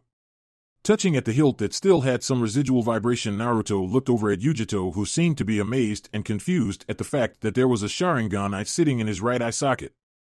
Activating the lens bag now wasn't going to make that conversation go away. Oh man. What was he going to say about this one? Amigakure no Sato, Pain's Tower, the war was going poorly, all things considered. Though Suna wasn't an offensive factor in the battles, they hadn't been conquered or defeated either. They were crippled but not out of it. Konoha was stretched thin, fighting a war on two fronts as well as reinforcing Suna just in case they were attacked again, but they were rolling the enemy back and closing in on Kusagakure, and they had smashed through the defenses of the CNF and Shimon no Kuni. The western portion of the Federation's portion, they were staying strong despite the failed march on Suna because of Pain's presence as the overall leader. Not to mention the fact that other than the one battle, they were not losing the war decisively the way it seemed to be everywhere else. The only positive for certain that could be taken as something going their way was the fact that Kiri was still unable to make a landing on the mainland for whatever reason. That and Iwagakure saw fit to stay out of absolutely everything for the time being, avoiding supporting one side or the other and remaining neutral. So Suna could not attack due to their situation. Kiri had not entered into the war in earnest due to whatever maritime purposes prevented them from doing so. Kumo was muddled in a quagmire of a conflict dealing with the focus of all the smaller villages they had bullied over the past few decades in their region while building up their military power, and Konoha was stretched too thin to focus an attack at heavily fortified Amigakure despite the fact that they were doing serviceably well in the field. All alone again. The emaciated and red-haired Nagato said from his chair inside of his room, I'm all alone again, Conan. he said as the rain poured down outside. This time it wasn't Ames Climate doing so. It was Nagato or Pain doing it himself to make sure no outsiders were inside of his village. There would be no spies in this wartime. I amassed the strongest group of shinobi in the entire land to help me bring about my world of peace, and now what? Due to Tobi's treachery, it's down to you and I again while he flitters about setting fires who knows where. In all honesty, the two had been in the silence of each other's presence for hours before Nagato had spoken up. There wasn't any need to say anything. Nagato Conan uttered quietly. I'm at war with the world. Nagato continued, pitifully turning his head to look outside at the high view of the village. The reconstruction being done was being done for war. Buildings were being, if Yahiko were here, he started to say before trailing off, it doesn't matter anymore. You are the only person that I can count on. Nodding in the dimly lit room, Conan's face gave a small and almost unnoticeable smile in return, of course. No matter how she felt about the war in general, Nagato was literally the only thing that she had. She had been hoping that she possessed the ability to talk him down to put an end to this before it got too big to stop. That all changed dramatically when he actually committed Amigakure to moving on Suna, officially marking that moment as the point of no return. For the majority of her life she had learned how to exploit weakness. Weakness of all sorts, including things like fear, greed, pride, all of these things and more, to get people to do what she needed them to do for her friends and loved ones.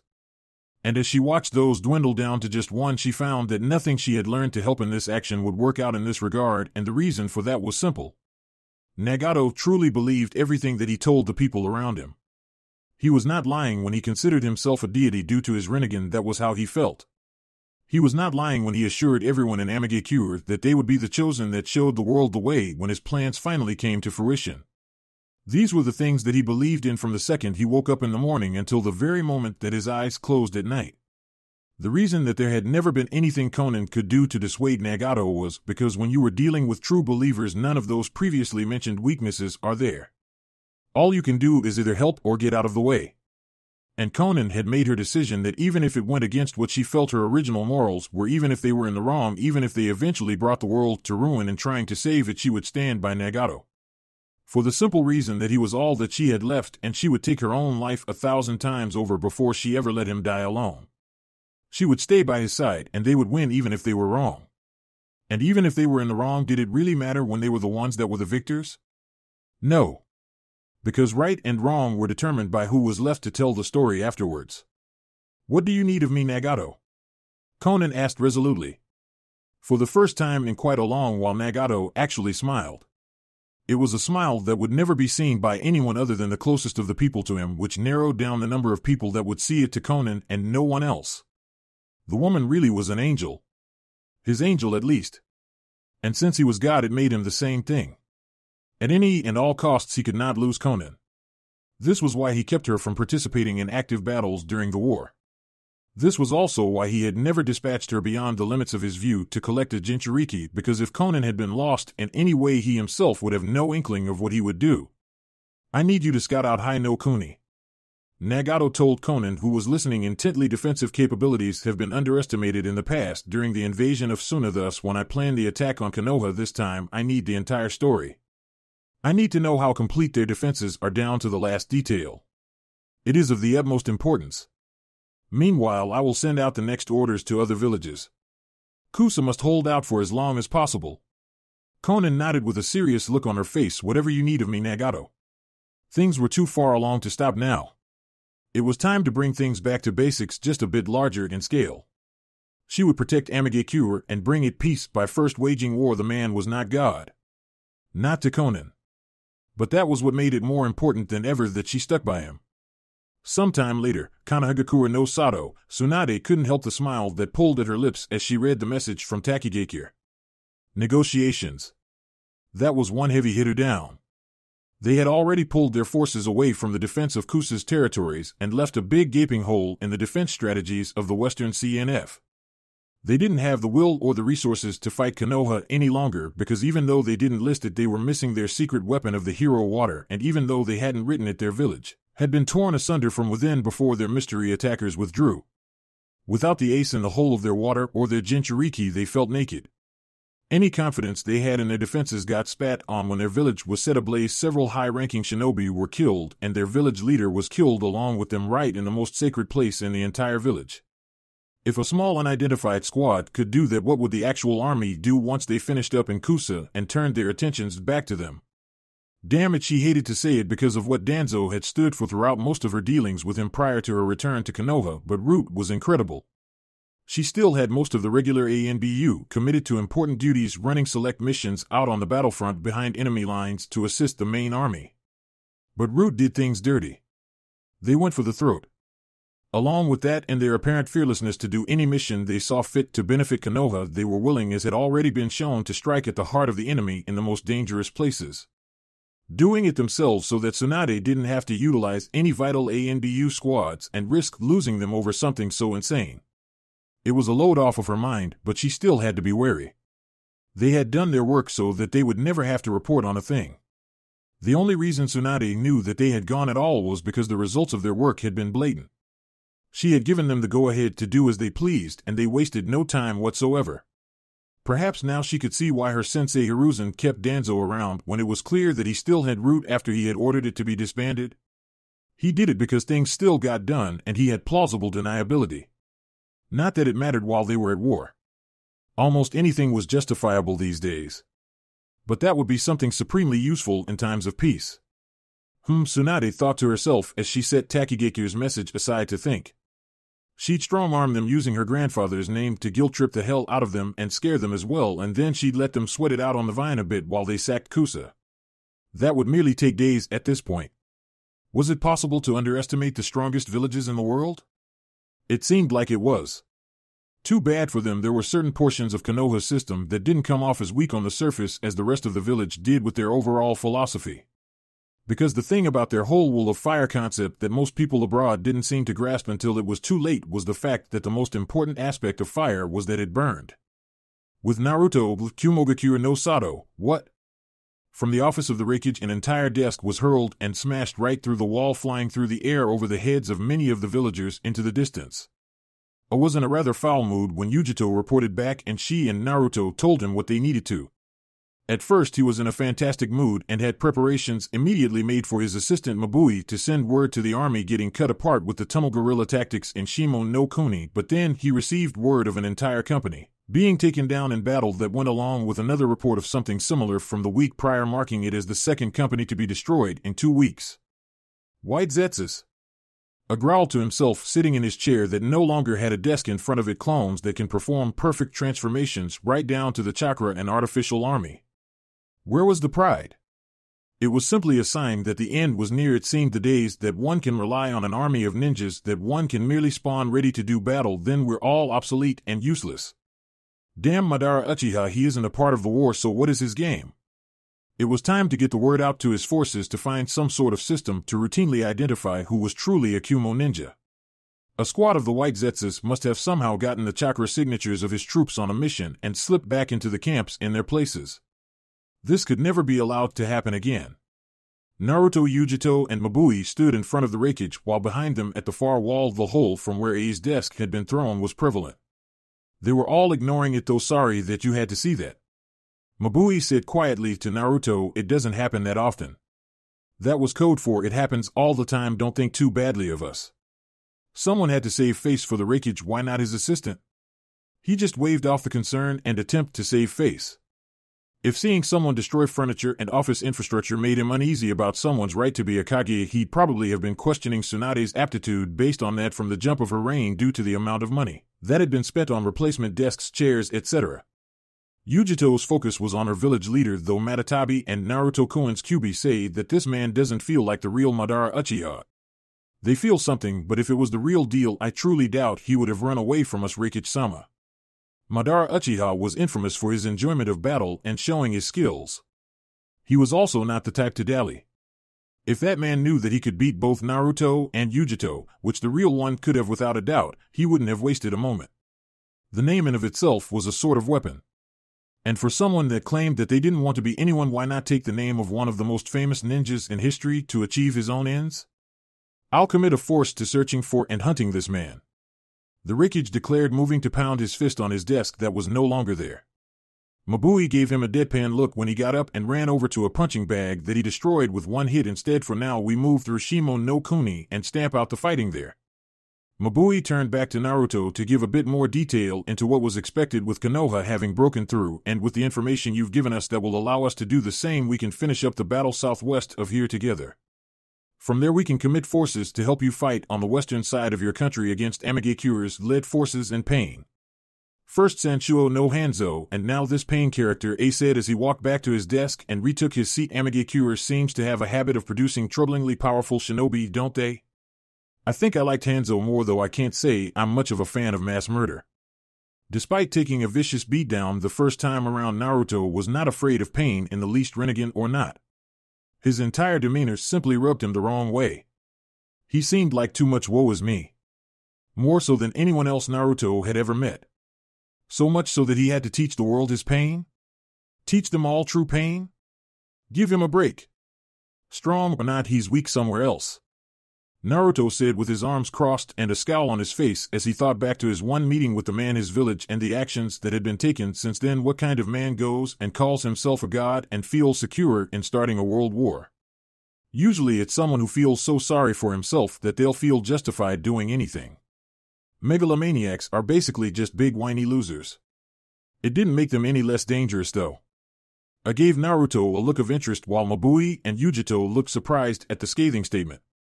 That kid really didn't like Pain at all. Either he was still sore from the ass-kicking that the AIM leader gave him, or it was something deeper. The aforementioned ass-kicking probably didn't help, though. Be that as it may, Naruto's mission was done. The job done getting Yujito home safely is much appreciated, Uzumaki. Said gruffly as some of the Kumo ninjas stationed at home for duties there came in and set down a new desk in place of the one that A had sent flying. The wreckage merely acted as if it was business as usual. The problem now lies with how to get you back to your village safely in return. You are free to stay here much in the same capacity that Yujito did in Konoha. Now that sounded good to Yujito. To have Naruto stay with her and indulge in her hospitality until she was slated to go out into the field and join the battle. That hospitality probably wouldn't wind up with them leaving her home until that point, but it would have been just all right with her. She'd have made it be just all right with him too. Naruto's mind quickly fell to a similar state of thinking for a moment. Tsunade-ba-chan did say that I needed to take some kind of downtime, but still no. He couldn't do that even if it would have been quite a vacation to have. His godfather, his comrades en route, and the friends that he had fought with for years were all working without rest. Hell, he was supposed to be some kind of stamina freak super soldier. Well, with great expectations, that sounds great. But still, I've got to go home. Kumo needed Yugi-chan here, and I can't just sit up here while everyone from home is fighting. Still, getting back through Shimo no Kuni now that the war had undoubtedly opened up wide in that theater of operations was going to be a problem in of itself. A's powerful hands slammed down on the desk with a resounding crash. Those things had to be built sturdy for the imposing powerhouse of a rakeage, so they had to at least be able to stand up to outbursts as weak as that. It's decided then. We'll have an escort take you back. Naruto raised an eyebrow, as did Yujito, while Mabui sheepishly scratched her cheek. That's okay, I can just skywalk back. I insist on it. I said in a tone that left no room for argument. The wreckage was a stubborn, headstrong man with the power to back it up. Head south, and we can sail you around the islands that block the mainland. We won't be attacked from shore that way, and we can drop you in Kuni far closer to your home in Konoha-held territory. It would be easier now that the chunk of land that separated the two powerful hidden villages was now being overrun by both of them.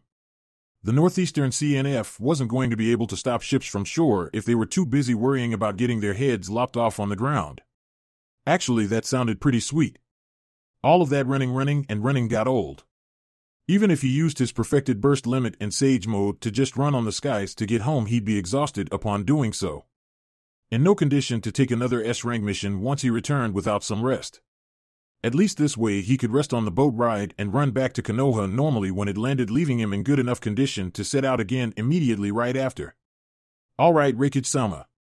Naruto said with a good-natured smile on his face. I accept. Kuni, near the border of Tano Kuni. Jiraiya hoped that Naruto had gotten past the difficulties of the country and had stayed far ahead enough of the battle to safely travel to Kumogakure, but since he had heard no word from any advance teams still driving deeper into the heart of the territory, he figured that his godson was fine. Within the week, Konoha would reach Shimagakure itself and hope to knock them right out of the war. Hey, he still had it. And the West Konoha had broken out across the Tenchi Bridge days before he had, and they were still fighting through that weird land setup. He'd wind up doing mop-up duty in this region before they managed to force Taki or Kusa to surrender first. Yet another reason why Jiraiya was the self-professed greatest and most shining example of manhood in the entire world. He needed to teach a damn special course in the academy meant only for the young men. He'd call it something like being awesome 101, aka remedial badass, or something like that. Delusions of grandeur aside, Jiraiya actually had a problem at hand. Not with the advance, because that was going smoothly. When the tunnels were rendered useless, no one could retreat fast enough to cause a delay in Konoha's assault with a defensive stand. None of Konoha's forces were getting bogged down anywhere, and the CNF couldn't run away fast enough to defend. With Kumo slowly advancing as well with their large war machine, the plan was simple. Kumo would take down Hashigakure and focus their attention back to the northern section of Kaminari no Kuni, where they were being pestered by some of the smaller sections of ninja society that saw the war as a chance to take their shots at the lumbering military juggernaut. That was Kumo. On the other hand, with Kumo stopping, the powerhouse Hoshi Ninja Konoha would continue to clean up the rest of the country after finishing off Shimagakure, which was the major conspirator of this region. The problem wasn't in the plan itself or how they were going about getting to work on it. The problem was that the rear line for Konoha was being arbitrarily pestered. This had been a problem even when they had been locked in a stalemate at the border of Shimo. But it was still happening. Otogekyū wasn't in the war, but they wanted to get their pound of flesh, it seemed, and they were taking it guerrilla style. He handed off control of the division to Shikaku Narath temporarily in order to take a select few with him and backtrack. Further back than the rear line. Back beyond where they had initially been stopped and into Ta no Kuni, the notorious main stomping grounds of Oto. It was probably for the best anyway. He really wasn't any kind of Jounin commander. He was simply perceived as being the man that headed the division up due to his experience and his name notoriety. While he wasn't bad at it, Shikaku was better equipped for directing large forces than him. Just leave the direct battlefield action and coordination from there to him. He was best in the field, taking things into his own hands. Of course, he had brought help as well. A young man with a nose that belonged to the best tracking clan in Konoha, another stoic young man with a shrewd analytical mind and versatile instincts at his command, and a young woman with all-seeing eyes and a figure that was quite pleasant for Jiraiya. At least if the trip was a red herring, he'd have that little cutie to look at on the way back. Team 8 seemed completely stunned when Jiraiya asked for them by name and pulled them from the front lines to work with them. They didn't know he was even aware of who they were. Needless to say, Kiba's ego swelled greatly. So whose ass do you need us specifically to kick? Kiba asked, and Akamaru barked in agreement as they moved through the trees in Oto country. The boisterous exuberance from the Ninken-controlling ninja didn't put Jiraiya off at all. He liked that kind of thing. I'm sure you've heard about the attacks coming from behind the front lines. About how supply lines are being hit by attacks from Oto. Well, let's just say we're going to be scouting out exactly where they're coming from. We're going to be fighting a war against Otogekyū as well? Hinata asked uneasily. She was just starting to feel a bit better since the war in Shimo no Kuni had finally started going well. Now there were even more enemies to fight?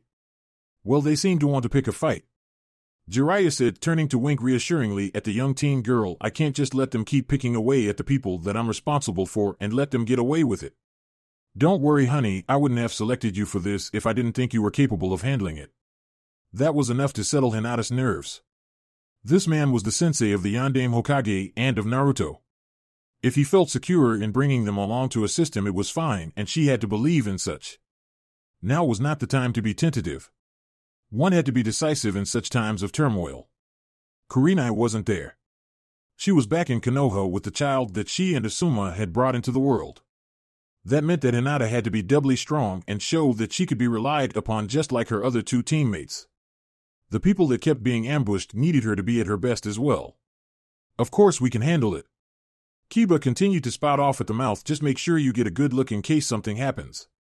You're going to want to train me as your next apprentice, I guarantee it. It'd be fitting too, since I'm gonna be Hokage one day. A bark of laughter came from Jiraiya in return. Nice spirit, kid, but I'm officially retired from training future Hokage. One was enough. The second one I trained that's going to be Hokage took a few years off of my life and wound up with me losing my arm. I don't think I'll even live long enough to finish training the next one. That is highly unlikely, Jiraiya-sama. Shino said in his usual stoic way. Why? It is, of course, because your age is not as advanced as your speech would imply. Missing arm or not, you are still on the level of the Hokage in terms of combat capability. And don't you kids forget it.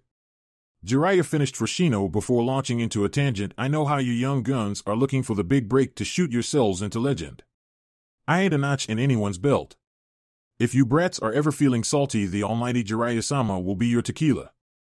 Just go ahead and sprinkle some salt on your hand, take a lick and take a shot of Jiraiya, but don't get drunk or else you'll wind up with my foot in your ass and my fist in your mouth.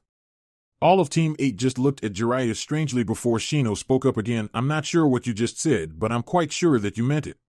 Whatever Kiba said before sniffing at the air again, I've still got Janai's scent. One of the people taken in one of the raids on the supply lines, Kiba, already knew of him quite well, having worked with him some in the past, and had gotten his scent from the belongings he had left at camp for what was supposed to be a short mission. Like more than a few others, he never returned due to his capture. With a nod, Jiraiya motioned forward for Kiba to lead the team along with Akamaru. They'd find the current location of the Odo interlopers, and then he'd commit a strike force to take the bastards down. Hidden Odogekure base, Ta no Kuni, just about ready. Kabuto said to himself in a gleeful voice as he walked through the dark halls of his underground facility. It was a voice filled with self-satisfying sentiment of hard work well done, of something worth the effort being put into it. In his opinion, it was of course well-deserved. He had taken the most forbidden of secret techniques to its absolute pinnacle, and he still wasn't done with it yet. He still had one more grand move left to make. It was said that the meek would inherit the earth. That was wholly inaccurate. The earth would always be passed down to who was left, simple as that. So in order to have the world, one only needed the ambition and intelligence to take it, keep it, and control it to your liking. Most importantly, in order to truly have the world, one required a body that ensured that you would never have to give it up. Orochimaru was ahead of the curve when it came to that mindset, though his desire for wishing to be immortal was much smaller.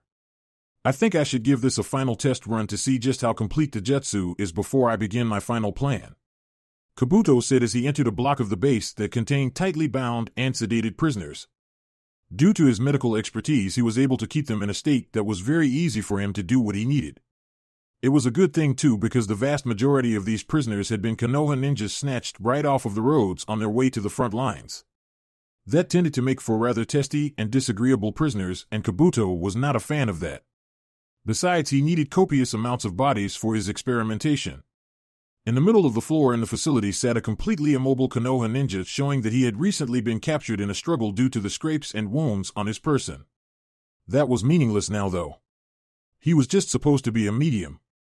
Blood of some sort was smeared on a special scroll that Kabuto set down on the floor, and a large seal array spread out underneath the captured ninja. Though he couldn't move, his eyes were filled with fear as to his fate, and it only increased further when he heard Kabuto utter the name of the jutsu he planned on using, as if it was some cruel way to get his kicks off of reading the expressions on his dulled victims.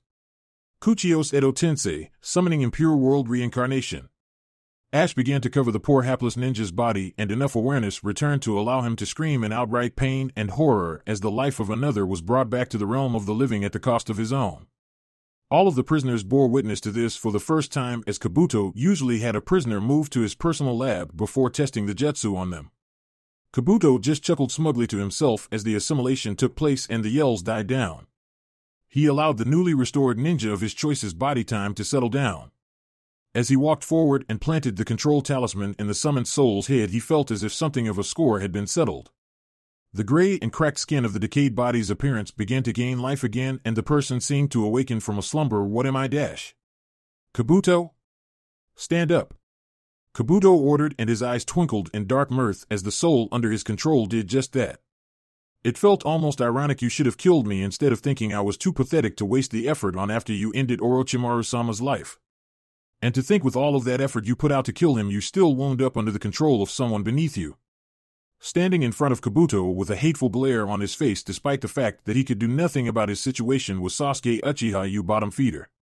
He seethed in anger as his Sharingan subconsciously turned on. Ooh, and your Sharingan is still in perfect condition. Kabuto said, that's just perfect for what I plan on doing with this jutsu. Now I believe some curious folks from your home are on the way to try and discover the fate of their comrades that I captured. Greet them accordingly, would you? Waterway south of Kaminari no Kuni, ever Akage true to his word, provided a small transport ship to get Naruto to the peninsula tip of Kuni where he could get himself home to Konoha at a quicker pace. And he had a crew doing all of the work, allowing Naruto to simply get to the crux of something he needed to approach. Sitting on the deck of the ship in the sunlight and the sea air, Naruto held up his heirloom sword that he had been using for over 2 years. He had still yet to crack the secrets of the sealing arrays inscribed on it, and even Hamiko had trouble with most of it. He knew some things, like how it was created under Hashirama's orders as a gift to Yuzushi Ogakure, a weapon that could somehow use Yin-Yang chakra due to having Madara Uchiha's chakra sealed within it. It could even cut into time and space, but Naruto had no idea how to do that yet. Okay, Kyuubi. Naruto thought, instead of speaking aloud so that he didn't seem crazed. He didn't take into account that the people there were used to Nutso Jinchuriki like Karabi, but he didn't live in Kumo either. Time to give me some food for thought here. What do you figure about the sword? Your sword cuts time and space. When you channel chakra into it, you just can't see the tears. You've been trying to find out how to jump through the tears, but that is impossible. It closes far too quickly. Even if you could see them, you would be unable to get through them. You aren't fast enough, and the only reason you can see them is because of your Sharingan eye. I was thinking more along the lines of you telling me stuff that I didn't know instead of you cutting me down verbally. Naruto thought with a dry expression on his face, I know you get your kicks off of that kind of thing, but save that for our downtime. You don't take downtime. Kyuubi pointed out with a perturbed gruff. It liked being just as lazy as many humans seemed to enjoy, but since the war started, Naruto had been working his ass off either in training to be ready or since his mission started in life and death battles on set assignments. Now shut your lips and learn. Instead of focusing on what you can do, focus on what you see with that detestable eye of yours when you swing the blade. He saw a distortion in the air. Now what did you see when the Madara impersonator used his jutsu for space and time? Kyuubi already knew. Since learning Senjutsu through Naruto, it got an even wider range of senses for the things that Naruto did. It could even see through Naruto's eyes and feel what he felt whenever he was in sage mode. It could tell Naruto flat out, but it was more fun to watch he squirm and figure it out. You saw it when you passed right through his body as well. I know, because you saw it in slow motion and got an eyeful. It wasn't like there was much figuring to do when Naruto knew full well what the Kyuubi was alluding to. The air warped like when I swing the sword. Just bigger because it had to work for the size of an entire human body. His outburst got some attention, but not too much. Are you telling me, Dash? And he gets it. And your price for deducing the clues will be cutting that fuck down to size when I see him again. He screwed your family by making them sacrifice themselves for your village. He screwed you on the day you were born by setting me with you and marking you as a target for the rest of your life. Most importantly, he screwed me as well by using me for his plot and continuing to try and do so. You had better kill him painfully. I'm sure getting cut to shreds with the Senenki no Ken's transformed state is going to be painful enough. Naruto thought, pulling enough of the sword free from the sheath to look at some of the seals engraved on the steel of the weapon. Why was this thing made the way it is? I don't understand what the Shodai forged this to do. It couldn't have just been a gift. Gifts look nice. Gifts didn't distort time and space with every swing. Damn ancestors and their damn secrets. Hamiko was good when it came to Fuinjutsu, but she didn't know much else about secret Yuzushi Ogakure things. Could a few of them be alive so that he could pick someone's brain for all of this stuff? Elsewhere at sea, Karen sharply turned in a direction after a chakra signature came to her immediate attention. Thinking of the person behind it made her seethe in rage at the thought of what they had done to her beloved Sasuke Uzumaki. Without wasting any time, she stomped toward the pirate Captain Gotaro, who was manning the helm, and turned him around before pointing in the direction that she felt her most hated enemy and go that way right now. That's not even the direction of Kiri woman. Gotaro responded saltily, you want to break the blockade? Your heavy-hitting buddies are the main reason it's held so easily. I don't care, Karen said.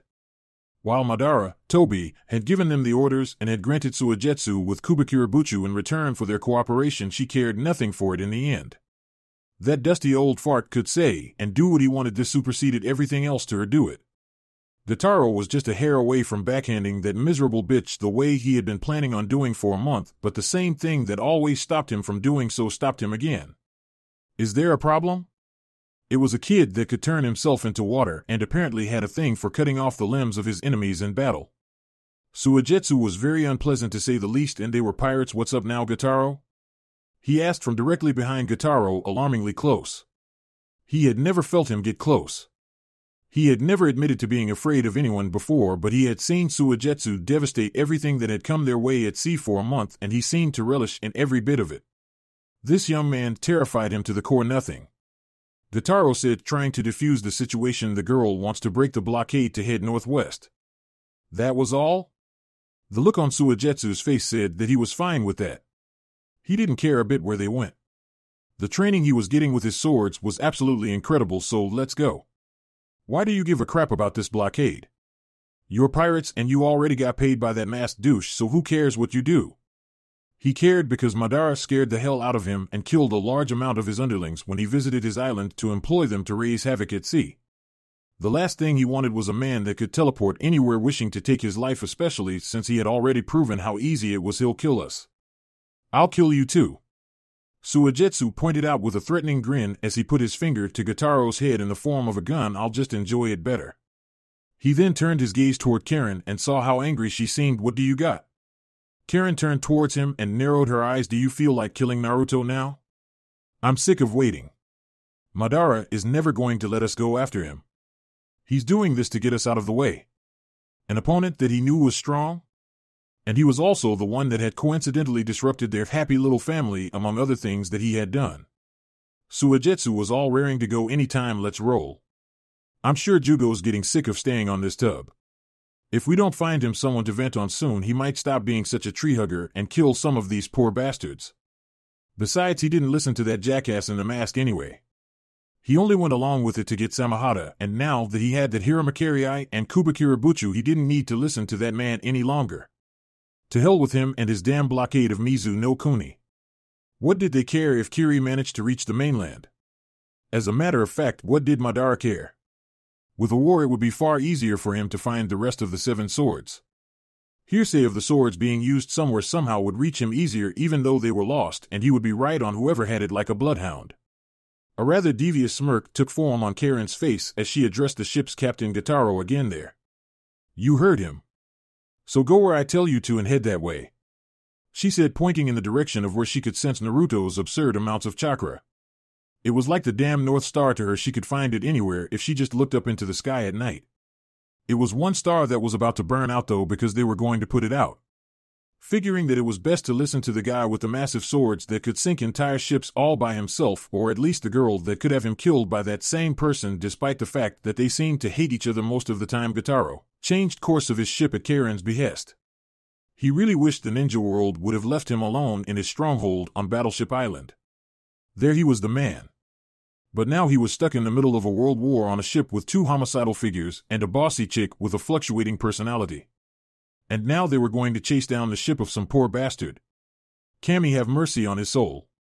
Naruto blocked a sneeze to keep from spraying nastiness everywhere as he had been in the middle of a conversation with Hamako via the seal that connected the two of them. Gross. Naruto said, sniffing as he returned to his conversation. Okay, so I guess I'll ask Hamako-chan to ask Tsunade-ba-chan what mission she'll have ready for me when I come back. What's up, Mr. 9? What's up, B? Naruto said offhandedly before blinking in confusion. That wasn't right. Kirabi couldn't leave Kumo because he was the village's guardian or some other crap like that. So why did Naruto turn around to see a very muscular black man with sunglasses and a huge grin on his face? Why are you here? He asked, trying his hardest to keep things straight and to not freak out. The other amassed Kumo shinobi on board had plenty of reason to do so, and the only thing that kept them from doing it was the fact that at least they were sailing away from Kumo at this point. My big bro A is Hersheying my vibe, so I figured vacation time. Kirabi said, picking Naruto up off of the ground and throwing an arm around his fellow Jinchuriki. What better way to spend a vacation than chillin' with my homie from another nation? There's a war going on right now. Naruto deadpanned. He liked Kirabi because he was a generally good guy, but seriously, he himself wasn't that headstrong. He listened to orders. Kirabi was a serious maverick and had issues with authority more than Naruto did by far. Go home. Kirabi basically ignored him and walked around the ship, still keeping a powerful grip on Naruto. Hell no. He said firmly, when I go home, he's gonna have my head. I might as well have fun before I end up dead. This was going to be a long-ass ship ride. Yeah. Gonna write some vacation lyrics. Some ship ride rhymes.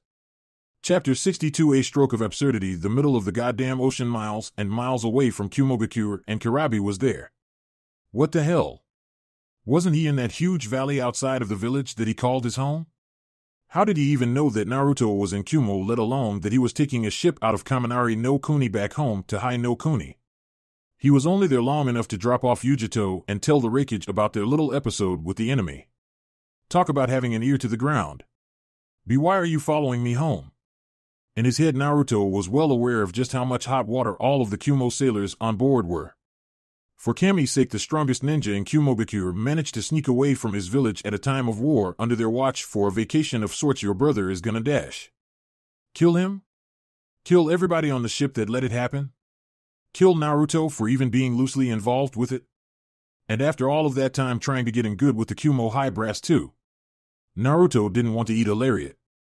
Not a chance. He liked his head on his shoulders and his spine lined up the way that they were already. Thank you very much. I ain't gonna do a thing. Kurabi stated, waving off his fellow Jinchuriki's concern. I got that fool played like a puppet on a string. He'd get his face nearly crushed in an iron claw for punishment, but after a few minutes of that and a few hours of getting chewed out later, it would all blow over for him. No problem. And everyone else there happened to be stationed at the coast of the country on wait for the Kiri forces in case they ever managed to reach the mainland. They'd all be way too far away from A's eventual wrath when it came down. He'd destroy his office, get it rebuilt, and that would be the worst of it. Once again, Naruto looked around at the would-be unfortunate Kumo sailors and turned back to Kurabi. I want to kick you over the side and make you swim home. But damn it, that would probably start a fight that he didn't feel like seeing through on a ship in the middle of the ocean. Still, though, Kurabi held a ridiculously strong grip on Naruto that the younger Biju container simply couldn't seem to pry off without using his sword as a lever. First, come on kid, you know this trip will be a thriller cause you're sharing a ship ride with the killer. Killer B, that is. Yeah. I'd rather share a ship ride with Yujito. Naruto thought to himself, pushing on Kurabi's face to try and get the man's bro hug off of him for multiple reasons, but he sure doesn't need to hear that part.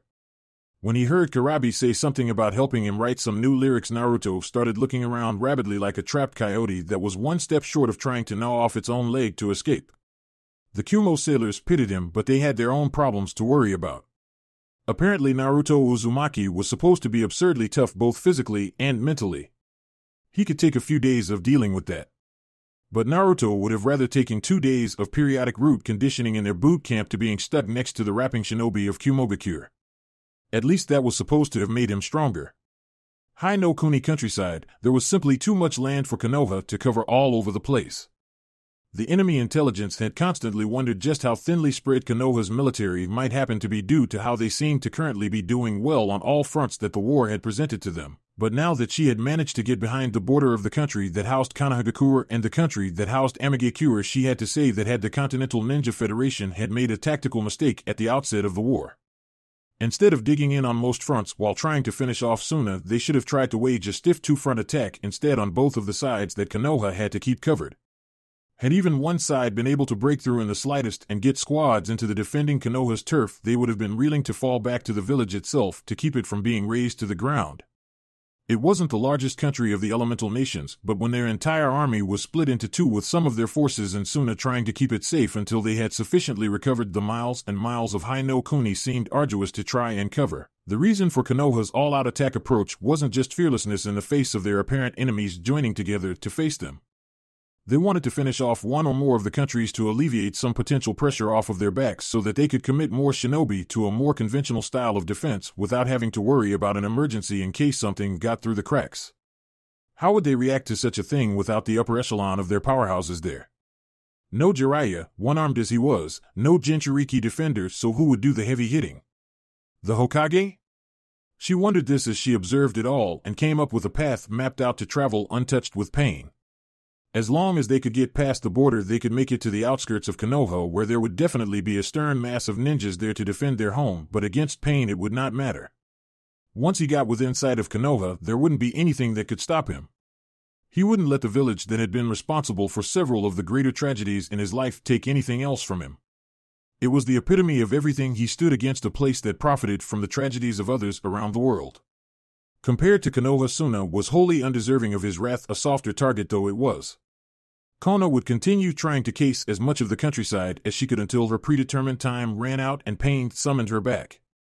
Then they would begin to bring this war to an end by bringing it to Konoha's doorstep and taking out the cornerstone of the entire Grand Shinobi Alliance. She would do this for him for pain. No, she would do it for Nagato. With Jiraiya and Team 8, Ta no Kuni, the tracking squad sent to discover the fates of the troops that had been repeatedly attacked at the rear of the battlefront line, were still on the hunt for the origins of the Otogekiura force that had done so. With an Inuzuka and a Hyuga on the very same squad, there wasn't much of a chance that they could fail. That had been Jiraiya's exact thinking when he grabbed a squad from the roving division that was currently dropping its full force onto the enemy in the forests of Shimo no Kuni. They didn't need him there any longer. He was more useful in the field for a situation like this, just in case. As they continued to travel, Akamaru let out a slight whine and a bark that Kiba readily understood and interpreted for everyone else's benefit. Akamaru says that there's a strange smell in the air. Like ash and graveyard dirt. What an oddly specific odor. It's getting stronger fast. Kiba warned in an urging voice, gritting his teeth and peering in the direction he could smell the strange scent from. There's a hell of a lot of power behind it too. This is serious. How many? Jiraiya asked, knowing that a stronger Inuzuka Ninkin could size up an opponent from the odor of their chakra alone. Let's break down and set an ambush. We've got to make this quick. It's only one. One person? Hinata turned her Byakugan on to confirm Kiba and Akamaru's assessment and gasped at what her powerful eyes picked up in the near distance of the forest. Her face looked as though she had seen a ghost. No, that's impossible. I thought he was supposed to be dead. Who? She didn't know exactly how to say it. How could she? Just coming out and saying that she could see Sasuke Uchiha as clear as day, the same way that Sakura and Tayuya described him in their reports? Her team would think that she was a crazy person. According to reports from the mission several months ago, when a decently large squad had to try and rendezvous with a misplaced Naruto and ended up in battle against a team Sasuke had formed and Akatsuki, it was said in the aftermath upon his eventual return that Naruto had ended Sasuke's life during that very same incident. This was not a person that could easily mistake if he had killed someone or not. If he said he killed Sasuke, he knew for certain one way or another that his life had ended. Thus, when she shared the information of who she could see with everyone else, needless to say, it ground the procession to a halt in the trees. Are you kidding me? Kiba, of course, was the first to voice his thoughts on the matter. How is that possible? Naruto wouldn't lie. He's pretty shifty and flighty when there are things he doesn't want to talk about, but he's still our bud, and I trust him when he says that Sasuke died that day. Naruto was a straight shooter, and he never directly lied, he merely dodged giving concrete answers. He hadn't done so about his encounter with the Uchiha brothers. He told them that Sasuke had died on the battlefield before his body had been taken away by the masked man. Well, that was what happened. A lie benefited absolutely no one. I don't know. Hinata's melodious voice chimed out with a touch of serious concern evident in it. All I know is what I see. I see Sasuke Uchiha. It's unmistakable. No hinge. It's truly him. Ever the analyst Shino held his own skeptical thoughts, but Hinata knew what she was looking at better than any of them would. And there was only one thing to do. In times of confusion, it was best to look to the squad leader for advice. Jiraiya-sama? There was no one else there that might know what to do better than him. What do you propose we do?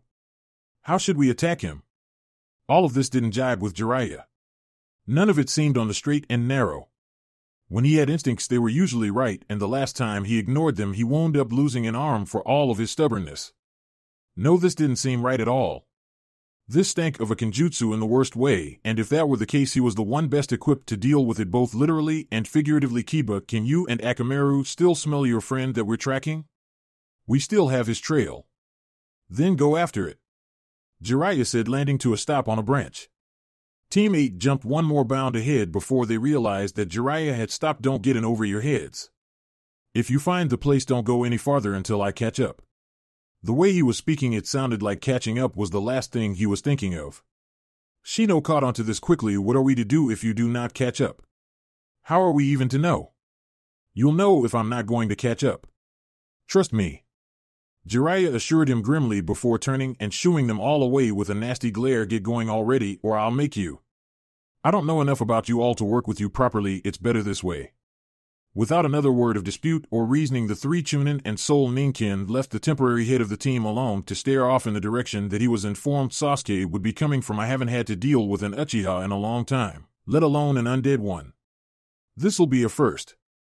Trying to humor himself to lower the tension didn't keep his fingers on his one remaining arm from twitching in anticipation of the coming conflict, however.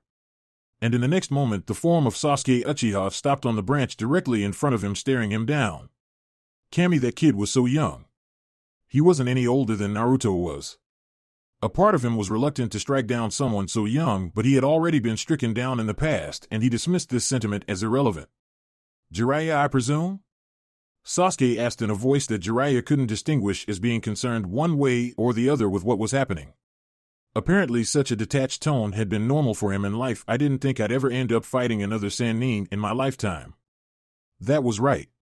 He ended up being the one that killed Orochimaru. Jiraiya supposed he owed him some semblance of thanks for that. Well, technically, Jiraiya said, to break the ice, you're not fighting another Sannin in your lifetime per se, you know, because you're dead. Speaking of which, how are you reanimated? I've seen Jutsu do this before to corpses, but most ways don't let you keep your personality. Kuchios Edo Tensei, summoning impure world reincarnation. Jiraiya's eyes widened in shock. That was the jutsu that Orochimaru used to bring back the Shodai Hokage and Nidaime Hokage to fight against his sensei the Sandaime during the invasion years ago. Oh, this was not good, but you killed Orochimaru. I didn't kill Kabuto, though. Apparently he learned it. Damn it. And apparently that was enough talking, because Sasuke's body sprang forward while suddenly unsheathing his sword for a quick-draw attack. Despite Sasuke's speed, Jiraiya hadn't gotten any slower from his disability, and he was able to dodge the first stroke of the blade. Oh yeah, Orochimaru definitely trained this one, he thought. Though the style Sasuke used Kenjutsu-wise was different from his dearly departed former teammate, his movements had a noticeably wiry touch of the snake Sannin to them. Jiraiya quickly formed a hand seal to harden his hair follicles before shooting an uncountable number of the quills Sasuke's way. Hari Jigaku, Needle Hell. The trunks of trees quickly wound up being littered with Jiraiya's sharpened hairs, but none of them managed to wound Sasuke, who kawaramied his way out of the initial line of fire before using his quickness to avoid the rest of them. Looks like it's my turn, Sasuke said as he formed electricity in his right hand. Chidori Senbon, 1000 Bird Senbon. Needles of chakra and lightning happened to be the response of Sasuke to Jiraiya's attack, and Jiraiya managed to dodge in his own way. The man seemed to swan dive backwards off of his branch, but in actuality had dropped ninja wire across his branch prior to doing so, allowing him to balance out safely before reaching the ground, where he landed in a flipping crouch after Sasuke had spent the payload of his attack. Quickly forming a snake seal as he stood up straight, Jiraiya slammed his heel against the ground, forcing a trench to split forth that felled the tree that Sasuke had been attacking from Doton Chikyu O Maizo, Earth Release Groove of Earth. As Jiraiya expected, the moment the tree started leaning and falling, Sasuke jumped off, taking care not to land in the channel that Jiraiya had created and wind up trapped. In preparation for this, Jiraiya had managed to create two Kage Bunshin at his sides that had taken that entire time to gather oil in their mouths, just waiting for the cue to attack. And they wound up receiving it when Sasuke chose his intended direction of evasion in the air. Ketan Enden, Fire Release Flame Bullet. Both Jiraiya clones sprayed out well-driven fire from their mouths as if it were napalm into the air, taking care to aim around the airborne Sasuke to ensure that they had reached him before bringing their precise jutsu inward, burning the deceased young shinobi out of the sky. The real Jiraiya didn't hang around for long, because his stratagem wound up engulfing much of the forest canopy in flames, and he felt a self-preservational need to vacate the scene lest he find himself caught in a forest fire of his own creation. Still, something didn't sit right with him. It shouldn't be that surprising that someone like you managed to pull that off with only one arm. You can never count out a legendary ninja, no matter what it looks like, I guess. Gritting his teeth, Jiraiya turned around and saw Sasuke striding out of the blaze with dust and ash regenerating the parts of his body that had been devastated by the fire that had engulfed him. Even his clothing wound up being restored by the properties of the Edo Tensei Jutsu. So this is what Sarutobi-sensei had to face. And instead of a single highly talented ninja, he had to take on two of the most powerful men ever produced by Konoha. The old man had truly been amazing to somehow take that battle to a stalemate in a fight where his enemies were immortal, but I can't do that here. I can't seal him away the way that Sensei did to the other two. He was still the leader of a squad. Hell, he was technically the head of an entire division of shinobi. Besides, giving his life to seal someone away wasn't in the cards anyway. There were always other options. If he had known in advance that he'd have been fighting a resurrected ninja, he'd have prepared some countermeasures in advance for just such an occasion. Meanwhile, Konohagakure no Sato, a pronounced frown simply could not worm its way off of Tsunade's lips no matter what she did. The war was going well. It was going extremely well.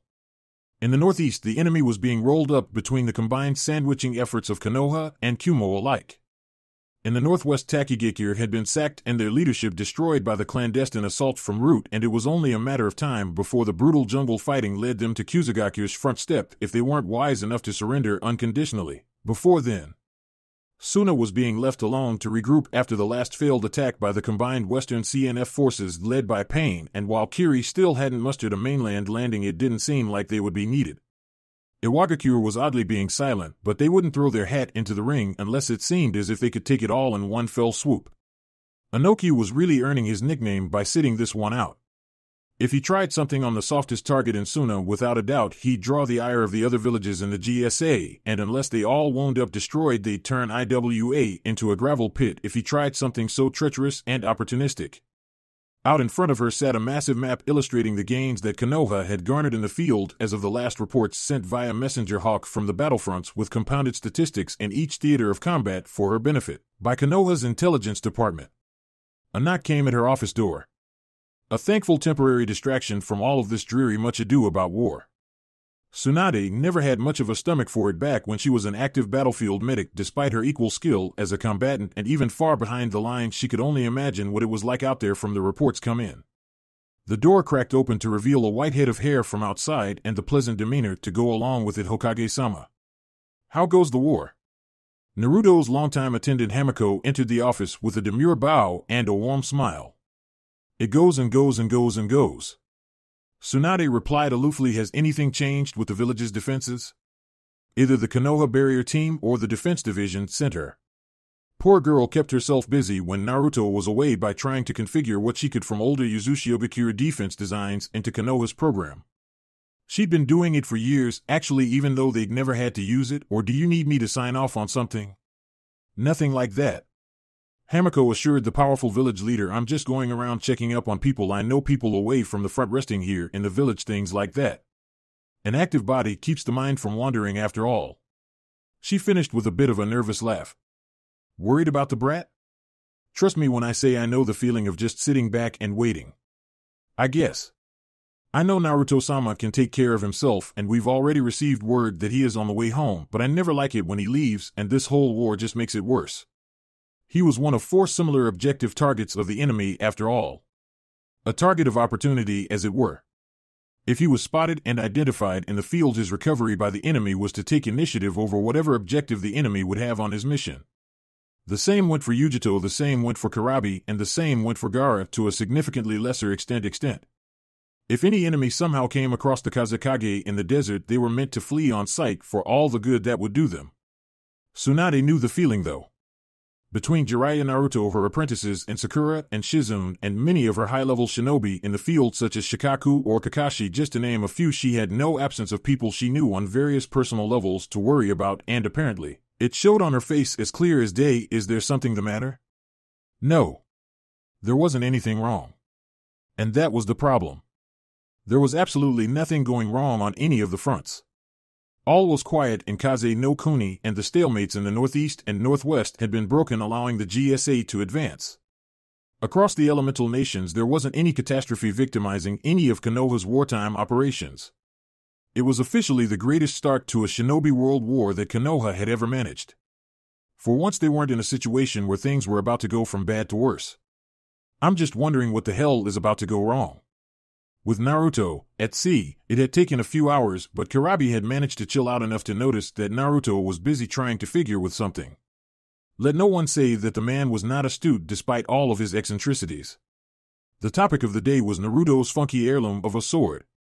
And when it came to swords, there probably wasn't anyone better than him to talk to them about, at least someone that wouldn't try to kill Naruto on sight. Whoa.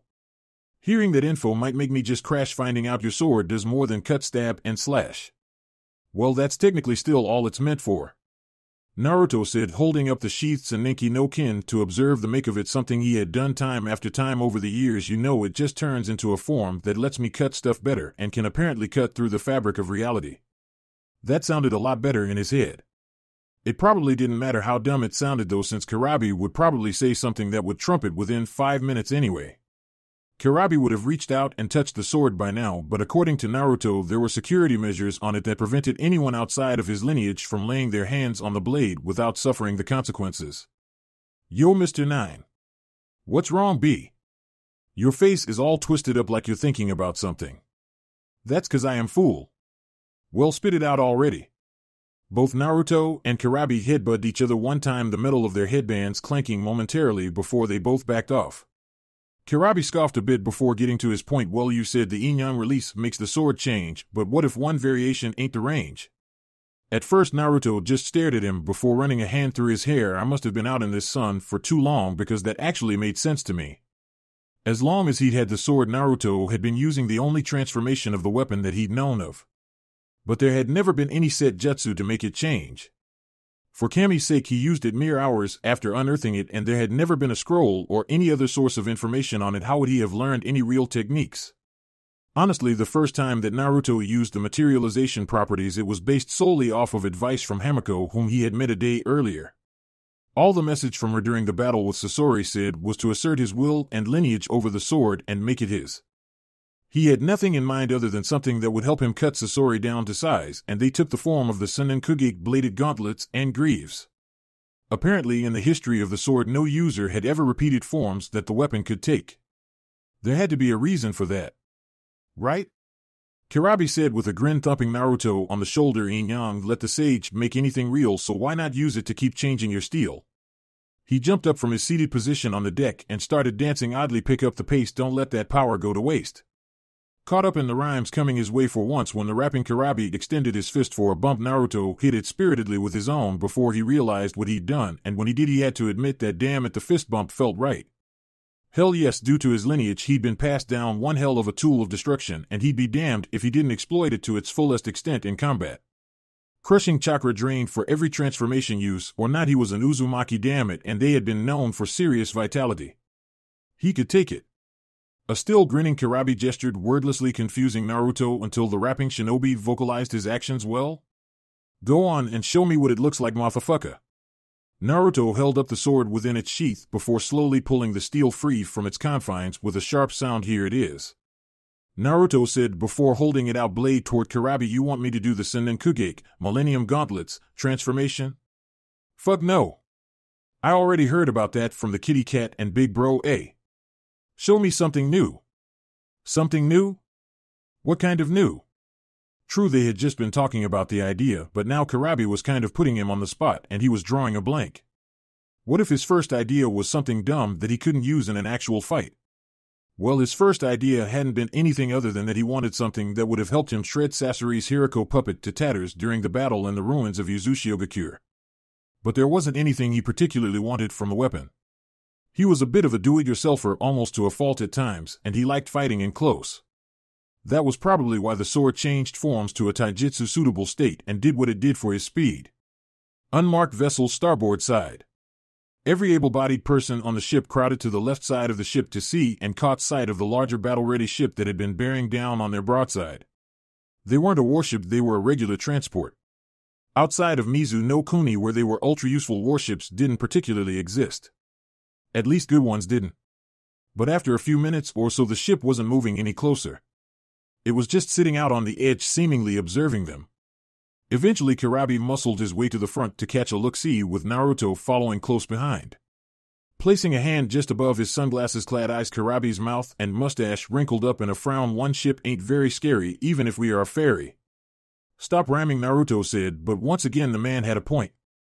Maybe that was why they weren't approaching. They had to drop on them, and of course they had to have a scope of some sort. Maybe after seeing that the ship belonged to Kumogakure, the would-be buccaneers backed off from trying to attack.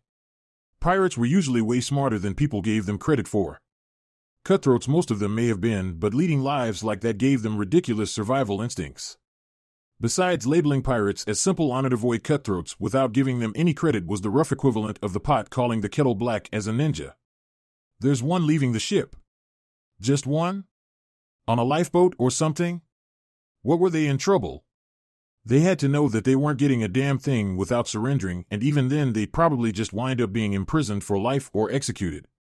Squinting and focusing his eyes, actually cheating a bit with his Sharingan since no one was paying attention to him at the moment, Naruto was able to get a better look and saw that the one person wasn't in any kind of boat, he was walking on the water. A ninja. A single man with white hair and purple garb as well as a large sword on his back. Wait, was that Kubikira Buchu? Maki and Sai stole that from some guy on Sasuke's old amassed team and they all gave it back to Kiri months ago. What the hell was some guy doing with it again on a pirate ship? This is close enough, right? Suigetsu said to himself as he stood along the waves of the ocean walking steadily toward the Kumo ship in front of him. Karen said that was the ship that Uzumaki was on. She also said that there was another Jinchuriki there due to the garish amounts of chakra she could sense as they got closer to bearing down on them. Okay, let's get this show on the road. A grin crossed his face as he took Kubikira Buchu from his back and sealed it inside of a scroll on his person while unsealing another of his 3 swords of choice. That Chujuru kid had no idea how to really use this sword. My brother was the true master with it and I wasn't that bad myself. The large twin-handled sword with the funky fish-shaped blade just felt right in his hands. Hiramakerii, let's make a mess of this place. Hiramakerii Kai-Ho, Hiramakerii unleashing. In the blink of an eye, chakra fully engulfed the blade to the size of the ship in front of him and soon absorbed the very waters of the ocean that covered it entirely like a grand blade of Poseidon. Suigetsu held it over his head as if he wasn't swinging a sword the size of a transport ship and brought it forward to slam down onto the hapless vessel. It wasn't the most productive way that he had destroyed a ship out of the near 2 dozen that he had taken out throughout the duration of Toby's blockade, but it was certainly more fun than just destroying it with a wave to overturn it. He had managed to hit it so hard he had to have split the hull, and it went under so quickly that it probably wouldn't be resurfacing either.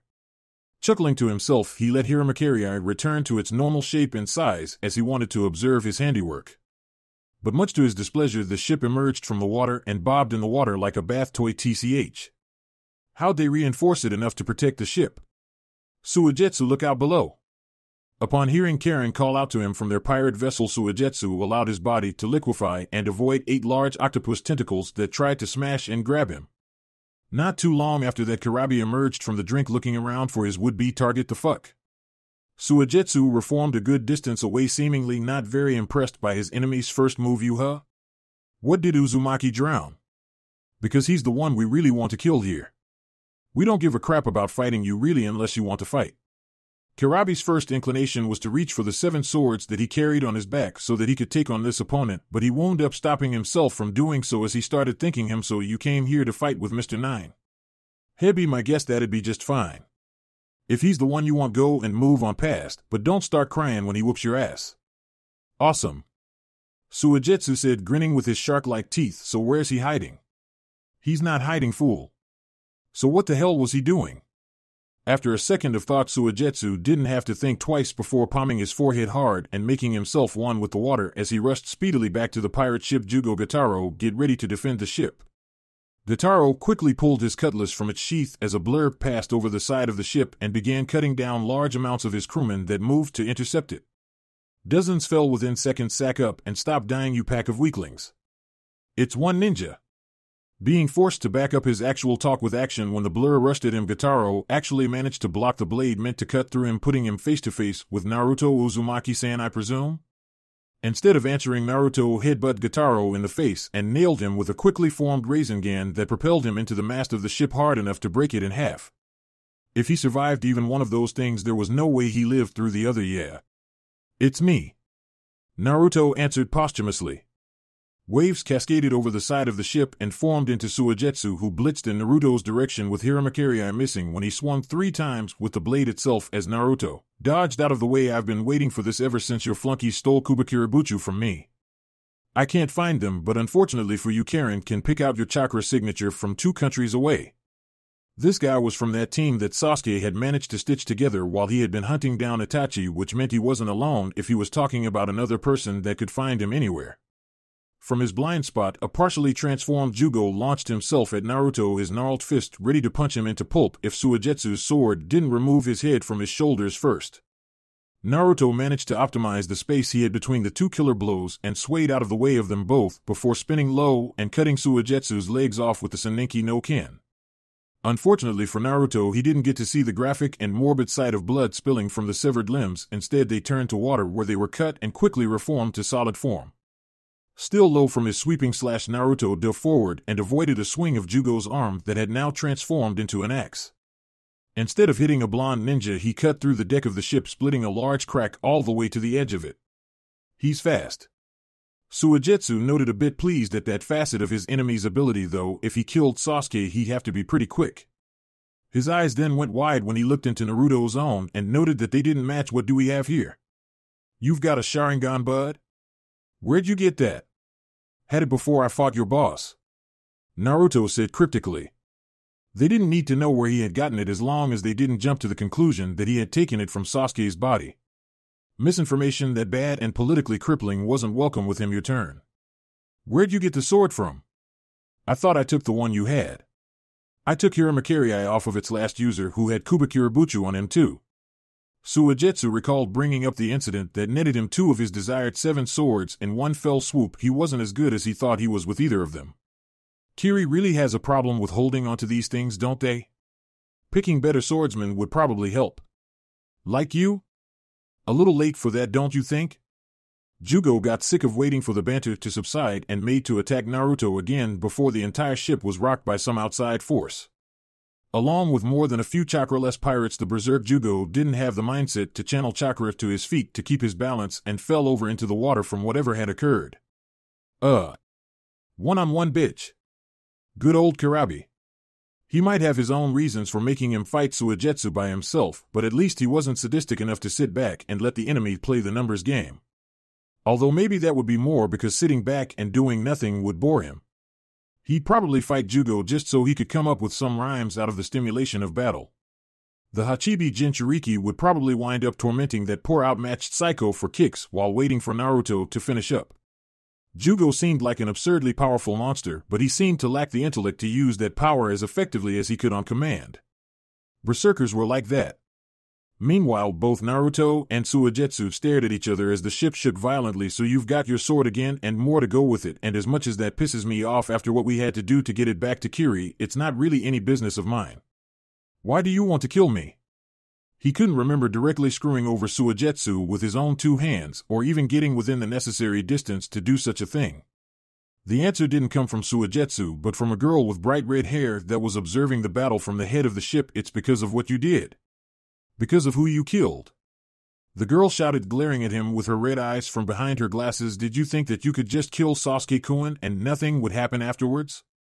She seemed to be far angrier at him than Suigetsu happened to be.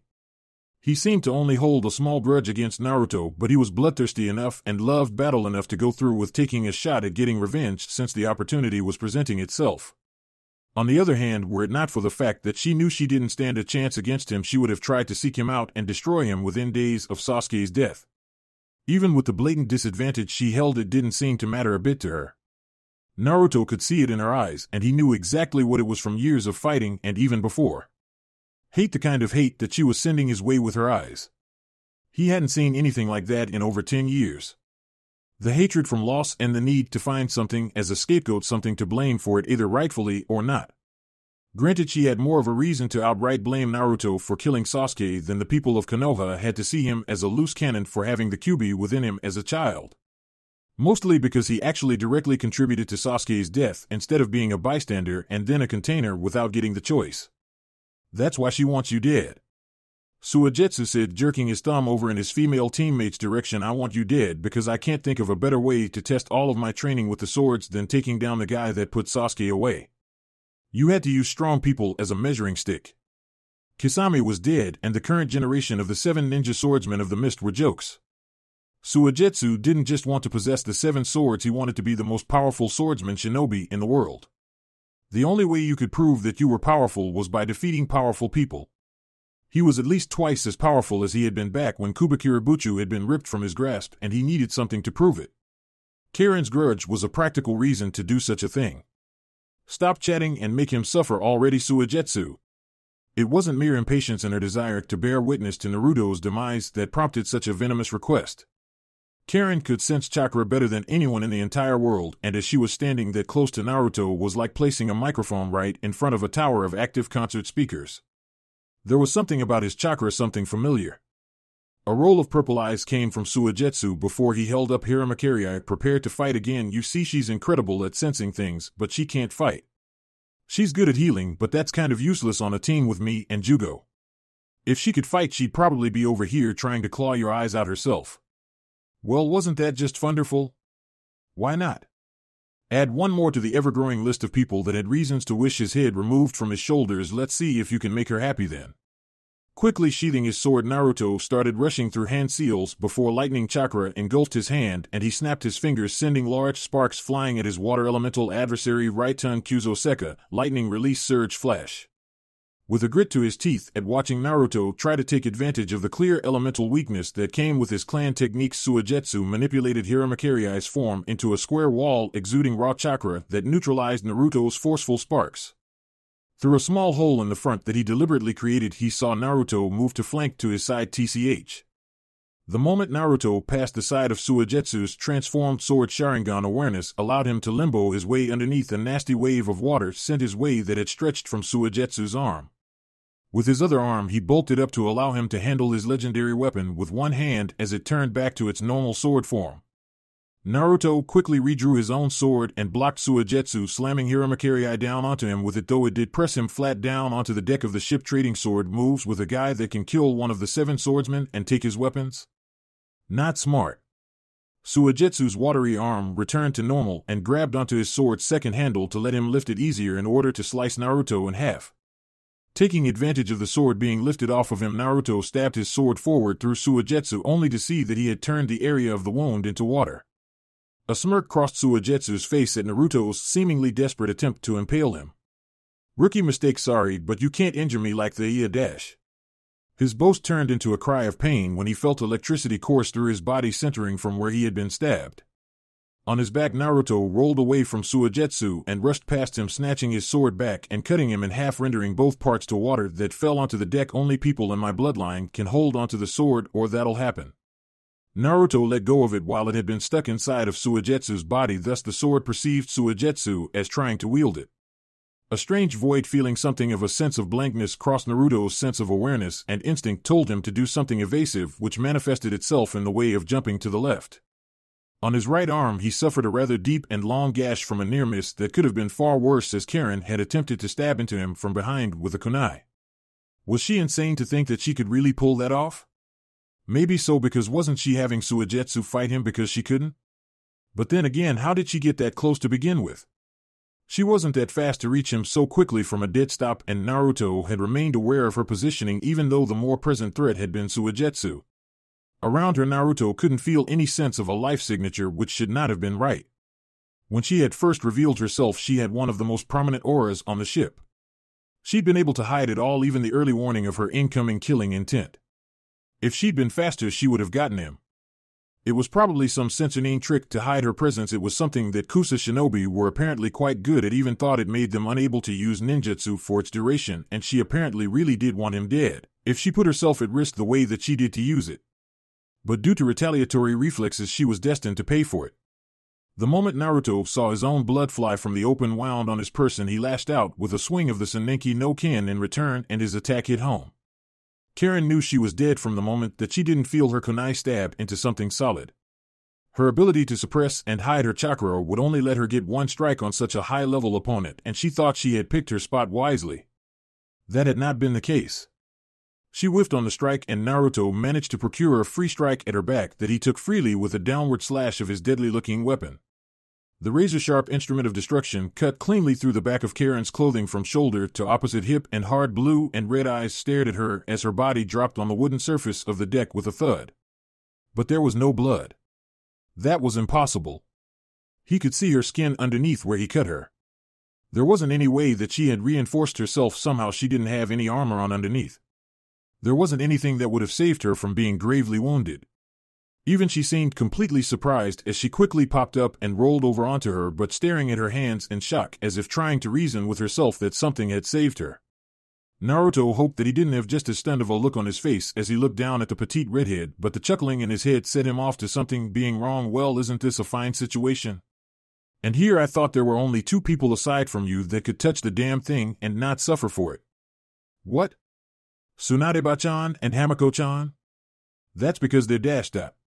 Distantly related to your bloodline? Yes, I'm aware. The sword won't harm the servant girl, which is how she could steady the seals on it. It can't harm you either aside from the chakra drain when you transform it. Even the Tsunade woman can touch the weapon safely due to her lineage, and now you can't cut this girl with the blade of it. What does that tell you? The Senki no Kin would not harm a member of the Uzumaki bloodline in the slightest. And that had to have meant don't tell me she's a descendant too. Kyuubi's deep laughter in his head was all the confirmation from an outside observer that he needed. If my life were any more retarded, it'd be a book or something. Naruto said out loud as Karen started to come down from her near-death experience, returning her glare to him. Who are you? Probably your fucking cousin, or don't you listen? Shut up. I want to hear it from her. Karen. She replied venomously. What, you like getting names with the faces that you kill? Naruto ignored the biting remark since it wasn't as if they were friends or anything. His team had stolen a priceless weapon from her team. Her boy toy of a squad leader almost killed a girl that he was quite close to, and he wound up killing said boy toy of a squad leader in completely unrelated cataclysmic combat. He and she were still just about to murder each other for all he knew. What's your surname? Your clan name? I don't have one. Yeah, you do. It's Uzumaki. Your jokes suck. My jokes rule, but this isn't a joke.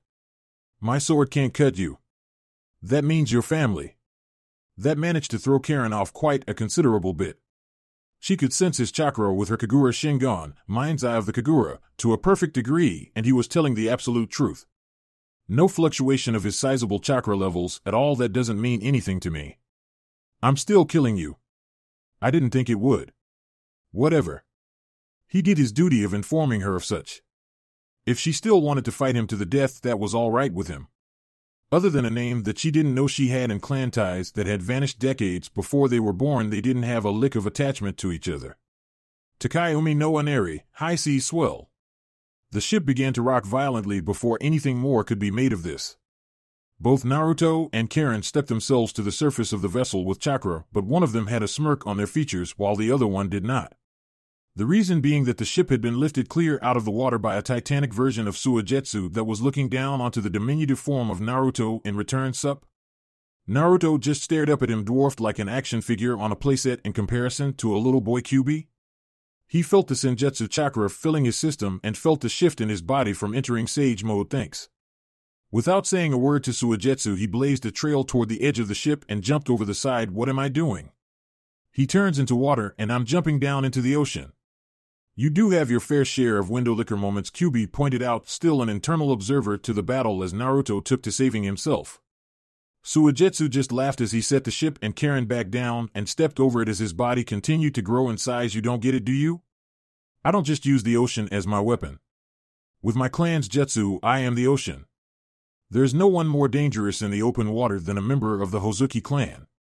There was a reason that the larger shinobi world war conflicts never took place on the soil of Mizu no Kuni, because getting there back in those days had been something nearly insurmountable due to who was running the show in Kirigakure back in those days. The ultra-dangerous Hozuki clan fronted by the leader of the village in the then Mizukage. The only reason the Nidaime Mizukage was killed in battle against the Nidaime Tsuchikage was because their final battle was fought on dry land, and even then both men wound up dying, still ending it in a stalemate. Karabi managed to maneuver Jugo a ways away from the ship, but even he had to stop for a moment when he saw Suigetsu grow to over 10 stories high. He wasn't close to being as big as a Biju, but it didn't stop him from wondering if he should bust out the transformation anyway. Nobi, Hachibi warned his container from inside of his head. The technique is imposing, but didn't you want to watch the boy fight his own battle? Isn't that why you didn't defeat the enemy after protecting our ship? That was true. He was kind of jealous, really. I had seen Naruto fight a real battle against an Akatsuki member. Yujito had seen him fight a bunch of times. He'd only seen Naruto fight once, and he'd been a brat when that encounter occurred. Thus Karabi really wanted to see what kind of absurd crap Naruto had to his name, and he wasn't long for waiting when he saw Naruto literally standing on the air before he could fall onto the ocean, and into an awaiting trap that Suigetsu had been preparing once he touched the water. I didn't know Mr. Nine could fly. He had to come up with a few rhymes for that. But first, chill out, all right? Karabi shouted, dodging a spiky body barrage by a fully transformed Jugo, his entire body gray and his eyes black and horrid. I'm watching a fight. You can fly, Suigetsu's voice boomed, even though he was speaking normally. That's so lame. I had all kinds of fun stuff planned to tear you apart with once you touched foot on the water. You don't look like you're that broken up about it. With his airborne position high above the surface of the sea due to his Sage Mode refined burst limit abilities, Naruto could swear that Suigetsu was still getting even bigger. What the hell kind of jutsu was this? In his right hand, Suigetsu held onto the Hiramakiri sword that was reflective of his own ever-increasing size. You're not going to be able to stop me now, he said with a shark-like grin. I might wish I had all of the swords to myself, but a combination of 2 of the swords that I have along with my clan's jutsu, hey, it's pretty awesome if I do say so myself. If he could get Naruto onto the water, the battle would be over. It was as simple as that. Entire ships of water elemental ninjas from Kiri had fallen to the slaughter like cattle, thinking that they could defeat him just because they had high-level Suiton ninjutsu en masse. It only made things worse. Way worse. 2 swords? He has 1 sword on him. And even if he didn't, how would Kubikiributsu help him in this situation? Since Maki and Sai had taken Kubikiributsu from Suigetsu already, and he said that he had gotten it back from Kiri, it was obvious that 2 of the swords he spoke of happened to be Hiramakiri and Kubikiributsu. He didn't know which third one he had. Be that as it may, Naruto scrutinized giant Suigetsu's form heavily, but he couldn't see anything. Still, that was fine. Water was still water, and Naruto still had the electricity to shock him back into a goddamn puddle. He'd done it once already. Unsealing a pair of large Fuma shuriken from his seal tattoos, Naruto opened them and hurled them both around Suigetsu's head from opposite sides, not getting anywhere close to hitting him. Kaminari shuriken, lightning shuriken. Due to the size of the shuriken generating the electricity and the potency of ninjutsu while in Sage Mode, the forceful jutsu looked like lightning shooting from the clouds during an electrical storm. And with such a sizable target in Suigetsu, there was no way it could possibly miss, nor did it. But that was where the good news ended. Naruto watched in complete shock and horror as the lightning struck Suigetsu's body with no visible effect presented, despite the fact that he had been shocked by one of Naruto's most reliable ninjutsu. Suigetsu's body seemed to course slightly with electricity before it all subsided, and he chuckled. You really thought that I'd let you work such an obvious advantage after what I already saw you do earlier? I've got your number, and I'm not taking any more chances against you, ninjutsu specialist. I'm going all out. As he spoke, he continued to grow even more. I'm taking the legend of the 7 ninja swordsmen of the mist to the next level. With the heft of the titanic Hiramakiri blade, Suigetsu gave it a mighty swing, not lacking a hint of his previous speed despite his deftly increased size. It was a thankful point that Naruto had full availability of all 3 dimensions of movement and all of the physical advantages that Sage Mode presented him, because he definitely needed it now. Naruto's hair blew wildly with the wind shear that came from Suigetsu's blade missing its strike against him. Seriously, someone that big shouldn't have stayed so fast. Luckily, he'd been faster to begin with, and that had only been magnified by Sage Mode. He was about to prepare another jutsu when a voice in his head chewed him out. No. No more chakra attacks. Electric or not, it doesn't matter right now. He literally absorbed your lightning. I felt it. Kyuubi coached from within Naruto's mind. It didn't feel like dying along with its container in the middle of the ocean. Figure out what he's doing. Okay, just keep the Senjutsu chakra coming and keep those senses open. Naruto thought to Kyuubi before thinking to himself as he ascended higher into the skies with jump after jump to avoid Suigetsu's ever-increasing reach. I will never swat flies with the same hatred ever again. Mountain's graveyard, damn that boy. He had the heirloom blade of Yuzushiogakure that the original Madara Uchiha had clandestinely instigated strife against them just to bring about the village's downfall and take that dangerous element out of his plans. Damn that sword.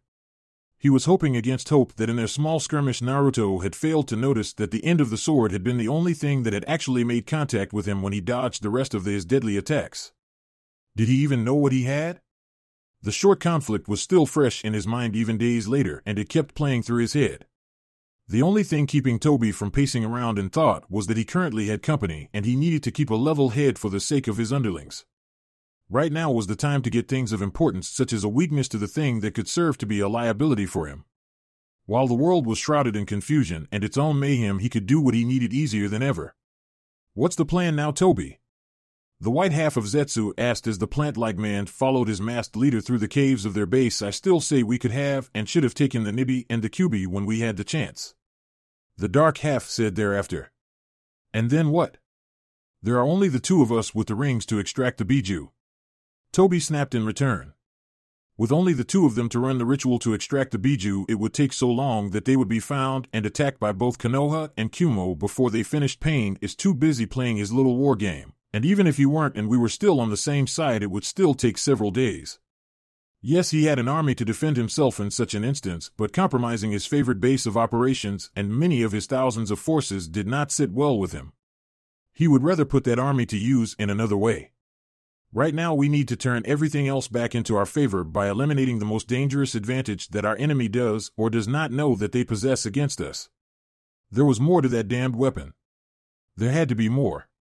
Hashirama and Tobirama were bastards, and what that thing was really meant to do wouldn't be as evident as negating spacetime techniques. It wasn't created during the Senju Uchiha clan wars, it was created decades afterwards. There was a real reason for it. That sword? Aren't you overreacting? White Zetsu asked before being rebuked angrily by the black half. Didn't you see that thing? How many arrays comprised the designs engraved in it? In the sheath? In the hilt? On the blade? It was made by Senju and left in the hands of their clan's most trusted allies. I would show you real overreacting, but I still need your help. Toby stated coldly to Zetsu as they wound up standing out on a ledge overlooking a vast cave chamber filled with white Zetsu clones. Pain has neglected surveying the Gerumazu due to his wartime concerns. With the window given to me, I've been able to use enough of the chakra stored within it by the Biju captured to form 4,000 clones. You will use them and raid Konoha from within. Zetsu didn't need to hear any more than that. He knew what his weaker clone brethren were capable of and knew what abilities he could count on to get the job done. You can count on me, he said with a chuckle. What are you going to be doing? Getting some much-needed information. Toby said, creating a dimensional rift to transport himself through from what will prove to be a very reluctant source.